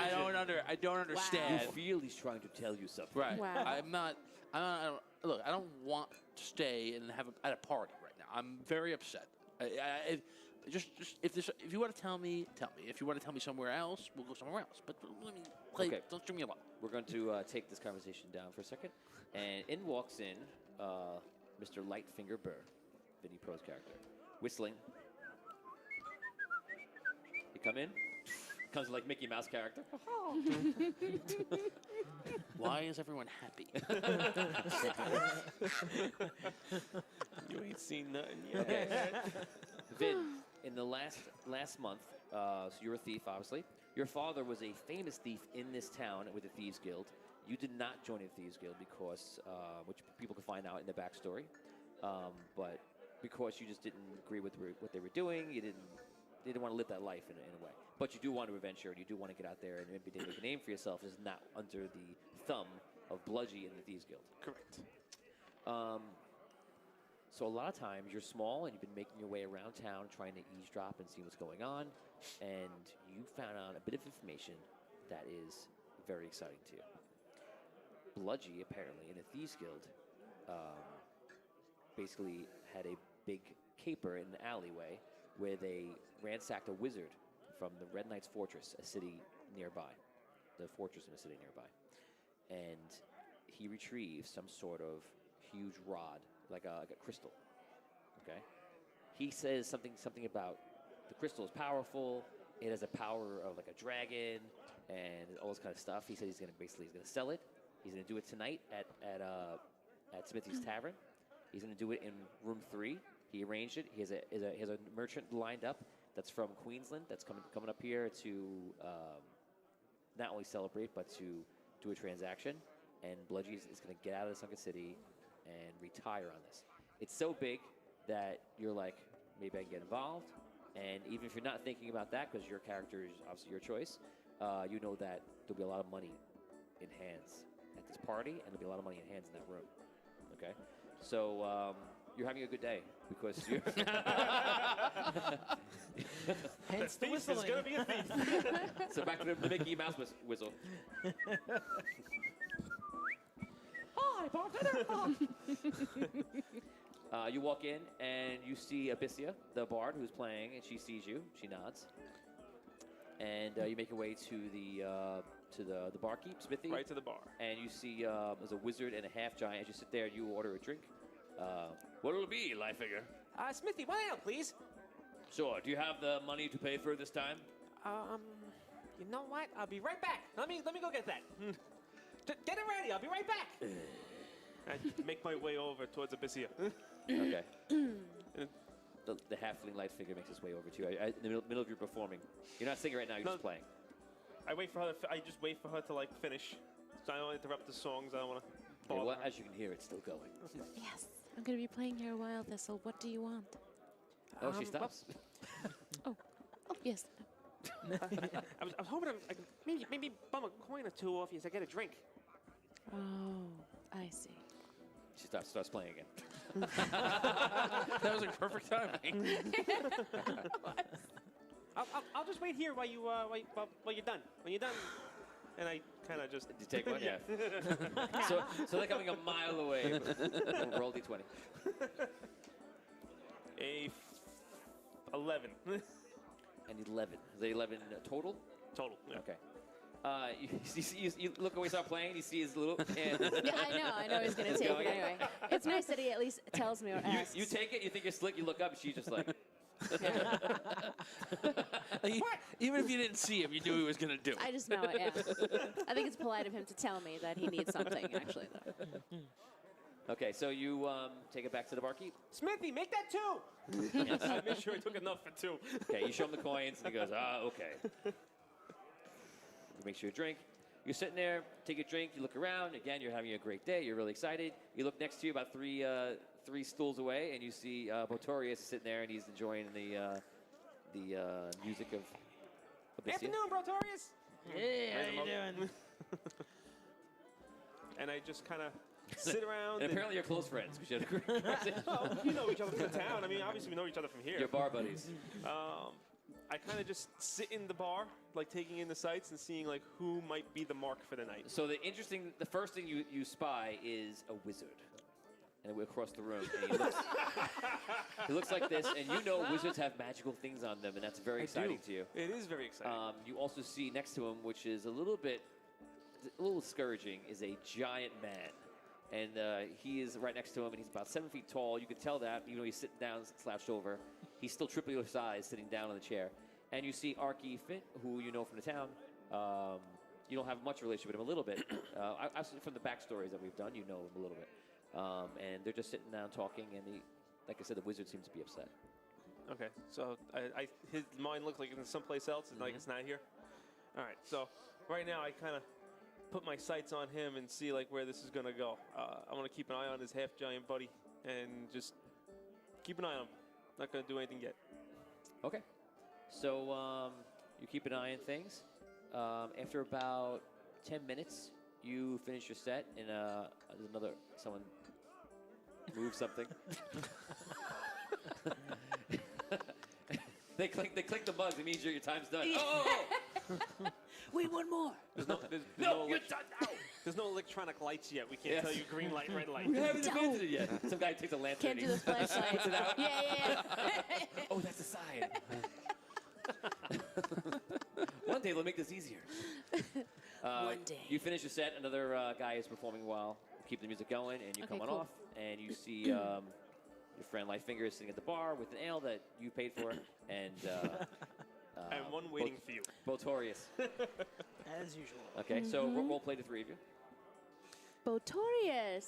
Hi, how you doing? Nice to Sounded see good you out tonight. tonight. Thank you. Thank you. Yes, best. The song was very good today. Very, very Thank you good. so much. This is mine, right? Yes, that is yours. Thank you. You're a dear, really. Anything I could do for you. Couldn't miss tonight with the special celebration. Looks like we got some interesting visitors from out of town. I noticed that. You know, I thought it was just like the sun going out, but it was an extremely large man blocking the doorway, and it was nice to see a little change in here, though.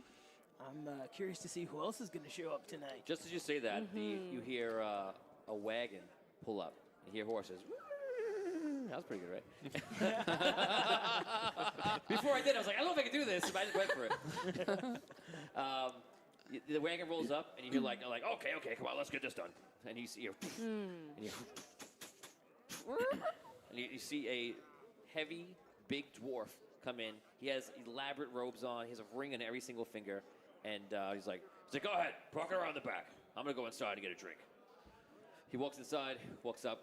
He's probably about 4.5 feet tall. Again, portly and very rich, obviously. Walks up to the barkeep, and he goes, excuse me. I'm gonna sit over here. Give me some wine. Give me everything you got. The best of everything. Whatever you got, just bring it over to the table. Spit's like, okay, yeah, sure, no problem. He goes over, sits at the bar. He takes all the chairs. He moves the chairs away, and he just makes it so it's just him sitting at the table. He just sits there, and he goes, just getting ready, sitting by himself. Role play. Whoa. Look at this guy. This night's definitely gonna be interesting. You said it. Wasn't expecting that. Wonder who that is. I jump off the stool. I know you're What gonna do you find do? out. I just kind of like mosey on over. I don't really get close to him. I just kind of stop milling around where he is. And Okay. The three of you see the same thing happen. Role play. You know, it's amazing how you can immediately dislike someone, isn't it?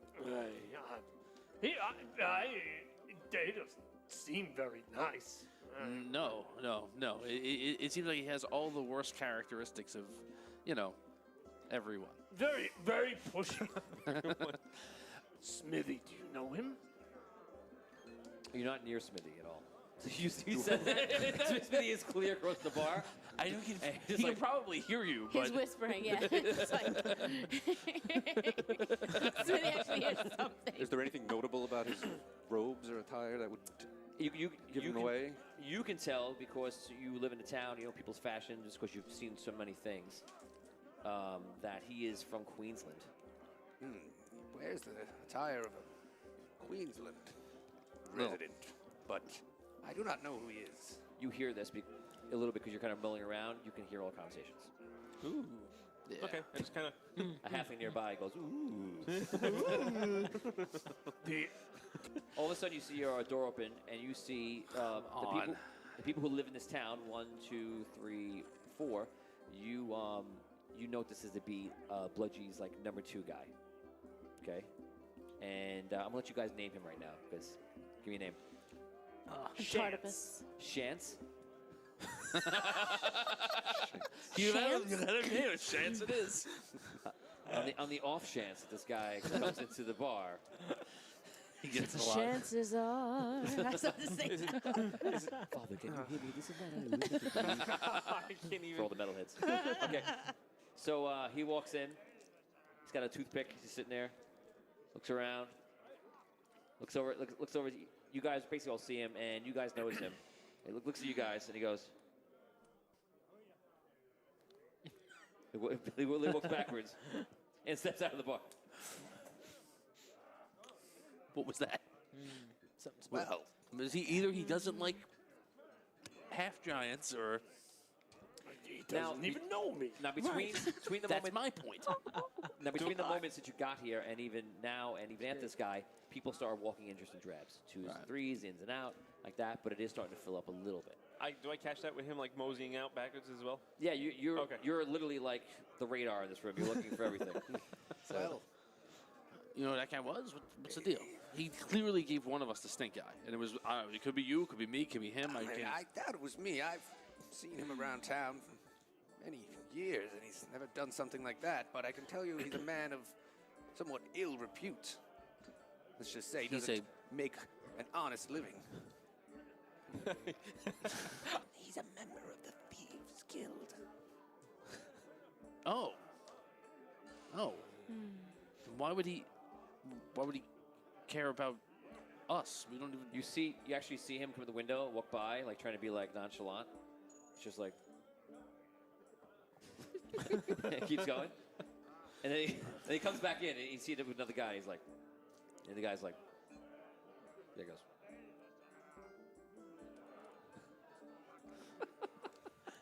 This is the worst Thieves Guild I've ever seen. I think we know why you don't want to be a part of this. I think we're clear about why you wanted to work solo. Well, when there's incompetence at the top, the bottom ain't too good either. So, what is going on? Perhaps they might know something about that crystal. Time passes. You guys trying to figure out what's going on. You're sitting in the bar. You're taking a break. You're moseying around the room, and you're just drinking. Having a drink. You're having a drink after drink after drink. The bar starts to fill in, and it gets up to about 5 o'clock. It's dinner time, and now it's getting to the point where it is completely packed. Thank God you have a table early. You feel very lucky. All of a sudden, you see some guy come in, and he kind of sticks his head in. He goes, hey, they have an amazing sale outside on barbarian furs. And if anybody's looking for something like that, you should go out there. And they're amazing. And he runs back outside. Are there a lot of barbarians around here? Not too many. I bet these mooks think that you're a barbarian because you're so big. And they're trying to get you to go out there so they can, like, thieve you up. The guy's back and goes, sale on large clubs. Sale on large clubs. You're up. Screw's excited. Perhaps I could use a large club. I hold up my club. I have a great club. Whoa. And next couple minutes, the guy goes, unusually large armor outside. Someone just dropped it on the floor. Who's going to take it? It's too big for me. Does anybody end up coming anywhere near this, the guy from Queensland at all, by any chance? Is he sitting table by himself? He does have servants. The servants come over and constantly help out, and they help the servers give him his food. He sits there, and he's eating a lot of food, just chilling out. But is he isolated? Are other people sitting at his table? No, he moved all the chairs away, so it's just just be him. by himself. And if the servants come near him, they just kind of sit there and stand behind him and wait. So you guys just sit in the bar, just waiting around. Obviously, the Thieves Guild, or some people are doing something unusual to get your attention. Right. And all of a sudden, you hear Smithy kind of silence everyone down. And he goes, everyone, I just want to make a quick announcement if I can get your attention. Everyone, quiet down, quiet down. Okay, thank you. So everyone, I just want to say thank you so much for coming. I know we have so many people that have yet to arrive. We haven't really begun the festivities. But for those of you that are down to, if you're here for dinner, I appreciate you coming down early. And I just want you to know that I have a great relationship with every one of my customers, and it's so good to see old faces or some new faces. So I hope tonight is a day we'll always remember forever. It's 50 years, and I'm just so excited for the future, and I'm sure it's going to be great for all of us, and I'm excited to share with all of you. So a drink around for everybody. Yay! To Smithy! To Smithy! Yeah. He's the best. Huzzah! We're just getting into the evening for the night's activities. The celebration is about to begin. And we're going to stop right here. Oh. Ooh. We all survived the first story. We made it! Damien barely survived. I almost got alcohol poisoning. You should roll for What a it. way to go. What a way to go. That's too early in the day. It turns into leaving Las Vegas. There was no The real Scrub chance of that version. yet. Yeah.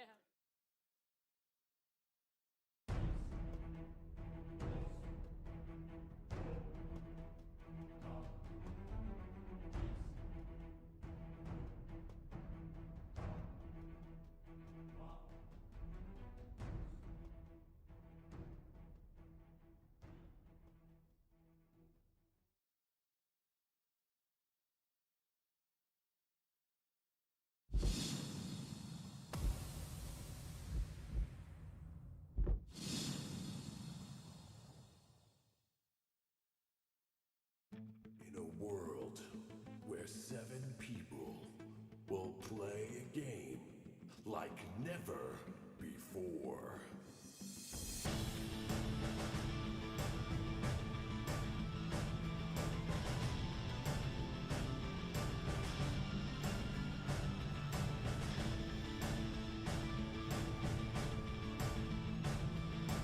Will they survive? Audio Dungeon.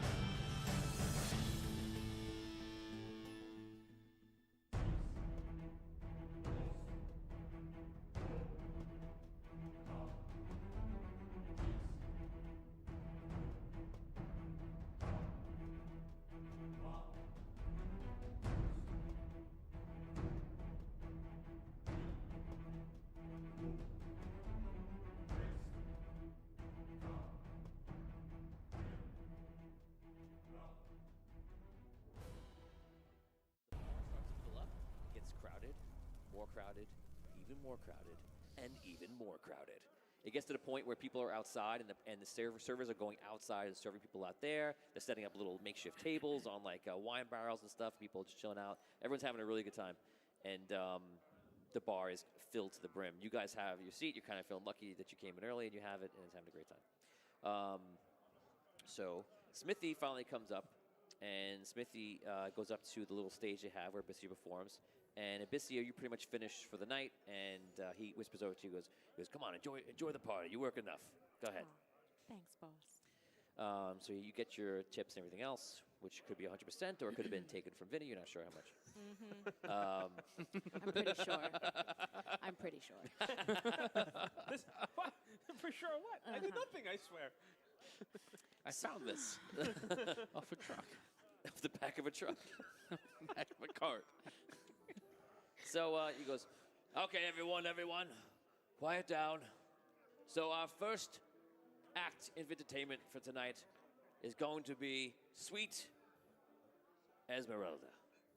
Esmeralda is a psychic, and she can see the future. So she's going to go around and try to do whoever she can and see their future.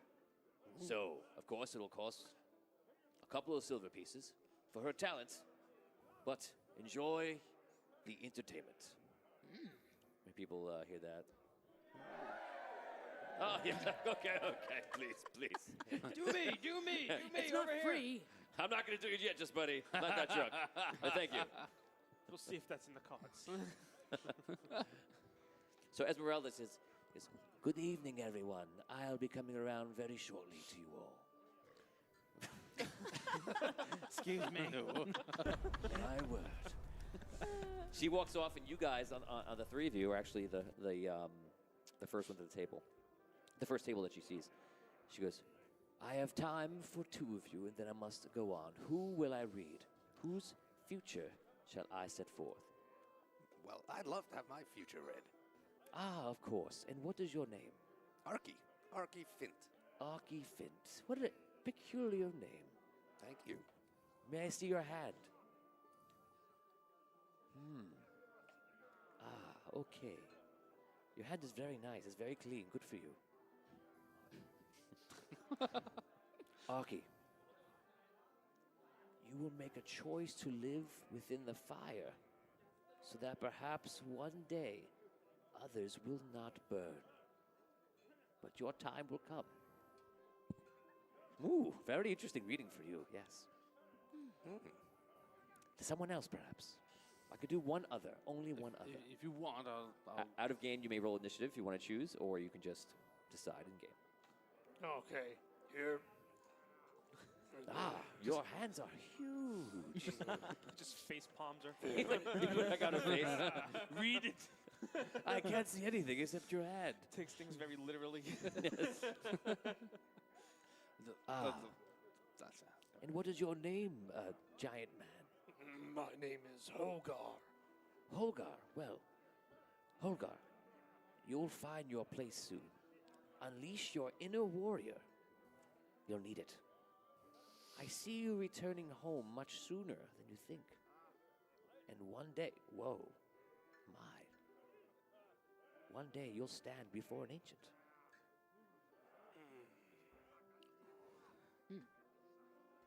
Okay, I'll do one more. Hold on.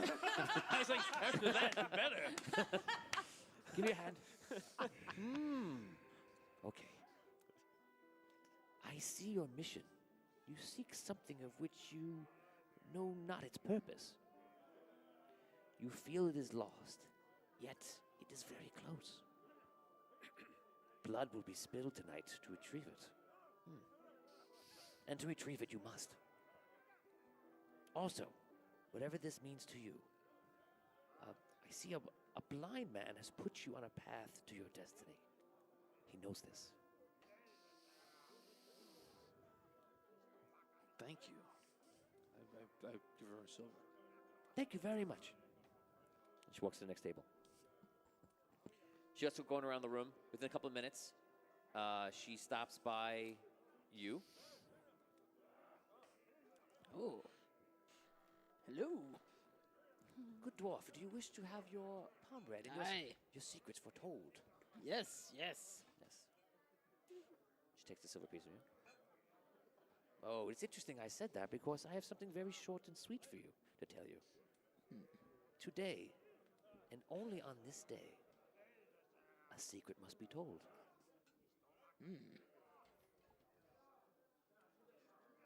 That's it? A secret must be known. I can look further. You want me to look even further, dwarf? Well, yeah. Hold on, my D20 is quite stuck. Secret. I see you in one half getting the adventure that you so desired, yet the other part of you is yearning for some peace and quiet. That does sound like me. You will go on a great adventure. Really? Heard they have some good rides. You will see things that no one else has seen. And you will also see things for your allies that they themselves cannot see. I wish you luck. Why, thank you. Very interesting readings today. Here you are. Here's a good tip. Ooh, thank you. I like the tip.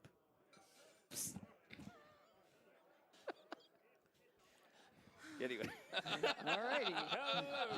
And be on your way then. I'm in this room. I said too much. She makes her way over to the halfling. She sees, she finds you almost with your hand in her pocket. She's like, "Oh, it's your hand." Yes, of course. She immediately starts reading you. What is your name? Thistle. Thistle.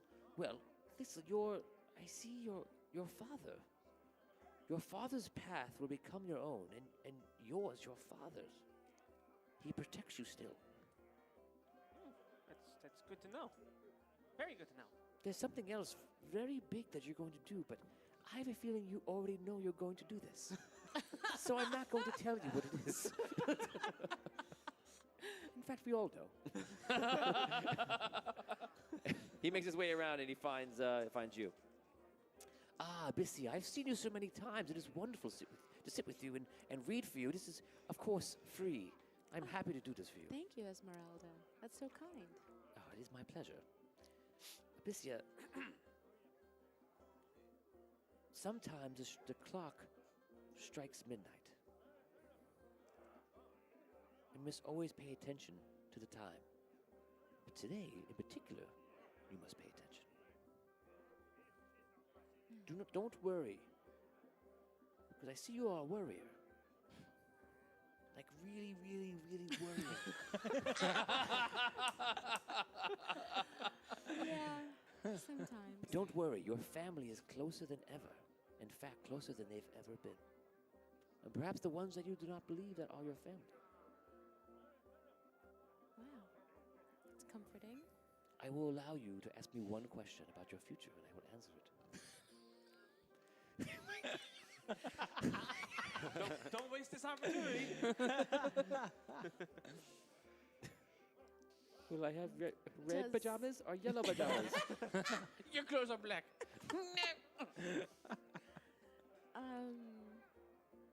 Hurry, dear, I must go around the room. I'm sorry, Esmeralda. How, do you see my future as being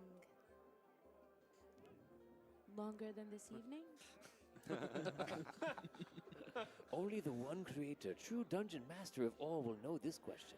Oh, okay then. Looks good. All signs point to yes. My magic 8-ball says you'll be fine. Thank you. And it's really magic, not just shaky fluid thingy. Shaky blue window fluid. You know of it. I've seen it in our travels. She leaves. She knows. I'm a fraud. She knows too much. Runs away. I knew there wasn't just one of these things. Okay.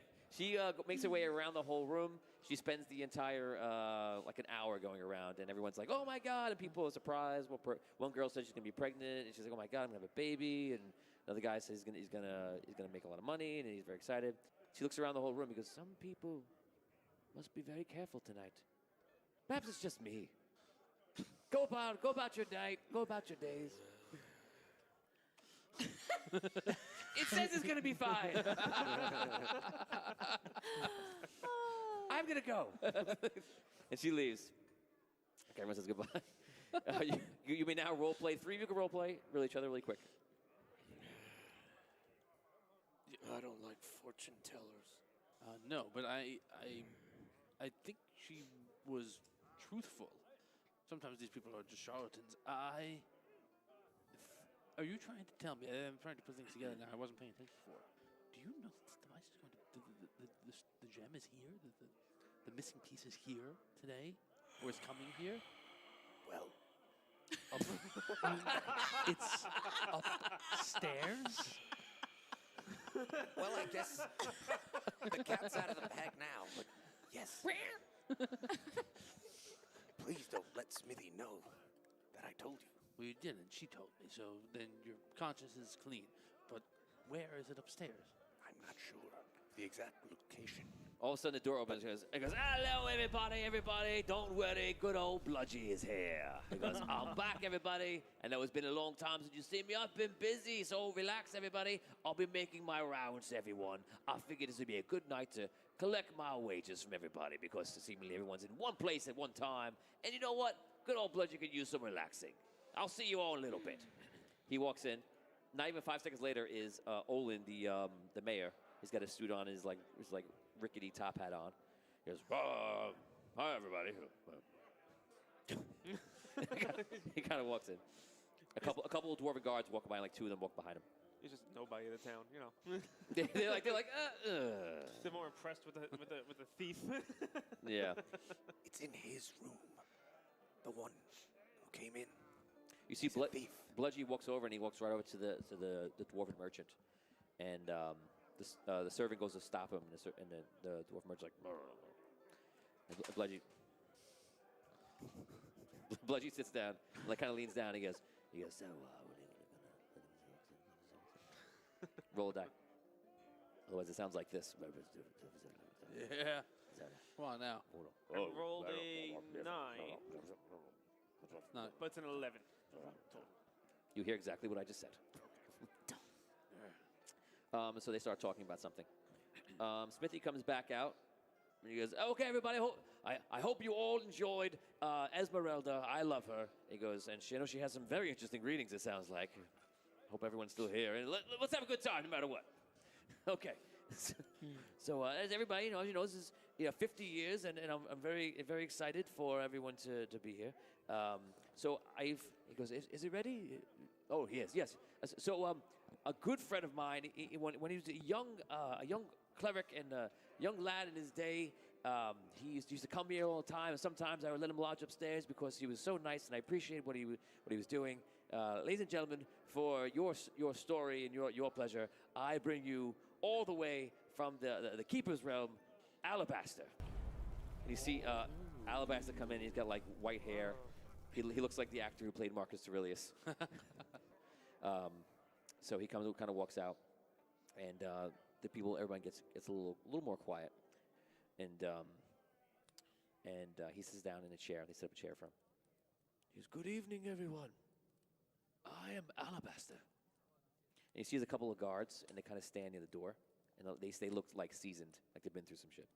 And they kind of like look around. You see, there's a very strong and cool-looking elf that's with them, and there's another guy. I think he has a spear, perhaps.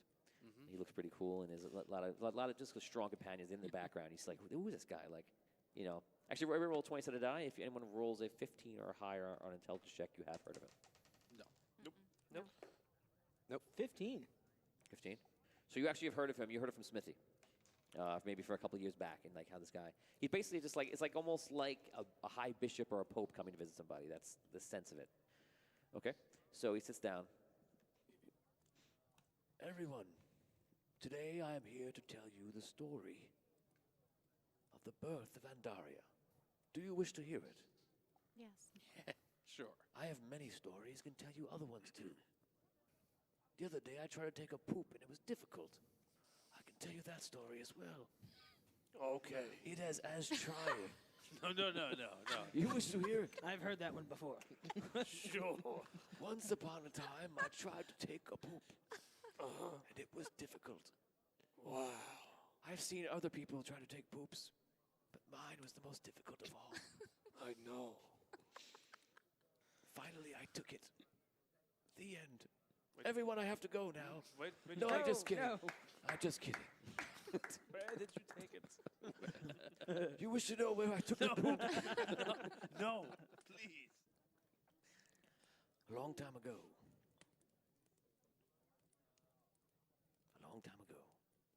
the one creator created 8 beings. Beings that we now know as the Ancients. We call them as such: the Collector, the Queen, the Red Knight, the Lion, the Elven Lord, the Dwarven King, the Archmage, and the one who I worship, the Keeper. Every ancient created mortals out of their own light, their own essence, as, if you will, a sacrifice to themselves. They created beings, mortals, in their own image, or an image that they desired. The Elven Lord created elves, of course, the Dwarven King, dwarves, the Keeper, humans. The Queen created fairies, unicorns, angels, and demons. The Collector created gnomes and halflings. The Lion, animals and beasts. The Archmage created twisted creatures of his kin, and performed experiments and enjoyed creating, but to a perverse sense. He created what we know today as monsters. The Red Knight, however, in the beginning did not create anything. Being a master, a perfectionist, he wished to wait to choose the perfect form. For, as I mentioned, to create these forms, these mortals, is a bit of their light, a bit of their essence. They lose something of themselves. The ancients played as the children they were. They began to grow up. The mortals they were, the mortals that they created, inhabited the world. But then the ancients started to fight, like siblings do. The fighting led from bickering to what we consider now to be war, and what we call the Celestial War. They fought, and the Creator, the one Creator, was angry. And so he stepped in once more, and he changed things. He made it so that every single ancient, for the first time, was not eminently powerful. They were bound to what is called a soul crystal. And if this soul crystal was taken or destroyed, that ancient could be destroyed. What happened? then was that the ancients lost their lust for power and for fighting because they had something to lose, their very existence. And the mortals kept fighting without the push of the ancients behind them. Eventually, the ancients stopped fighting altogether, and the mortals just inhabited the world of Andaria. Near the end of the war, the Red Knight finally created the pinnacle that helped end the war. He created what's known as dragons, ancient dragons, very large. And he sacrificed a very large portion of his life to do this. But when he did it, it single-handedly put a firm bookend on the war, for these creatures were very powerful. Some people saw the Red Knight as a fool for giving up so much of his life to do such a thing. But at the same time, the Celestial War ended. Now, I believe, that the next Celestial War, unfortunately, is coming. The Queen and the Archmage have always desired power. They are not as mature as the others, it seems. We must all be wary, because any moment, the Queen and the Archmage may begin this second Celestial War. Until that day, be prepared and enjoy the life around you in the world of Andaria. That is my story to you. A little dark, but nonetheless a good story. Perhaps my first story was better. Hear, hear. I will ask I'll ask you a few questions if you have it, and then I must relax a little. Sure. Do you have any questions about the ancients, the gods of our realm? Where are they? The ancients actually are everywhere, but in mortal form they can be next to you or I. They are on this world walking around as we are. Are you one of them? I am not an ancient, although I worship the ancient called the Keeper, and sometimes I can hear his voice speak to me. What do you know of the Dwarf King? The Dwarven King, a bit stubborn from what the Keeper tells me, but very powerful. He is traditional and has a very strong culture, and is very proud of the dwarves that he has made. You should be ever so lucky to have him at your side. I am proud. When this second war does begin, what's the best way to affect the To live? Queen? Yes. How do I survive? To live. What is the best way to affect the Queen and the Archmage? What is their Achilles heel, per se? Besides their crystals. That is the only Achilles heel. They can only be killed by the crystal. Where do they keep them? In their own layers. There they are hidden.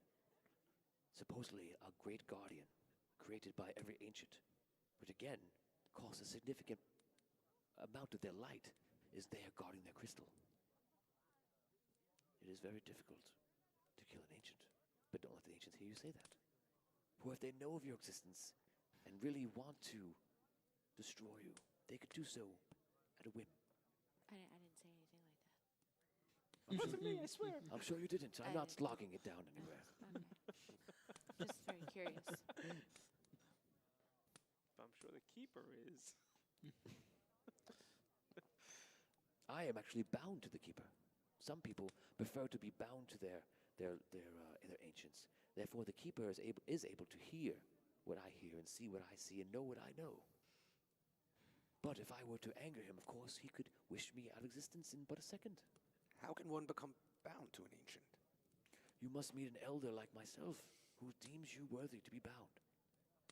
It is a way for the ancients to know that the mortals will, for one, get information for them, but two, know that they cannot betray them. The mortals, the ancients have become more of sitting and in their layers back and letting the mortals do the work for them. They don't wish to fight, but they also, at the same time, wish to be more powerful than everybody else. So, if there truly is a second celestial war on the horizon, as you fear or you believe, yes. What could anybody do protect themselves or try to avert it. I mean, these are ancients you're talking about. If they're as all powerful as you say, then we're all just ants beneath their giant feet. No pun intended, buddy. But what can you do? How can we any of us hope to survive? The only beings that were powerful enough to battle an ancient, even in the slightest amount, were the dragons. The dragons contain the most light out of any creature. Us mortals, as such, our light is infinitesimal. It is very small, so small. So it is difficult to think that a mortal could stand up to an ancient, but the dragons would have somewhat of a chance. The dragons are usually loners at this point. They are actually angry at the Red Knight for their creation. They do not want to be created for the need of battle and just for killing. They consider themselves to be incredibly intelligent and magical and special, which they indeed are. They are angry for the Red Knight for creating them for that purpose. And therefore they all went to different ways. We all know about the dragon that lives beneath Sunken City. He is a lord of this city, and he keeps the fires going, and he made this city what it was in his pact with the gnomes, and he's acquired the wealth that the city creates, and he's been there for over 1,000 years. That is one example of what a dragon could do. I'm sure he'll be there forever. How many dragons are there? Supposedly that there are 2 dragons of every color, and that is it. I've even heard a rumor that east of here, there's someone says they've seen a dragon flying in the sky. Bah, I'm sure it's not real. Primary colors or like full spectrum? All the colors of the rainbow, my Okay, dear. okay. Full spectrum. Sure.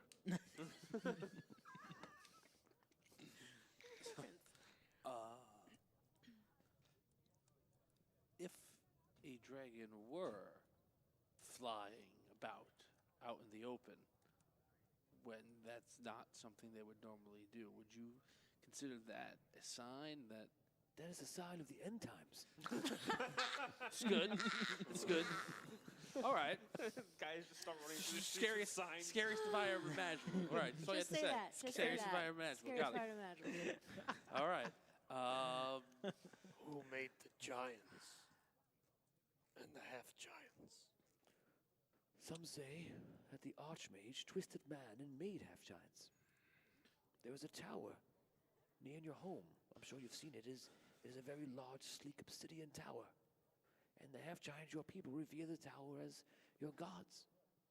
We are pretty sure, and many believe, that tower is a tower of the Archmage.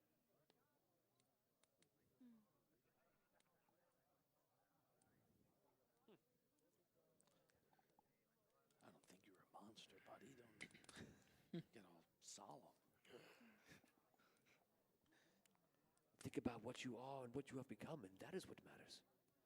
And if the Archmage did not do what he did, you would not be here. And I'm sure, and I can feel, that your place in this world is great. Okay.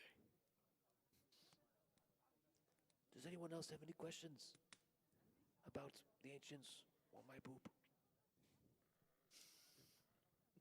No, I'm good. No. Thank you. Then I will go and sit down. Thank you, everyone. Oh, stop.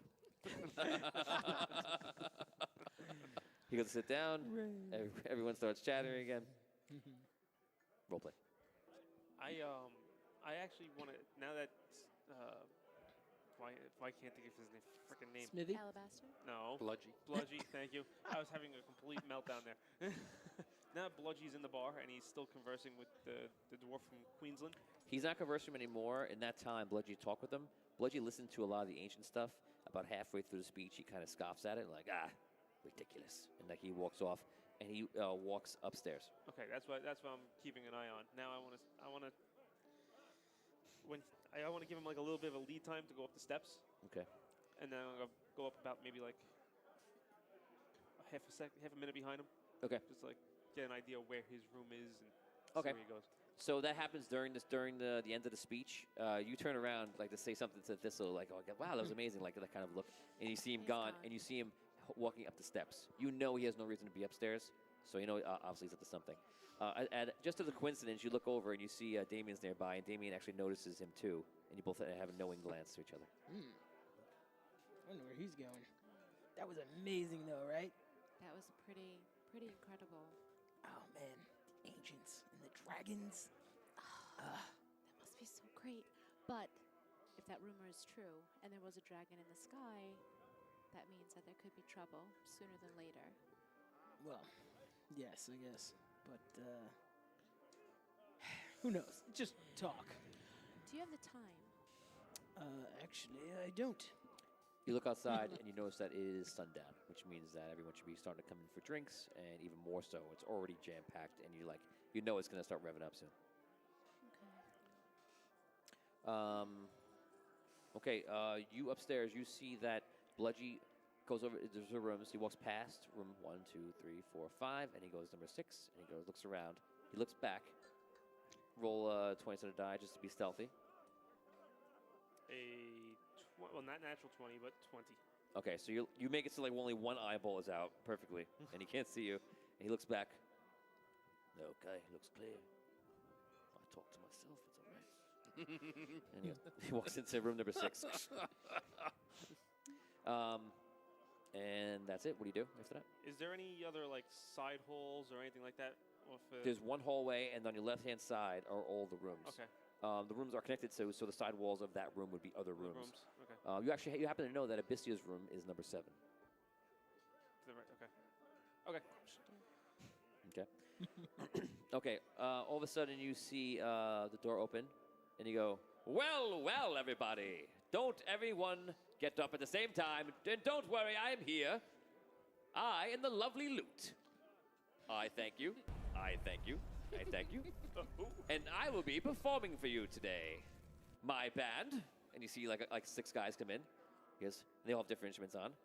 So everyone, gather around and prepare for my amazingness. We'll be performing in the next hour.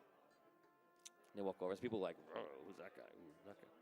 People are just like, whatever. Right. He sits up. He looks around. He's very much like Gaston, like looking around, like. Just picture Gaston.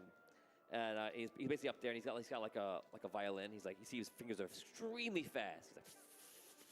He's like testing out his violin, and that's it. These 3 role play. Okay. So the last thing I'd said to you was, he's the one, The guy who has your device. Right. And so I'm honestly picturing just like the scene in Ocean's 11 where like everyone's looking at Alabaster, and then 6 of us are looking up the stairs as Bludgeon goes up. You see, anyway, the guy that just went upstairs, he has the missing piece of the device. Yes. Let's go get it. He's a notorious thief. I get up. Yeah, let's go get it. Come on. Okay, Take you up. stand up. Roll 20 sided die. 8. 8. Roll 20 sided die. 12. 12. Okay. You stand up, just like, I'm big, I'm going upstairs. And you see him stand up, and you look around, and you see about a shift, like 12 guys. It means like this, like almost put their hands on the daggers. You see there are thieves, or you could tell that they're all part, and they're all around the room. And they are all affected just by him standing up.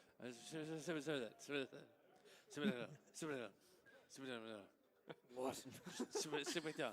I keep going. No. Okay. And as I'm walking, I take out my club too. All right. Okay. Oh my God.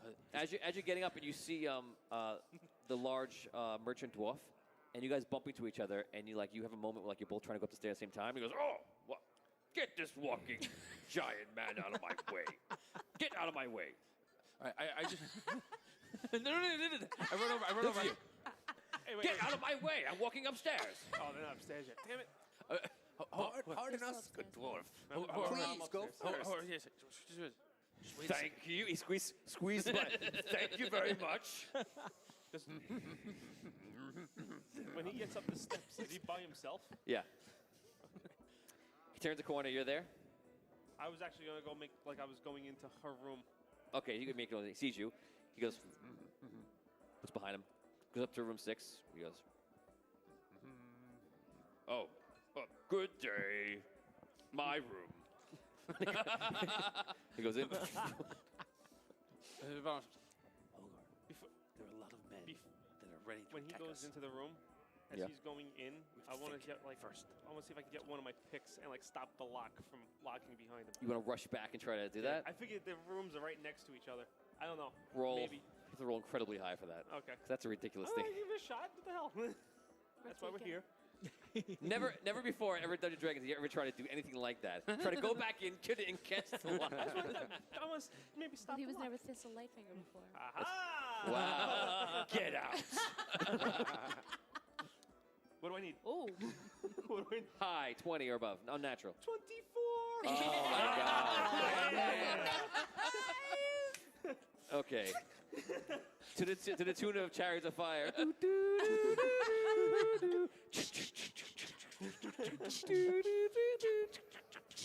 You put it in, and you stop the pick, and the door is still open. Here's your little thief's tool.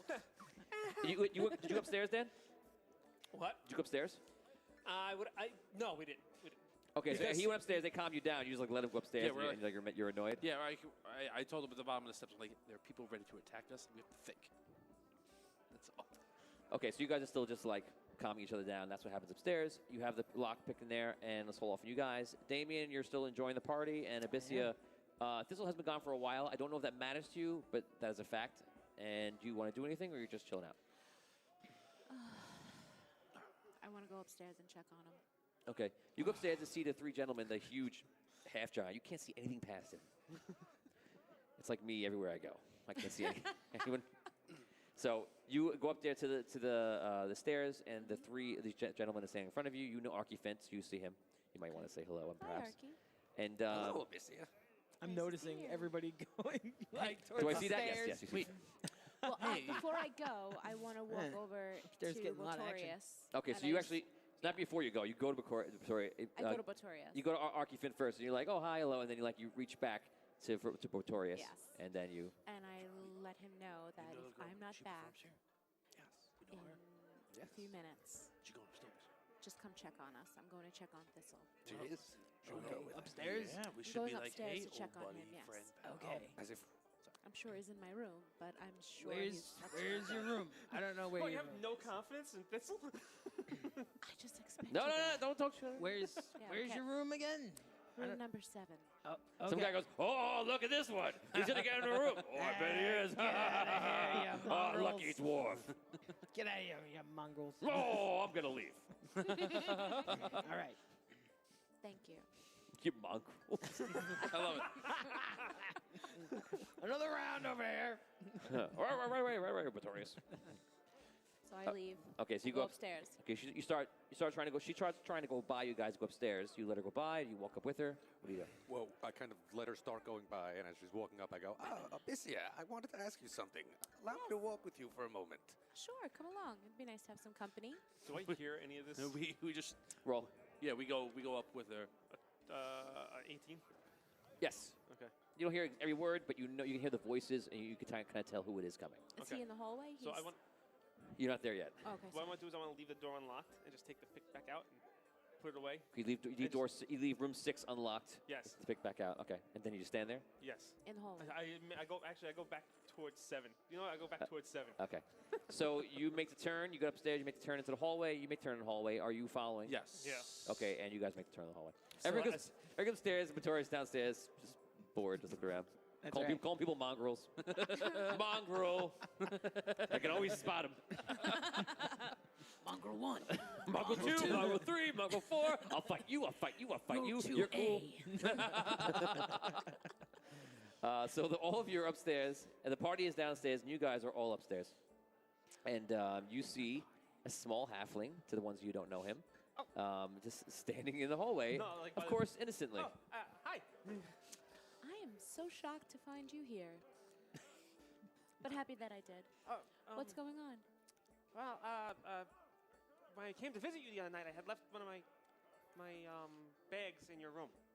Bags of Roll 20 instead of die. coins?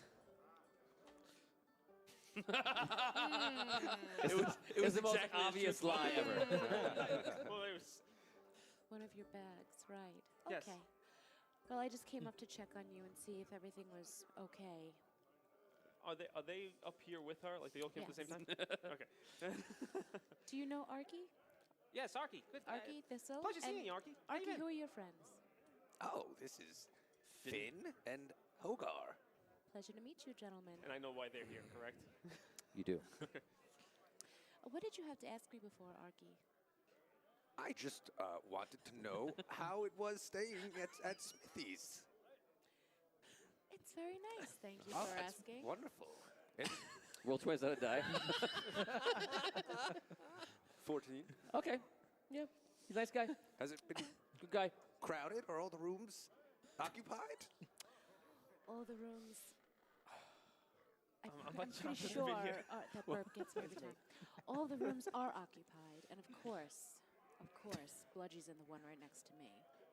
Oh, this room right here. Is you know what? If it's on second thought, maybe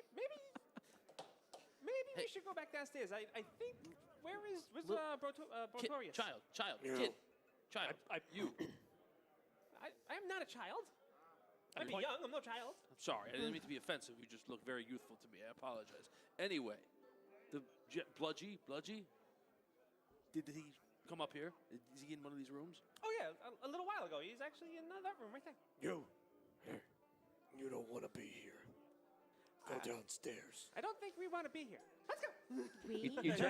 You turn around and you see a guy come up the stairs. He stands there, and you see it's Chance. He goes, "Oh, hello. I'd like you to meet my friends." Three guys woke up, and he goes, "Blaze, Laser, Blazer." And we're thinking that you shouldn't be up here. And maybe even some of you have some things that maybe we want. So maybe you put them down on the floor and we can all back to the party and have a good time. What if Bissy, I also heard you had a good night tonight. Maybe you can show us what that gold looks like. maybe I can show you what my blade looks like? That looks like a club to me. I'm holding my club, and I just got my sword. It was very confusing. Look! I've got an idea, tough guy. Why don't you empty your pockets? And if you have something that we like, we'll take it, and we won't hurt you. Wait, I get like in between. They all pull out like their blades. I actually get like in between the two parties at this point. It looks like you're gonna die. And then I get between Thistle and the two parties. Gentlemen. I get behind Hogar. I turn. Yes, I also get behind Hogar. I turn to the thieves. I'm like, gentlemen, I don't think Bludgy's gonna like bloodshed in the middle of his hallway, and I don't think he likes you trying to rob. We have orders for no one to go near Bludgy's room. You shouldn't be here. Her room is right next door, so we can come up and go. We have a room here too. Why you're lingering right in front of the door?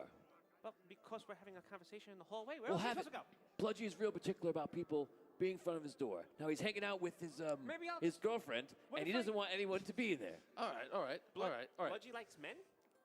No, he has his girlfriend in there, and they want to be alone. I kick Thistle. All right. Cut it out. She kicks you. So if that's React. I kick you. I kick you. I kick you again. I kick you, damn it. I keep kicking you.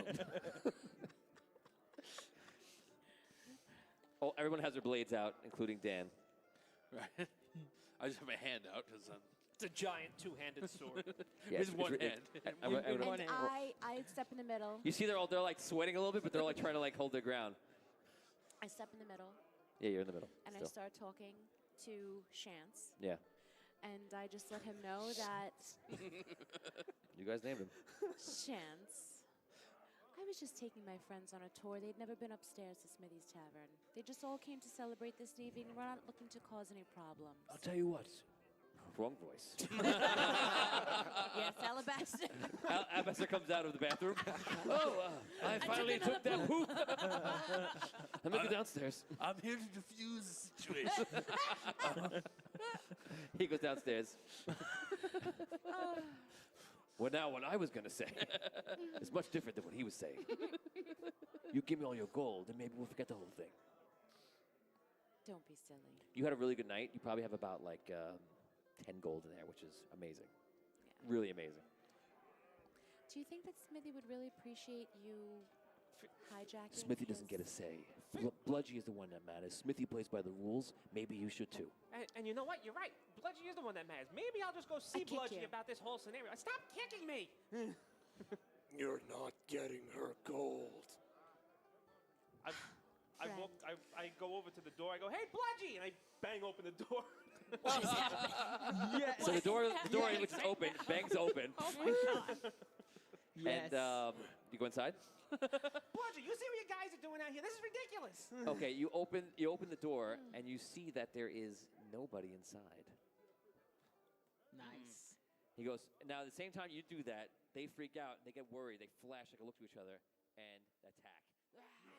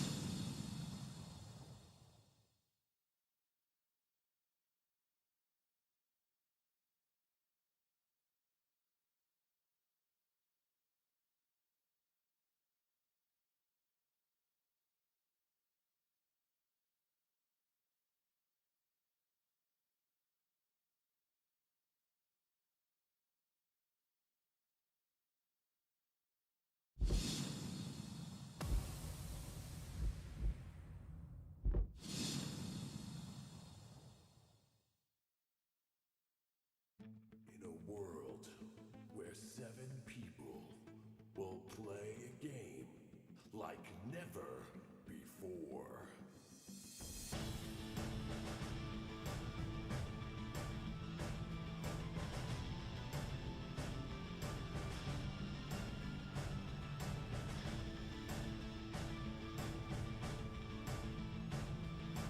Will they survive? Audio Dungeon.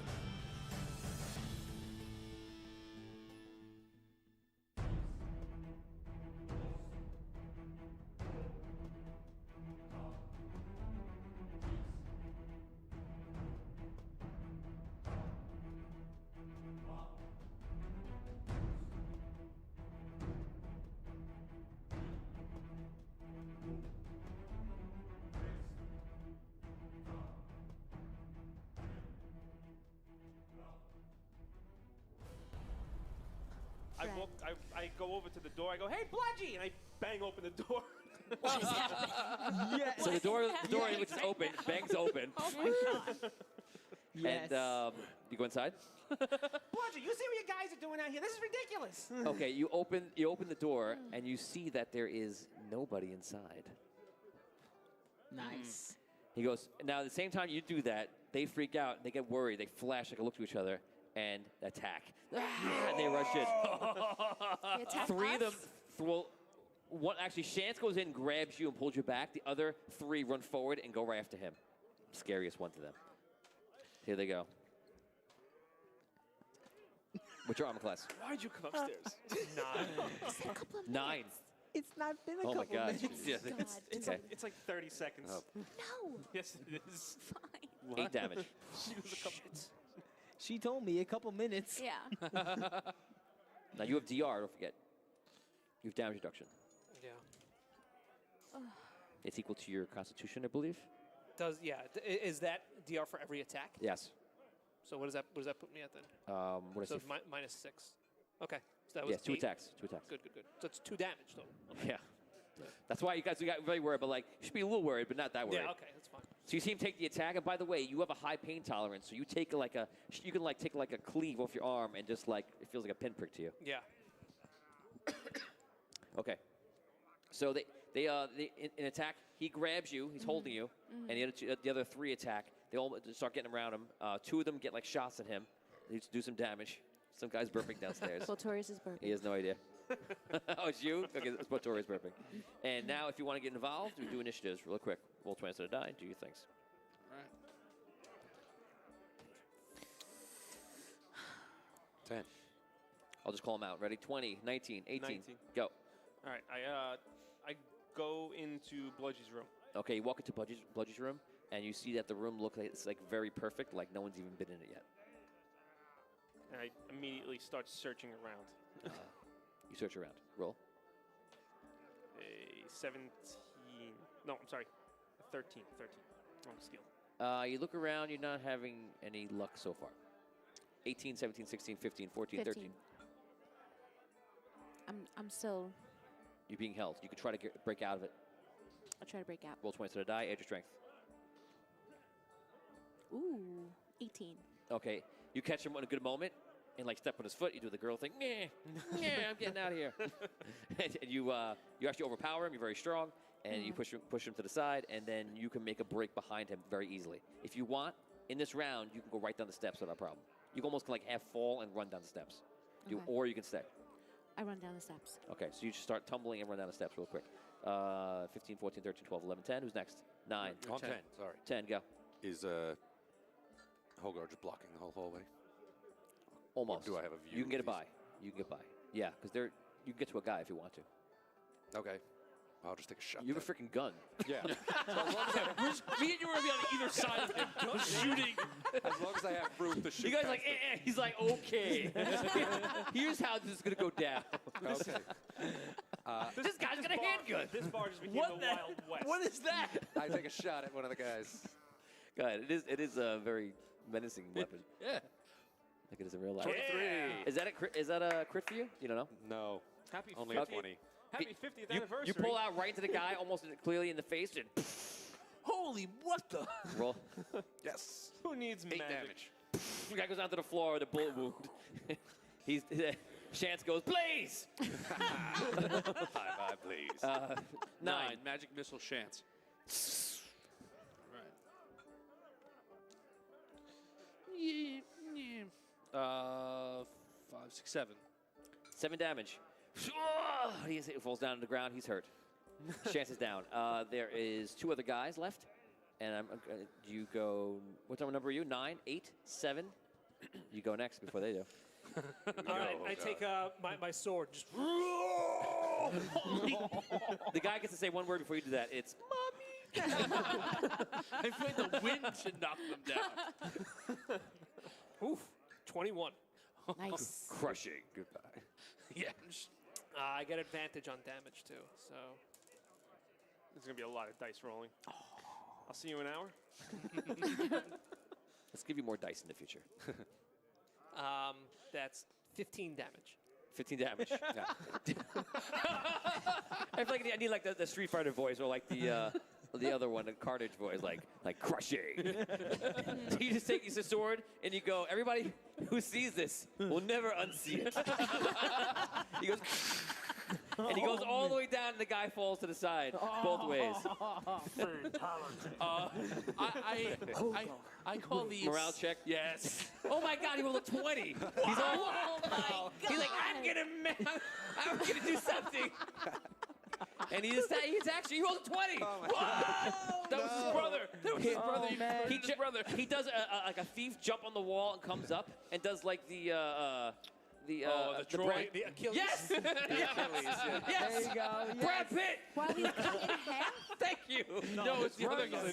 guy. Jumps off the wall. There's one guy up. That guy. He jumps up and goes, it stabs it in you. The blade goes like through you in the arm, pretty bad. Come on, Hogar. Ouch. Maximum damage plus the 1, 7, 14 damage. Oh, I'm down. Oh! With the damage reduction? With the damage reduction? You minus out the Constitution. Wait, no. The one's getting doubled? I'm up. Oh, thank God. Good, because that's the best he could do, and you're still up. All right. Yeah, that was. Damn. Yeah, I know. It's bluffing time. Anyone not go? That's it. Roll a 20 to die. Me. You're at the tower. You're at the bar, which is 16. 16. You hear something upstairs. It's not really Anything big? I was wondering if I saw her coming down. At that moment, She I'm going runs around to down. him. just to make this easier, you see Abyssia come down, and she's like half falling down the steps. She's obviously I go in peril. to try to help her out. You can role play that. Oh my God, you all right? I'm fine. But there's trouble upstairs. It's very composed. For what's really going on, plays it cool. want me to try to go get Smithy or? You calm down. Calm down. Just relax. Okay. You want me to go get Smithy? I would hate to ruin his night. All right, well, what do you want me to do? I think we're past that point. Hey, everything's clean You up have three, right three, now. 3 seconds to wrap it up. 3. What kind of trouble? I mean, what's going on? Fighting. Fighting. I heard a lot of things in there. Okay, Dying. hold up Fighting there. So blood. there's no action taken in this round. There's not enough time. We'll go to top of the lineup, which was who? Me. Go ahead. I know that Smithy came. Not Smithy. I know that Bludgy. Bludgy and the dwarf came in. Yes. I checked like the windows. Are the windows still? Are they locked? You go over to them, they are locked. So they're locked on the inside. So that means. Damn, it's locked on the inside. All right. Wait, I'm on the inside. Yeah, I'm on the inside. So that means they could be. No. All right. I continue to check the room. Okay. I don't know. You say it like it wasn't the most obvious thing you were going to do. Roll Yeah. to the die, please. I mean, I have no way of detecting magic, so another 13. 13. You're like, damn, can't find anything yet. You keep searching. Who went next? 18, Me. 17. Abyssia. 15. Okay, we did your turn already. Right. 14, Okay, 13. so it's me. Yeah. All right, I go for Blade or whoever's still standing. Blazer. Unfortunately, Blaze went down. Blazer is still up. Oh, Blazer. No, not for long. Okay, you 5.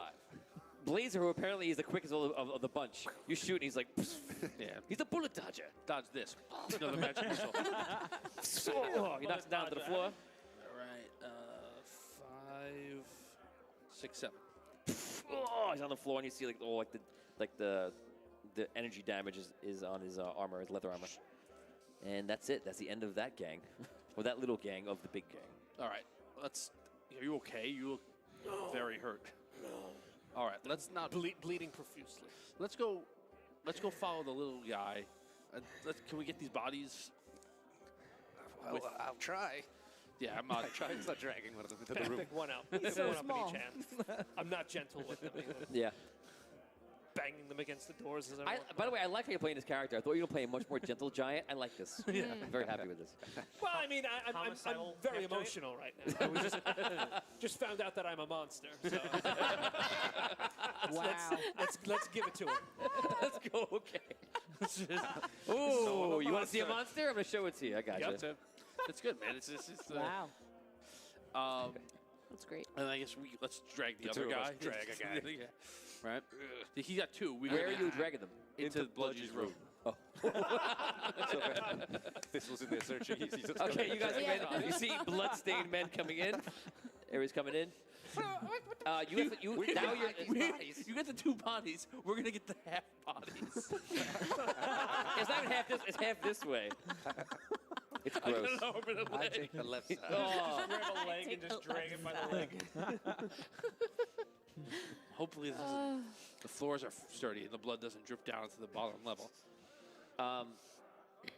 This all finishes up, and you hear the weird fighting and yelling, especially when this guy got hurt before everything. So something's upstairs, and it's pretty serious. Well, what do you want me to do? Who should we get? If you're not going to get Smithy, tell him it's his place. By the way, at the top of the steps, you see a body. I'm sorry. You saw something. You didn't see a body, but you still see. Which they pick up a sword is right on the steps. A big one? A small one, a Big short one. sword. Okay. 6 seconds. Yep. Well, what should I do? Grab the sword. Up there? Round is over. You're all 1, 2, 3, 4. The 4 of you right here are in Bludgy's room. Do you close the door? Open the door? Leave it open? Yeah, once you get all the bodies in, Close the door. Close the door. where are they? Where's? I have no idea. I came in the room. Nobody's here. I don't know. I don't know where he is. Here somewhere. He could have went out. The windows are still locked. The window. The windows are locked. Yeah, I understood the words. All right. He's a thief. This guy, Bludgy. Yes. Yes. He's like the thief. Leader of the guild. Good. All right. There's got to be some sort of like thief passageway or something like that in this room. Like he must have prepped it. Like he's gonna go into this room and then go to his real secret room. Perhaps a trap door. Yeah. Is there a rug on the ground or something? There is indeed a rug on the ground. I flip it over.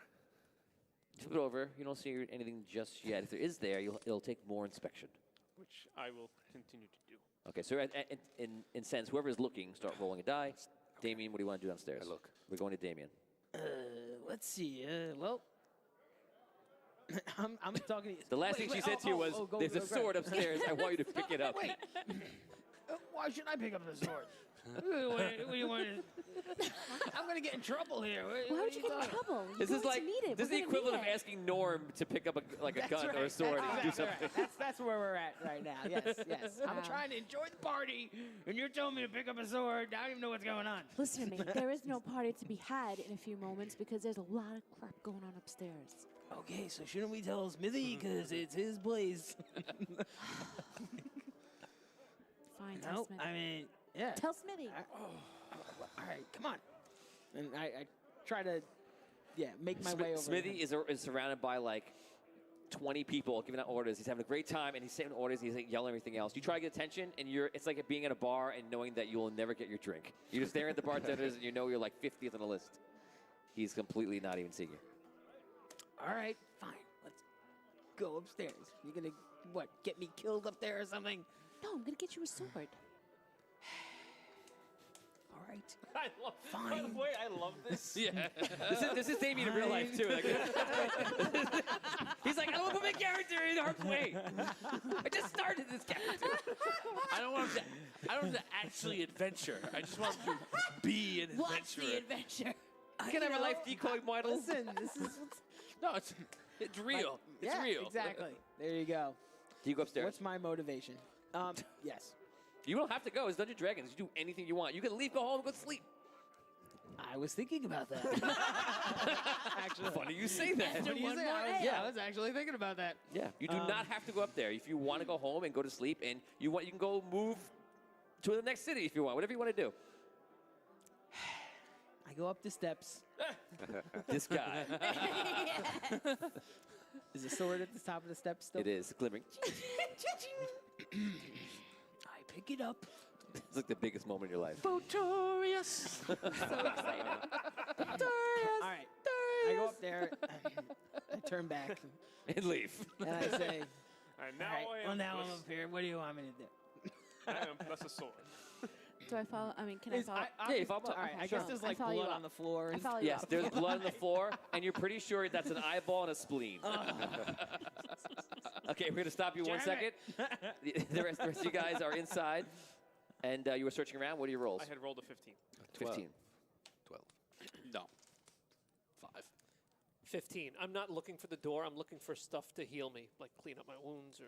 Okay, you definitely find like a cloth, like Actually- the sheets and everything else, and you can wrap it around Yeah, to stop the bleeding and that's such. I would probably be doing. I would probably be trying to help him stop some bleeding. Okay, you have a 15 this time. When he opens up the rug, you did look at the rug real quickly. He just did it in a way that kind of moved more dust. And you look at it, and you finally see a seam, and you realize there it is. There's a secret door. He's down here. I think he's down there. There's definitely a door here. I mean, somebody's down there.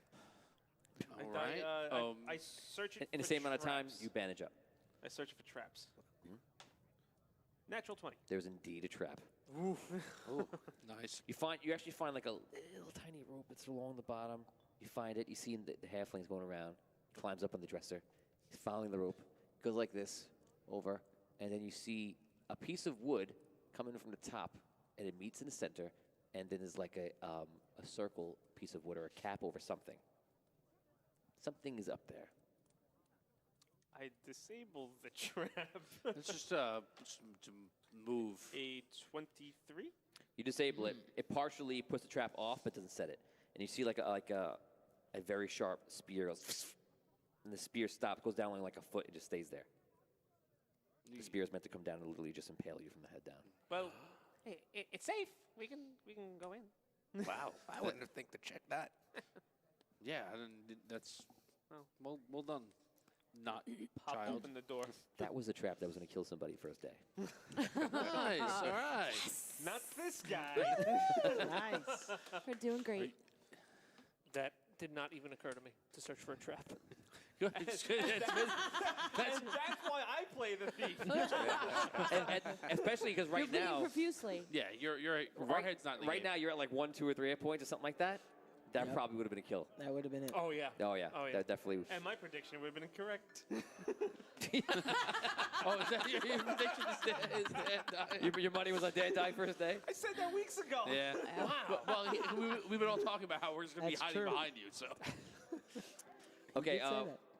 You guys are out in the hallway, and you hear like a weird sound, and you hear like, ooh, ugh. You get like 3 or 4 people say something like thanking the ancients for their lives for a second.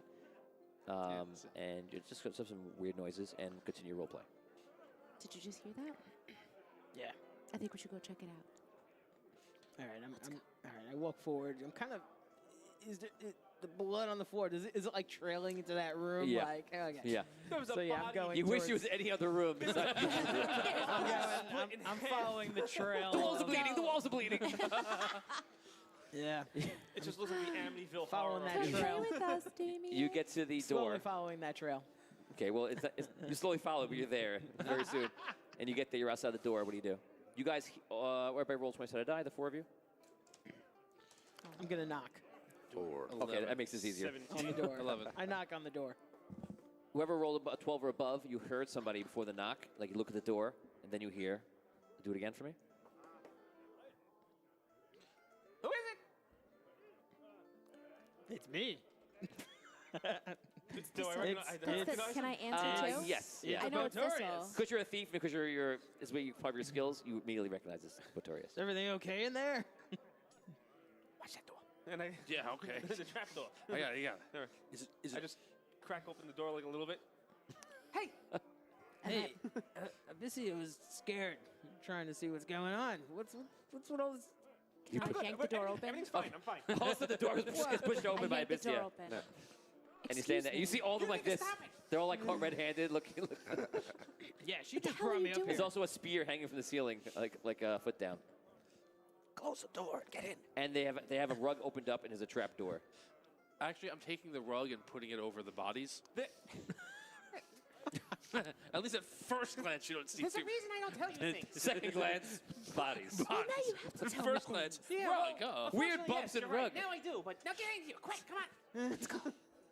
Oh, but this I go isn't into the any of room. my business. no, You're fine don't now. worry. What, Hey. what do I gotta? It's your business now, dwarf. You saw the bodies. I agree. All right. Fine. You're not going back downstairs until we know what's happening here. And what's happening here is All right, nothing I go like. back to the trap What is door. happening here? What's this insanity? Yes, what is happening here? As you close the door, you hear a guy and a girl come up the stairs, and like they're like, I was like, finally, we can get away from the party and go to our room. You've been traveling all day. I go, sure. I forget which room in my room. I forget which room it is. Let's see which one I think it is. I think it's. What did I roll? I can't see it. You rolled a 3. Let's see what it actually is. It's 3. Everything's right. I'm gonna get some tonight. I found it. He falls on the floor. She goes, "Oh, you're a waste." Pretty close the door. Thank God it wasn't No, that's- 6. So that works out. It sounds like it's not going to be 6 all night. Nope. Okay, so you guys are doing what? Okay, All right. I was going to go open the trap door. Okay.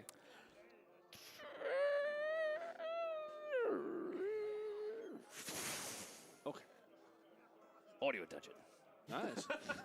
very, very, very, very brief. Very brief. Subtle. The gentleman's name is Bludgy. Oh yeah. Okay. That guy. He took something that belongs to me and my tower. And I plan on getting it back. Well, that's no surprise. He's a crook. Right, and he wants to, I would Tony? imagine, give it or sell it probably or whatever to Go the downstairs. the very, very large jerk dwarf that was downstairs. Mm. And they both went into this room, apparently, and now they're not here, and here's a trap door. Okay. So let's go down it. Must be something very I'm not letting the important. vault not pay out on my contract as it is. Can I notice that Hogarth's hurt and try to help him? Oh, you just asked me if I see it. If you see it. I you, see yeah, it? you clearly see he's hurt. He's got like half a bed sheet around him like a toga. Am I able to do like the healing song and help him, or Can I do is the that, healing like- song? The healing. It's my first real Yeah, do D&D. What am I gonna do here? I'm trying to help out. Okay, so you pull out your lute and you start getting ready to sing and play. Okay. Performance now, Monsieur? Yeah, it doesn't seem like the right time. Well, he needs some help, guys. This will help him. You're going to help And I'm following. him? I'm not letting him get that far ahead before I also go He's down. He, Oh, I'm gone he left a already. while ago. Yeah, but the conversation took 5 seconds, and I saw him walk down. So That was not 5 seconds. well, I've run down. Go anyway. He's got. I say he's got 3 rounds ahead of everybody. Okay. You go down round 4. And she's pulling out a lute and getting ready to play. So you sing your healing song? I sing, yeah. Okay. She begins to sing. What? Oh, okay. Do I really sing? Well, yeah, if you start to sing. Okay. Okay, so no, you can hold off 1 second. I'm just going to play this out. What's happening right now for anyone who does realize what's happening. So the trapdoor was opened. The thief went down. We're going to now take the story to you. You go downstairs, and it goes down pretty far, and it goes like into like the underground. It's like cavey. You feel like it might be an extension of the mine, something like that. It goes really far down, and it's just steps, and then the steps kind of turn into like crude, like mountainy steps. Go down, and you go down, and you sit there a little bit, and you see there are 2 ways to go. One way, there's lights and there's shadows on the lights, and you hear voices, and like you hear like okay. So here's what I got here. Let me just tell you that this has the power of a dragon. Not a dragon, not an actual dragon. Let me be particular. It is not a dragon inside. I'm just saying, not a dragon inside. It is the power of a dragon. Okay, shut up about it. Just keep going on. I said, well, I can't quite finish this. I need my partner, so to say, here, but he'll be here in a couple minutes. But listen, it's a rod. It's about 2 feet long. You can see it here. And he goes, and it's very powerful. And our arrangement, as you remember, was 10,000 gold coins. So if you wish to do it, we will settle up, and it can do pretty much anything. Goes, well, can you do a demonstration for me? You know, I'm more of a seer than I just listen to somebody talk and tell me what it can do. He goes, oh, of course. Well, it's very powerful, and it's inside of it, the power. And all of a sudden, you hear Brooke singing. Brooke, sing for me something. You gave me like some aerial Oz, if you like. For copyright reasons, you cannot sing the exact lyrics. Thank you. Wait, what the hell is that? I thought you would like a little singing while we wait for my friend. I'll be right back. He runs. He's running out right to you. Who? Sounds like Bludgy. Could be something else. Okay. You have 6 seconds where he gets there. 6. I'm gonna go 5, into like the other corridor. 3. Like he comes out. Oh, what is this? He runs. He starts running upstairs. wait. As soon as he bypasses me, I want to see if I could like swipe anything off. No. Okay. You're too much. You run That's into the amazing. darkness. That's what you do. He runs up the stairs. Wait. Has the song been sung? Has the song taken its effect? It will. On round 4, you start taking your step like, well, I'm going downstairs. And you go downstairs and you see Bludgy is halfway up the stairs. Oh God. I'm gonna roll 20 sided die. If I roll a a 10 or lower, he does not see you. He definitely does see you. 19. He comes up and he goes, what the hell? Wait, perfect. He goes up and he grabs you. He goes, come down here. He goes, come here. Oh my God, it's Bludgy. great. He goes, come here. It's gonna be trouble. He takes you and he brings you inside. That is amazing. You guys upstairs, like, you know what should happen. You heal. What does your healing do? What does my healing do? Yeah, your healing song do? Otherwise, the healing song it is not effective. heals my level plus the wisdom, which would be Plus the wisdom. it would be 2 points to the party. HPS to party, hit points to the party. right? Okay, so everyone gains 2 hit points. Everybody's hearing it, which is 1, 2, 3. Me, but and I'm not hurt. yourself if you were hurt too. You're not. You're Does a fine. proficiency get added into that or no? It's whatever it says there. It just says wisdom on the sheet. It's just wisdom and level. Then that is it. Everyone gets 2, and we continue. So you guys hear Bludgy's voice, and you hear Rob's voice, but it sounds like nothing's wrong in a weird way. And Bludgy runs back downstairs, and he takes you, and he takes you like he has a statue, just puts you, and he goes, here you go. This is the greater of the other part of the artifact which we need. He goes, and I just perfectly planned it so that he would be here. Right? Yeah. Great. So why don't you tell the nice gentleman here about what it is that you have done for the project, and don't be confused when somebody walks in with the part of that you made, that you gave us, and allowed access to your workshop very early. So I'll be right back. When I hear him going past, Yes. now I'm gonna react. Okay, so he's running. He's not near the darkness, but you could do something.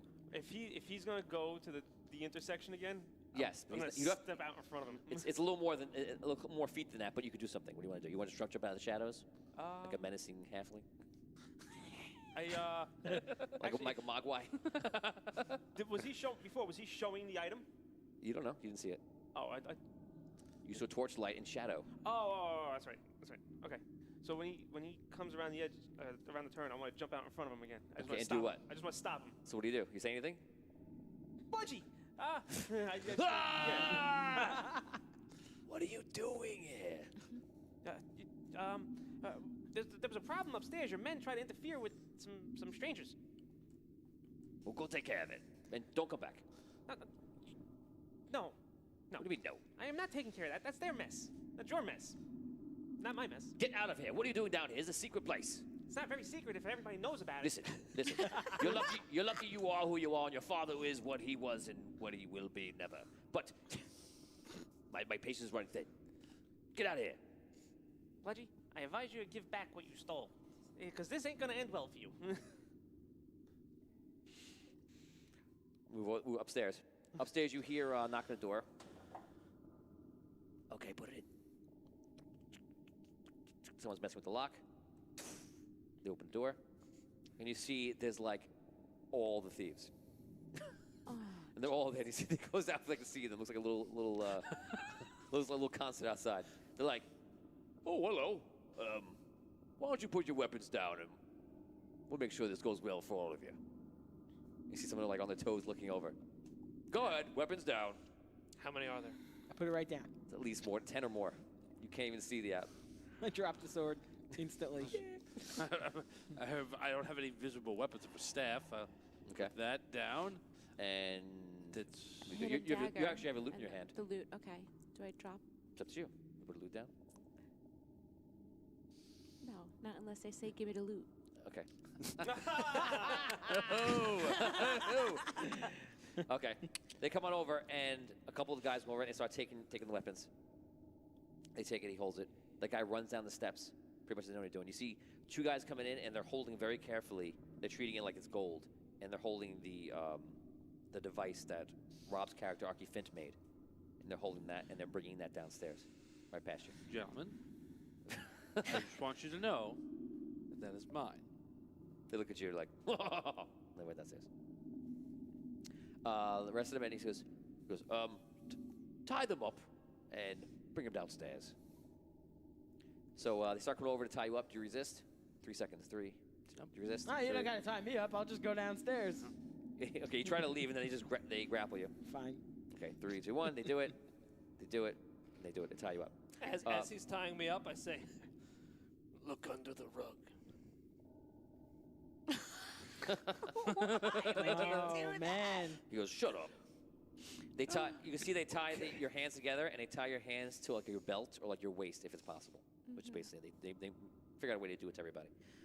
They bring you all downstairs. You guys walk down into the dungeon, which is below goes far down because first it goes down to the first level. which you're walking through like a fake room area, and then it goes down into underneath the city. For everybody who lives in the city, you know that the city has mines everywhere. They're constantly mining for all different sorts of things, from gold to coal, to ore, and iron ore and such. And it's known that the dragon's down here somewhere. Your first thought is going down is like, oh my god, I'm going to see the dragon. Do I recognize the area at all, since you do. I have some background? You've been here only when you guys went so everyone at home, we did a pre-story, which you can hear on our YouTube channel. And in that story, you and a group of your miner friends went down and had an interesting encounter. Oh, that day. That day. And during that day, you passed through this area, not really knowing what it was. Okay. Okay. Gotcha. And as you come down the steps and walk over, you see there's two ways to go. To the left, where you're being led to, and to the right is the hallway that you passed. Okay. So you guys walk into the smaller room, and you see the dwarf is sitting there, and he has like some food around him already. He's just sitting there. He goes, "What is this? We having a party? I thought it was supposed to be me and you and like a couple of people." He's, "Oh, don't worry. We're just having a little show today." He goes, "So yeah, everyone have a seat." And they put you to the corner of the room somewhere, and about 5 of the guards stand over you with the weapons literally drawn. They don't trust you, and especially watching you. He goes, "So, don't worry, I'll have to dispatch of all of you when we're done. Don't worry yourselves about it." Oh yeah, I'm rushing ahead. So when everybody comes down, they're all bringing them down. You see all the guys. It kind of makes you stand off, I imagine. Unless you want to do something, you could tell me. Yeah, I didn't think you did. So, I didn't think so. So they all come down the stairs. Blood just gives you a look like, "I have all my men here. What are you going to do, buddy?" Like this. I wasn't here to do anything to you anyway. I didn't say anything. I just give you a look like this. So he looks at you, does this. He walks inside. He leaves you out there. Like he knows you. So Bludgy. So the backstory with you is that Bludgy knows you for a long time. He knows your father. Your father was in the guild. You didn't want to be in the guild. So Bludgy kind of has a soft spot for you, kind of like Yondu and Star-Lord. I just watched Guardians of the Galaxy last night. Oh. Again. It's a great movie. So great. So great. So great. So Bludgy leaves you. He leaves you in there, and they go inside to the thing. And you see they pull the device, and they pull the room, and they put it on like this little pedestal just made of stone. They put it on there. And he goes, "So what? I've done this a million times before, but I'm going to do it in front of you. We're actually going to put the device together." Everyone on the side who thinks they know something, who doesn't know anything, please be quiet. Thank you, thank you, thank you. Now we're going to be putting the device together for your purpose, if you like it. I still don't know what it does. What does it do? Well, what do you want it to do? I don't know. Give me a wish. It can do that, but not now. After you buy it, it'll give you a wish or your money back. Let's see what he says about that. Maybe. Go ahead, put it together. Good, Wait, okay. No, but Bludgy, when I left it at my workshop, I separated the safety catch from it and locked it away, just in case someone happened to get their hands on it. You can't put it together now. The device will fall apart. So what are you saying? I need like a safety catch? Roll like a bluff. He's kind of believing you. It depends on this roll. 18. Okay, so what do we need? You need something from your shop? Yeah, I'll go back and fetch it. Fine. Okay, Harry, Larry, Barry, you're going with him. Oi. Okay, 3 guys take you. They literally pick you up and they bring you out there. You're still tied up. Tied up? Oh, yeah, you're tied up. Like this. They just like this, bringing you out. There's a million people no one notices. They bring you outside. They run down the road. So Smithy's thing is here. And they run this way down the road. The road is pretty much empty. Everyone's at Smithy's. Oh, sorry. Oh, we missed it. It's okay. And you go into the workshop. You go into the workshop and you look for... Okay, no funny business, okay? Just you get your safety contraption, and let's go. Well, you'll have to untie me. I need to do the combination lock. Fine, but no funny business. We're with you. They take away your stuff. They have your guns, by the way. One of them has your gun. You don't know which one. Harry, Okay. Barry, Larry look the same. The Gibb brothers. Okay, so I will go to the cupboard. Oh, Jesus. Oh, my God, later, they're in. I go to the cupboard where I keep my flamethrower.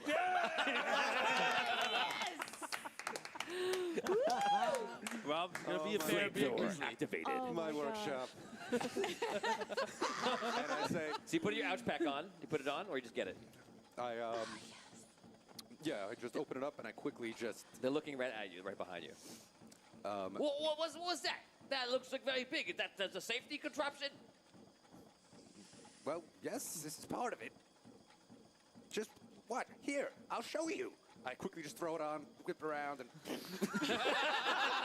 blast it. Roll 20-sided die. Yes. That is what I'm talking about. I'll keep that. I'll keep that. 15. Then. Yeah, I'll keep that. You had it. It wasn't like a in a weird spot. So you turn around and with a 15 plus your efficiency. See you at the party, Richter. That's for you, Dan. You burn them all like. They fall on the floor. A little part of your shop sets on fire. You just stamp it out. And you probably did enough damage to kill them all. But did you roll damage? No. Okay. Oh, no. 4 damage. 4 damage. Okay. They're burning. They're in pain. They're on the floor, like freaking out, but they're still alive. Can I see where one of them has my pistol on him? Is it just like tucked into his belt or something? I rolled a 3. It does fall out easily when he. All right, I jump down, grab it, and start blasting. Okay, you pick the pistol up. I will not give him the next round. You take the pistol, you fire. I'll give you an advantage on your roll. That's a miss, probably. 16. That's a hit. You take one guy out. Morale check. 2. The other 2 guys are like, what are you gonna do? What are you gonna do with that gun, eh? What are you gonna do with that gun? Listen. I don't want to die. So maybe we didn't see you leave. I didn't see you leave. You got away, and I ran this other way. Right? Yeah? I'm on fire right now. In my workshop, do I make any sort of manacles of any sort? Is it something I might make? Yes. No. No. Actually, so, 2 of you. Actually, you know what? Who would be there? 2 of your workers come downstairs. They hear you. They're like, oh, boss, thank God. He goes, these guys came here before and they took the contraption. We couldn't stop them. all right, well, tie him up. Okay. All right. Want to bring him down to the Burgermaster? Yes, take him to the Burgermaster. Okay. Want me to put out the fire first? Yes, put out that fire too. It's okay. The All other of gnomes these start things. kicking him. It all sounds good. This is not better. This is not better. Okay, they take care of him. What are you doing? Okay. I'm a gnome armed with an ouch pack. Yes. Okay, I'm gonna head back to the. Oh, boy.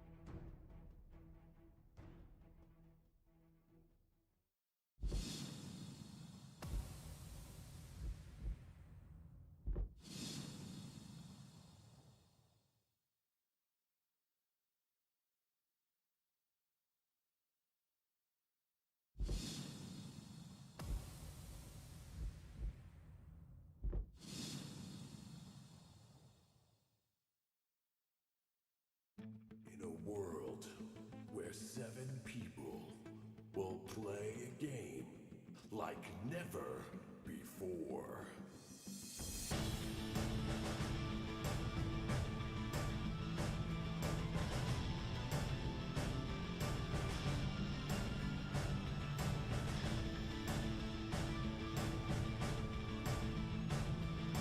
Will they survive? Audio Dungeon.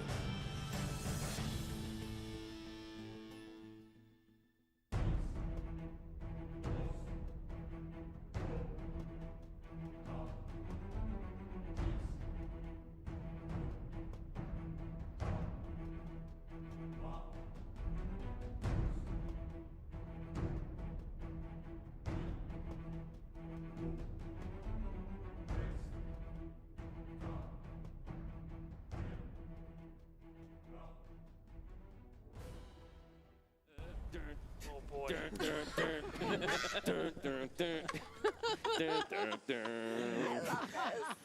Oh, Lord Almighty. This is amazing. Just so you know, in your shop, you have a blunderbuss, you have a Okay. sniper rifle, and you have a pistol. You would never bring them, but you went back to your shop and you have them. Great. I grab my blunderbuss. Someone else in the room is very jealous of you right now. I won't tell you who. And my rifle. And my axe. So you have the huge blunderbuss sitting right here, which is like a shotgun for people that are not familiar, similar to that. And the sniper rifle at the other side. And you have your pistol. Great. And you have your flame, your ouch pack is underneath the whole thing. By the way, as you're doing this, you look like Ghostbuster, and, and you're like, what am I doing? Because like for you, it's like every day you get up, you know, it's dawn, you go to work, you have your lunch, you go to sleep, you go gamble at the tavern, you go home. Like your day is so ordinary, and then you have to stop and look at yourself, and you're like, what am I doing? This is the guy that's having his falling down moment. Oh, yes. That's what it is. This is falling it's down. Like I come into work every day, I break my ass to do my job, Yes. and now these people are screwing me. You are Michael Douglas. let's have this. Okay, so where do you go? I am going to head back to the Smithy's Tavern. You run down the block. We're running back. Okay, in the time that passes, give me a little bit of role play. I just kind of want to like sit there and watch this whole thing play out. You watch. What the rest of you do? I'm sitting there waiting. Okay, so I'll advance forward. Yeah, I try to loosen my binds a little bit if possible. I'm trying to ask Findelar what this is going to do. Nothing good, and I don't think this man knows either. Bludgy. Mr. Bludgy, I don't know if that's your first or last name. It's my first name, and please, I don't really need to talk to you right now. Is it possible that you can speak to me in private? I mean, with your men, whatever. I don't have to get one-on-one, but away from the cellar. No, but thank you for asking. Okay, well then I'll tell you in front of the cellar. It's very Okay, clear. I'll tell you. Well, I'd be happy to talk to you over here. he takes you outside, and he goes, "What are you still doing here? Leave!" What? Look, are you here to get the device? That's why I'm here. No. I understand that you're not going to give it to me because you want to sell it for probably a lot of money. You figured it out. But you clearly don't know what it does. Tony, is the room is lit up by multiple torches? No, I don't. There are 2 torches. How much are you getting? How many guards are left in the room with us How when much they are you leave? getting for it? Wait, the workshop noise is killing me. And do you think that the Wizard's Tower can match what you're being paid? No. I'm getting 10,000 gold for this, which means that I can retire and like Yeah, I got 1,000 people could retire with me. I move into the room that they came out of. 10,000 gold? Yes. Does this man own a city? Is he Queensland? How is he giving you 10,000 gold? He is a rich merchant. I'll tell you what.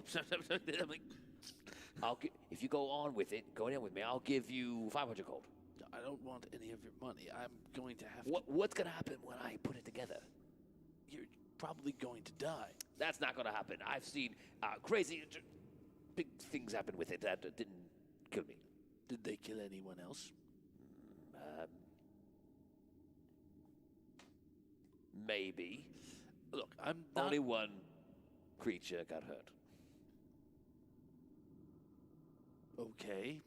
Look, now I'm just appealing to your sense of safety. I don't have one. Fair enough. Okay. You don't care if this guy actually takes it after you give him his money. Right? What are you saying? We didn't bring the money with him. I have to go adventure with him back to Queensland, and that's where it is, and can get my gold. First, he's got to tell me if he wants it, and we'll see what happens. Nuts. I was hoping you would just double-cross him, and then we can steal it from him. I would never do that. That's not true. I met you minutes ago, and I know that's not true. Listen, don't you worry about how I do my business, okay? Just know that you're the one that's roped up, and I'm the one that's about to be rich and live the lifestyle in the South Island. I mean, not there, somewhere else that you don't know where I'll be. Very rich, alone. I would like to try to do something while this is going on. I also have a question. Well, we were out of the. Oh, okay. For the DM. Yes. How many guards are left in the room with us when you guys go out in the hallway or whatever? When Bludgy and him leave? There are about 3 left. There are about 9. Total, there's 9 about 5 total? on you and about another 4 in the room. Okay. Okay. Yeah. What do you want to do? The torches, where are they in the room? And I'm assuming that's the only light source in this room? That is the only one in the room. Yes.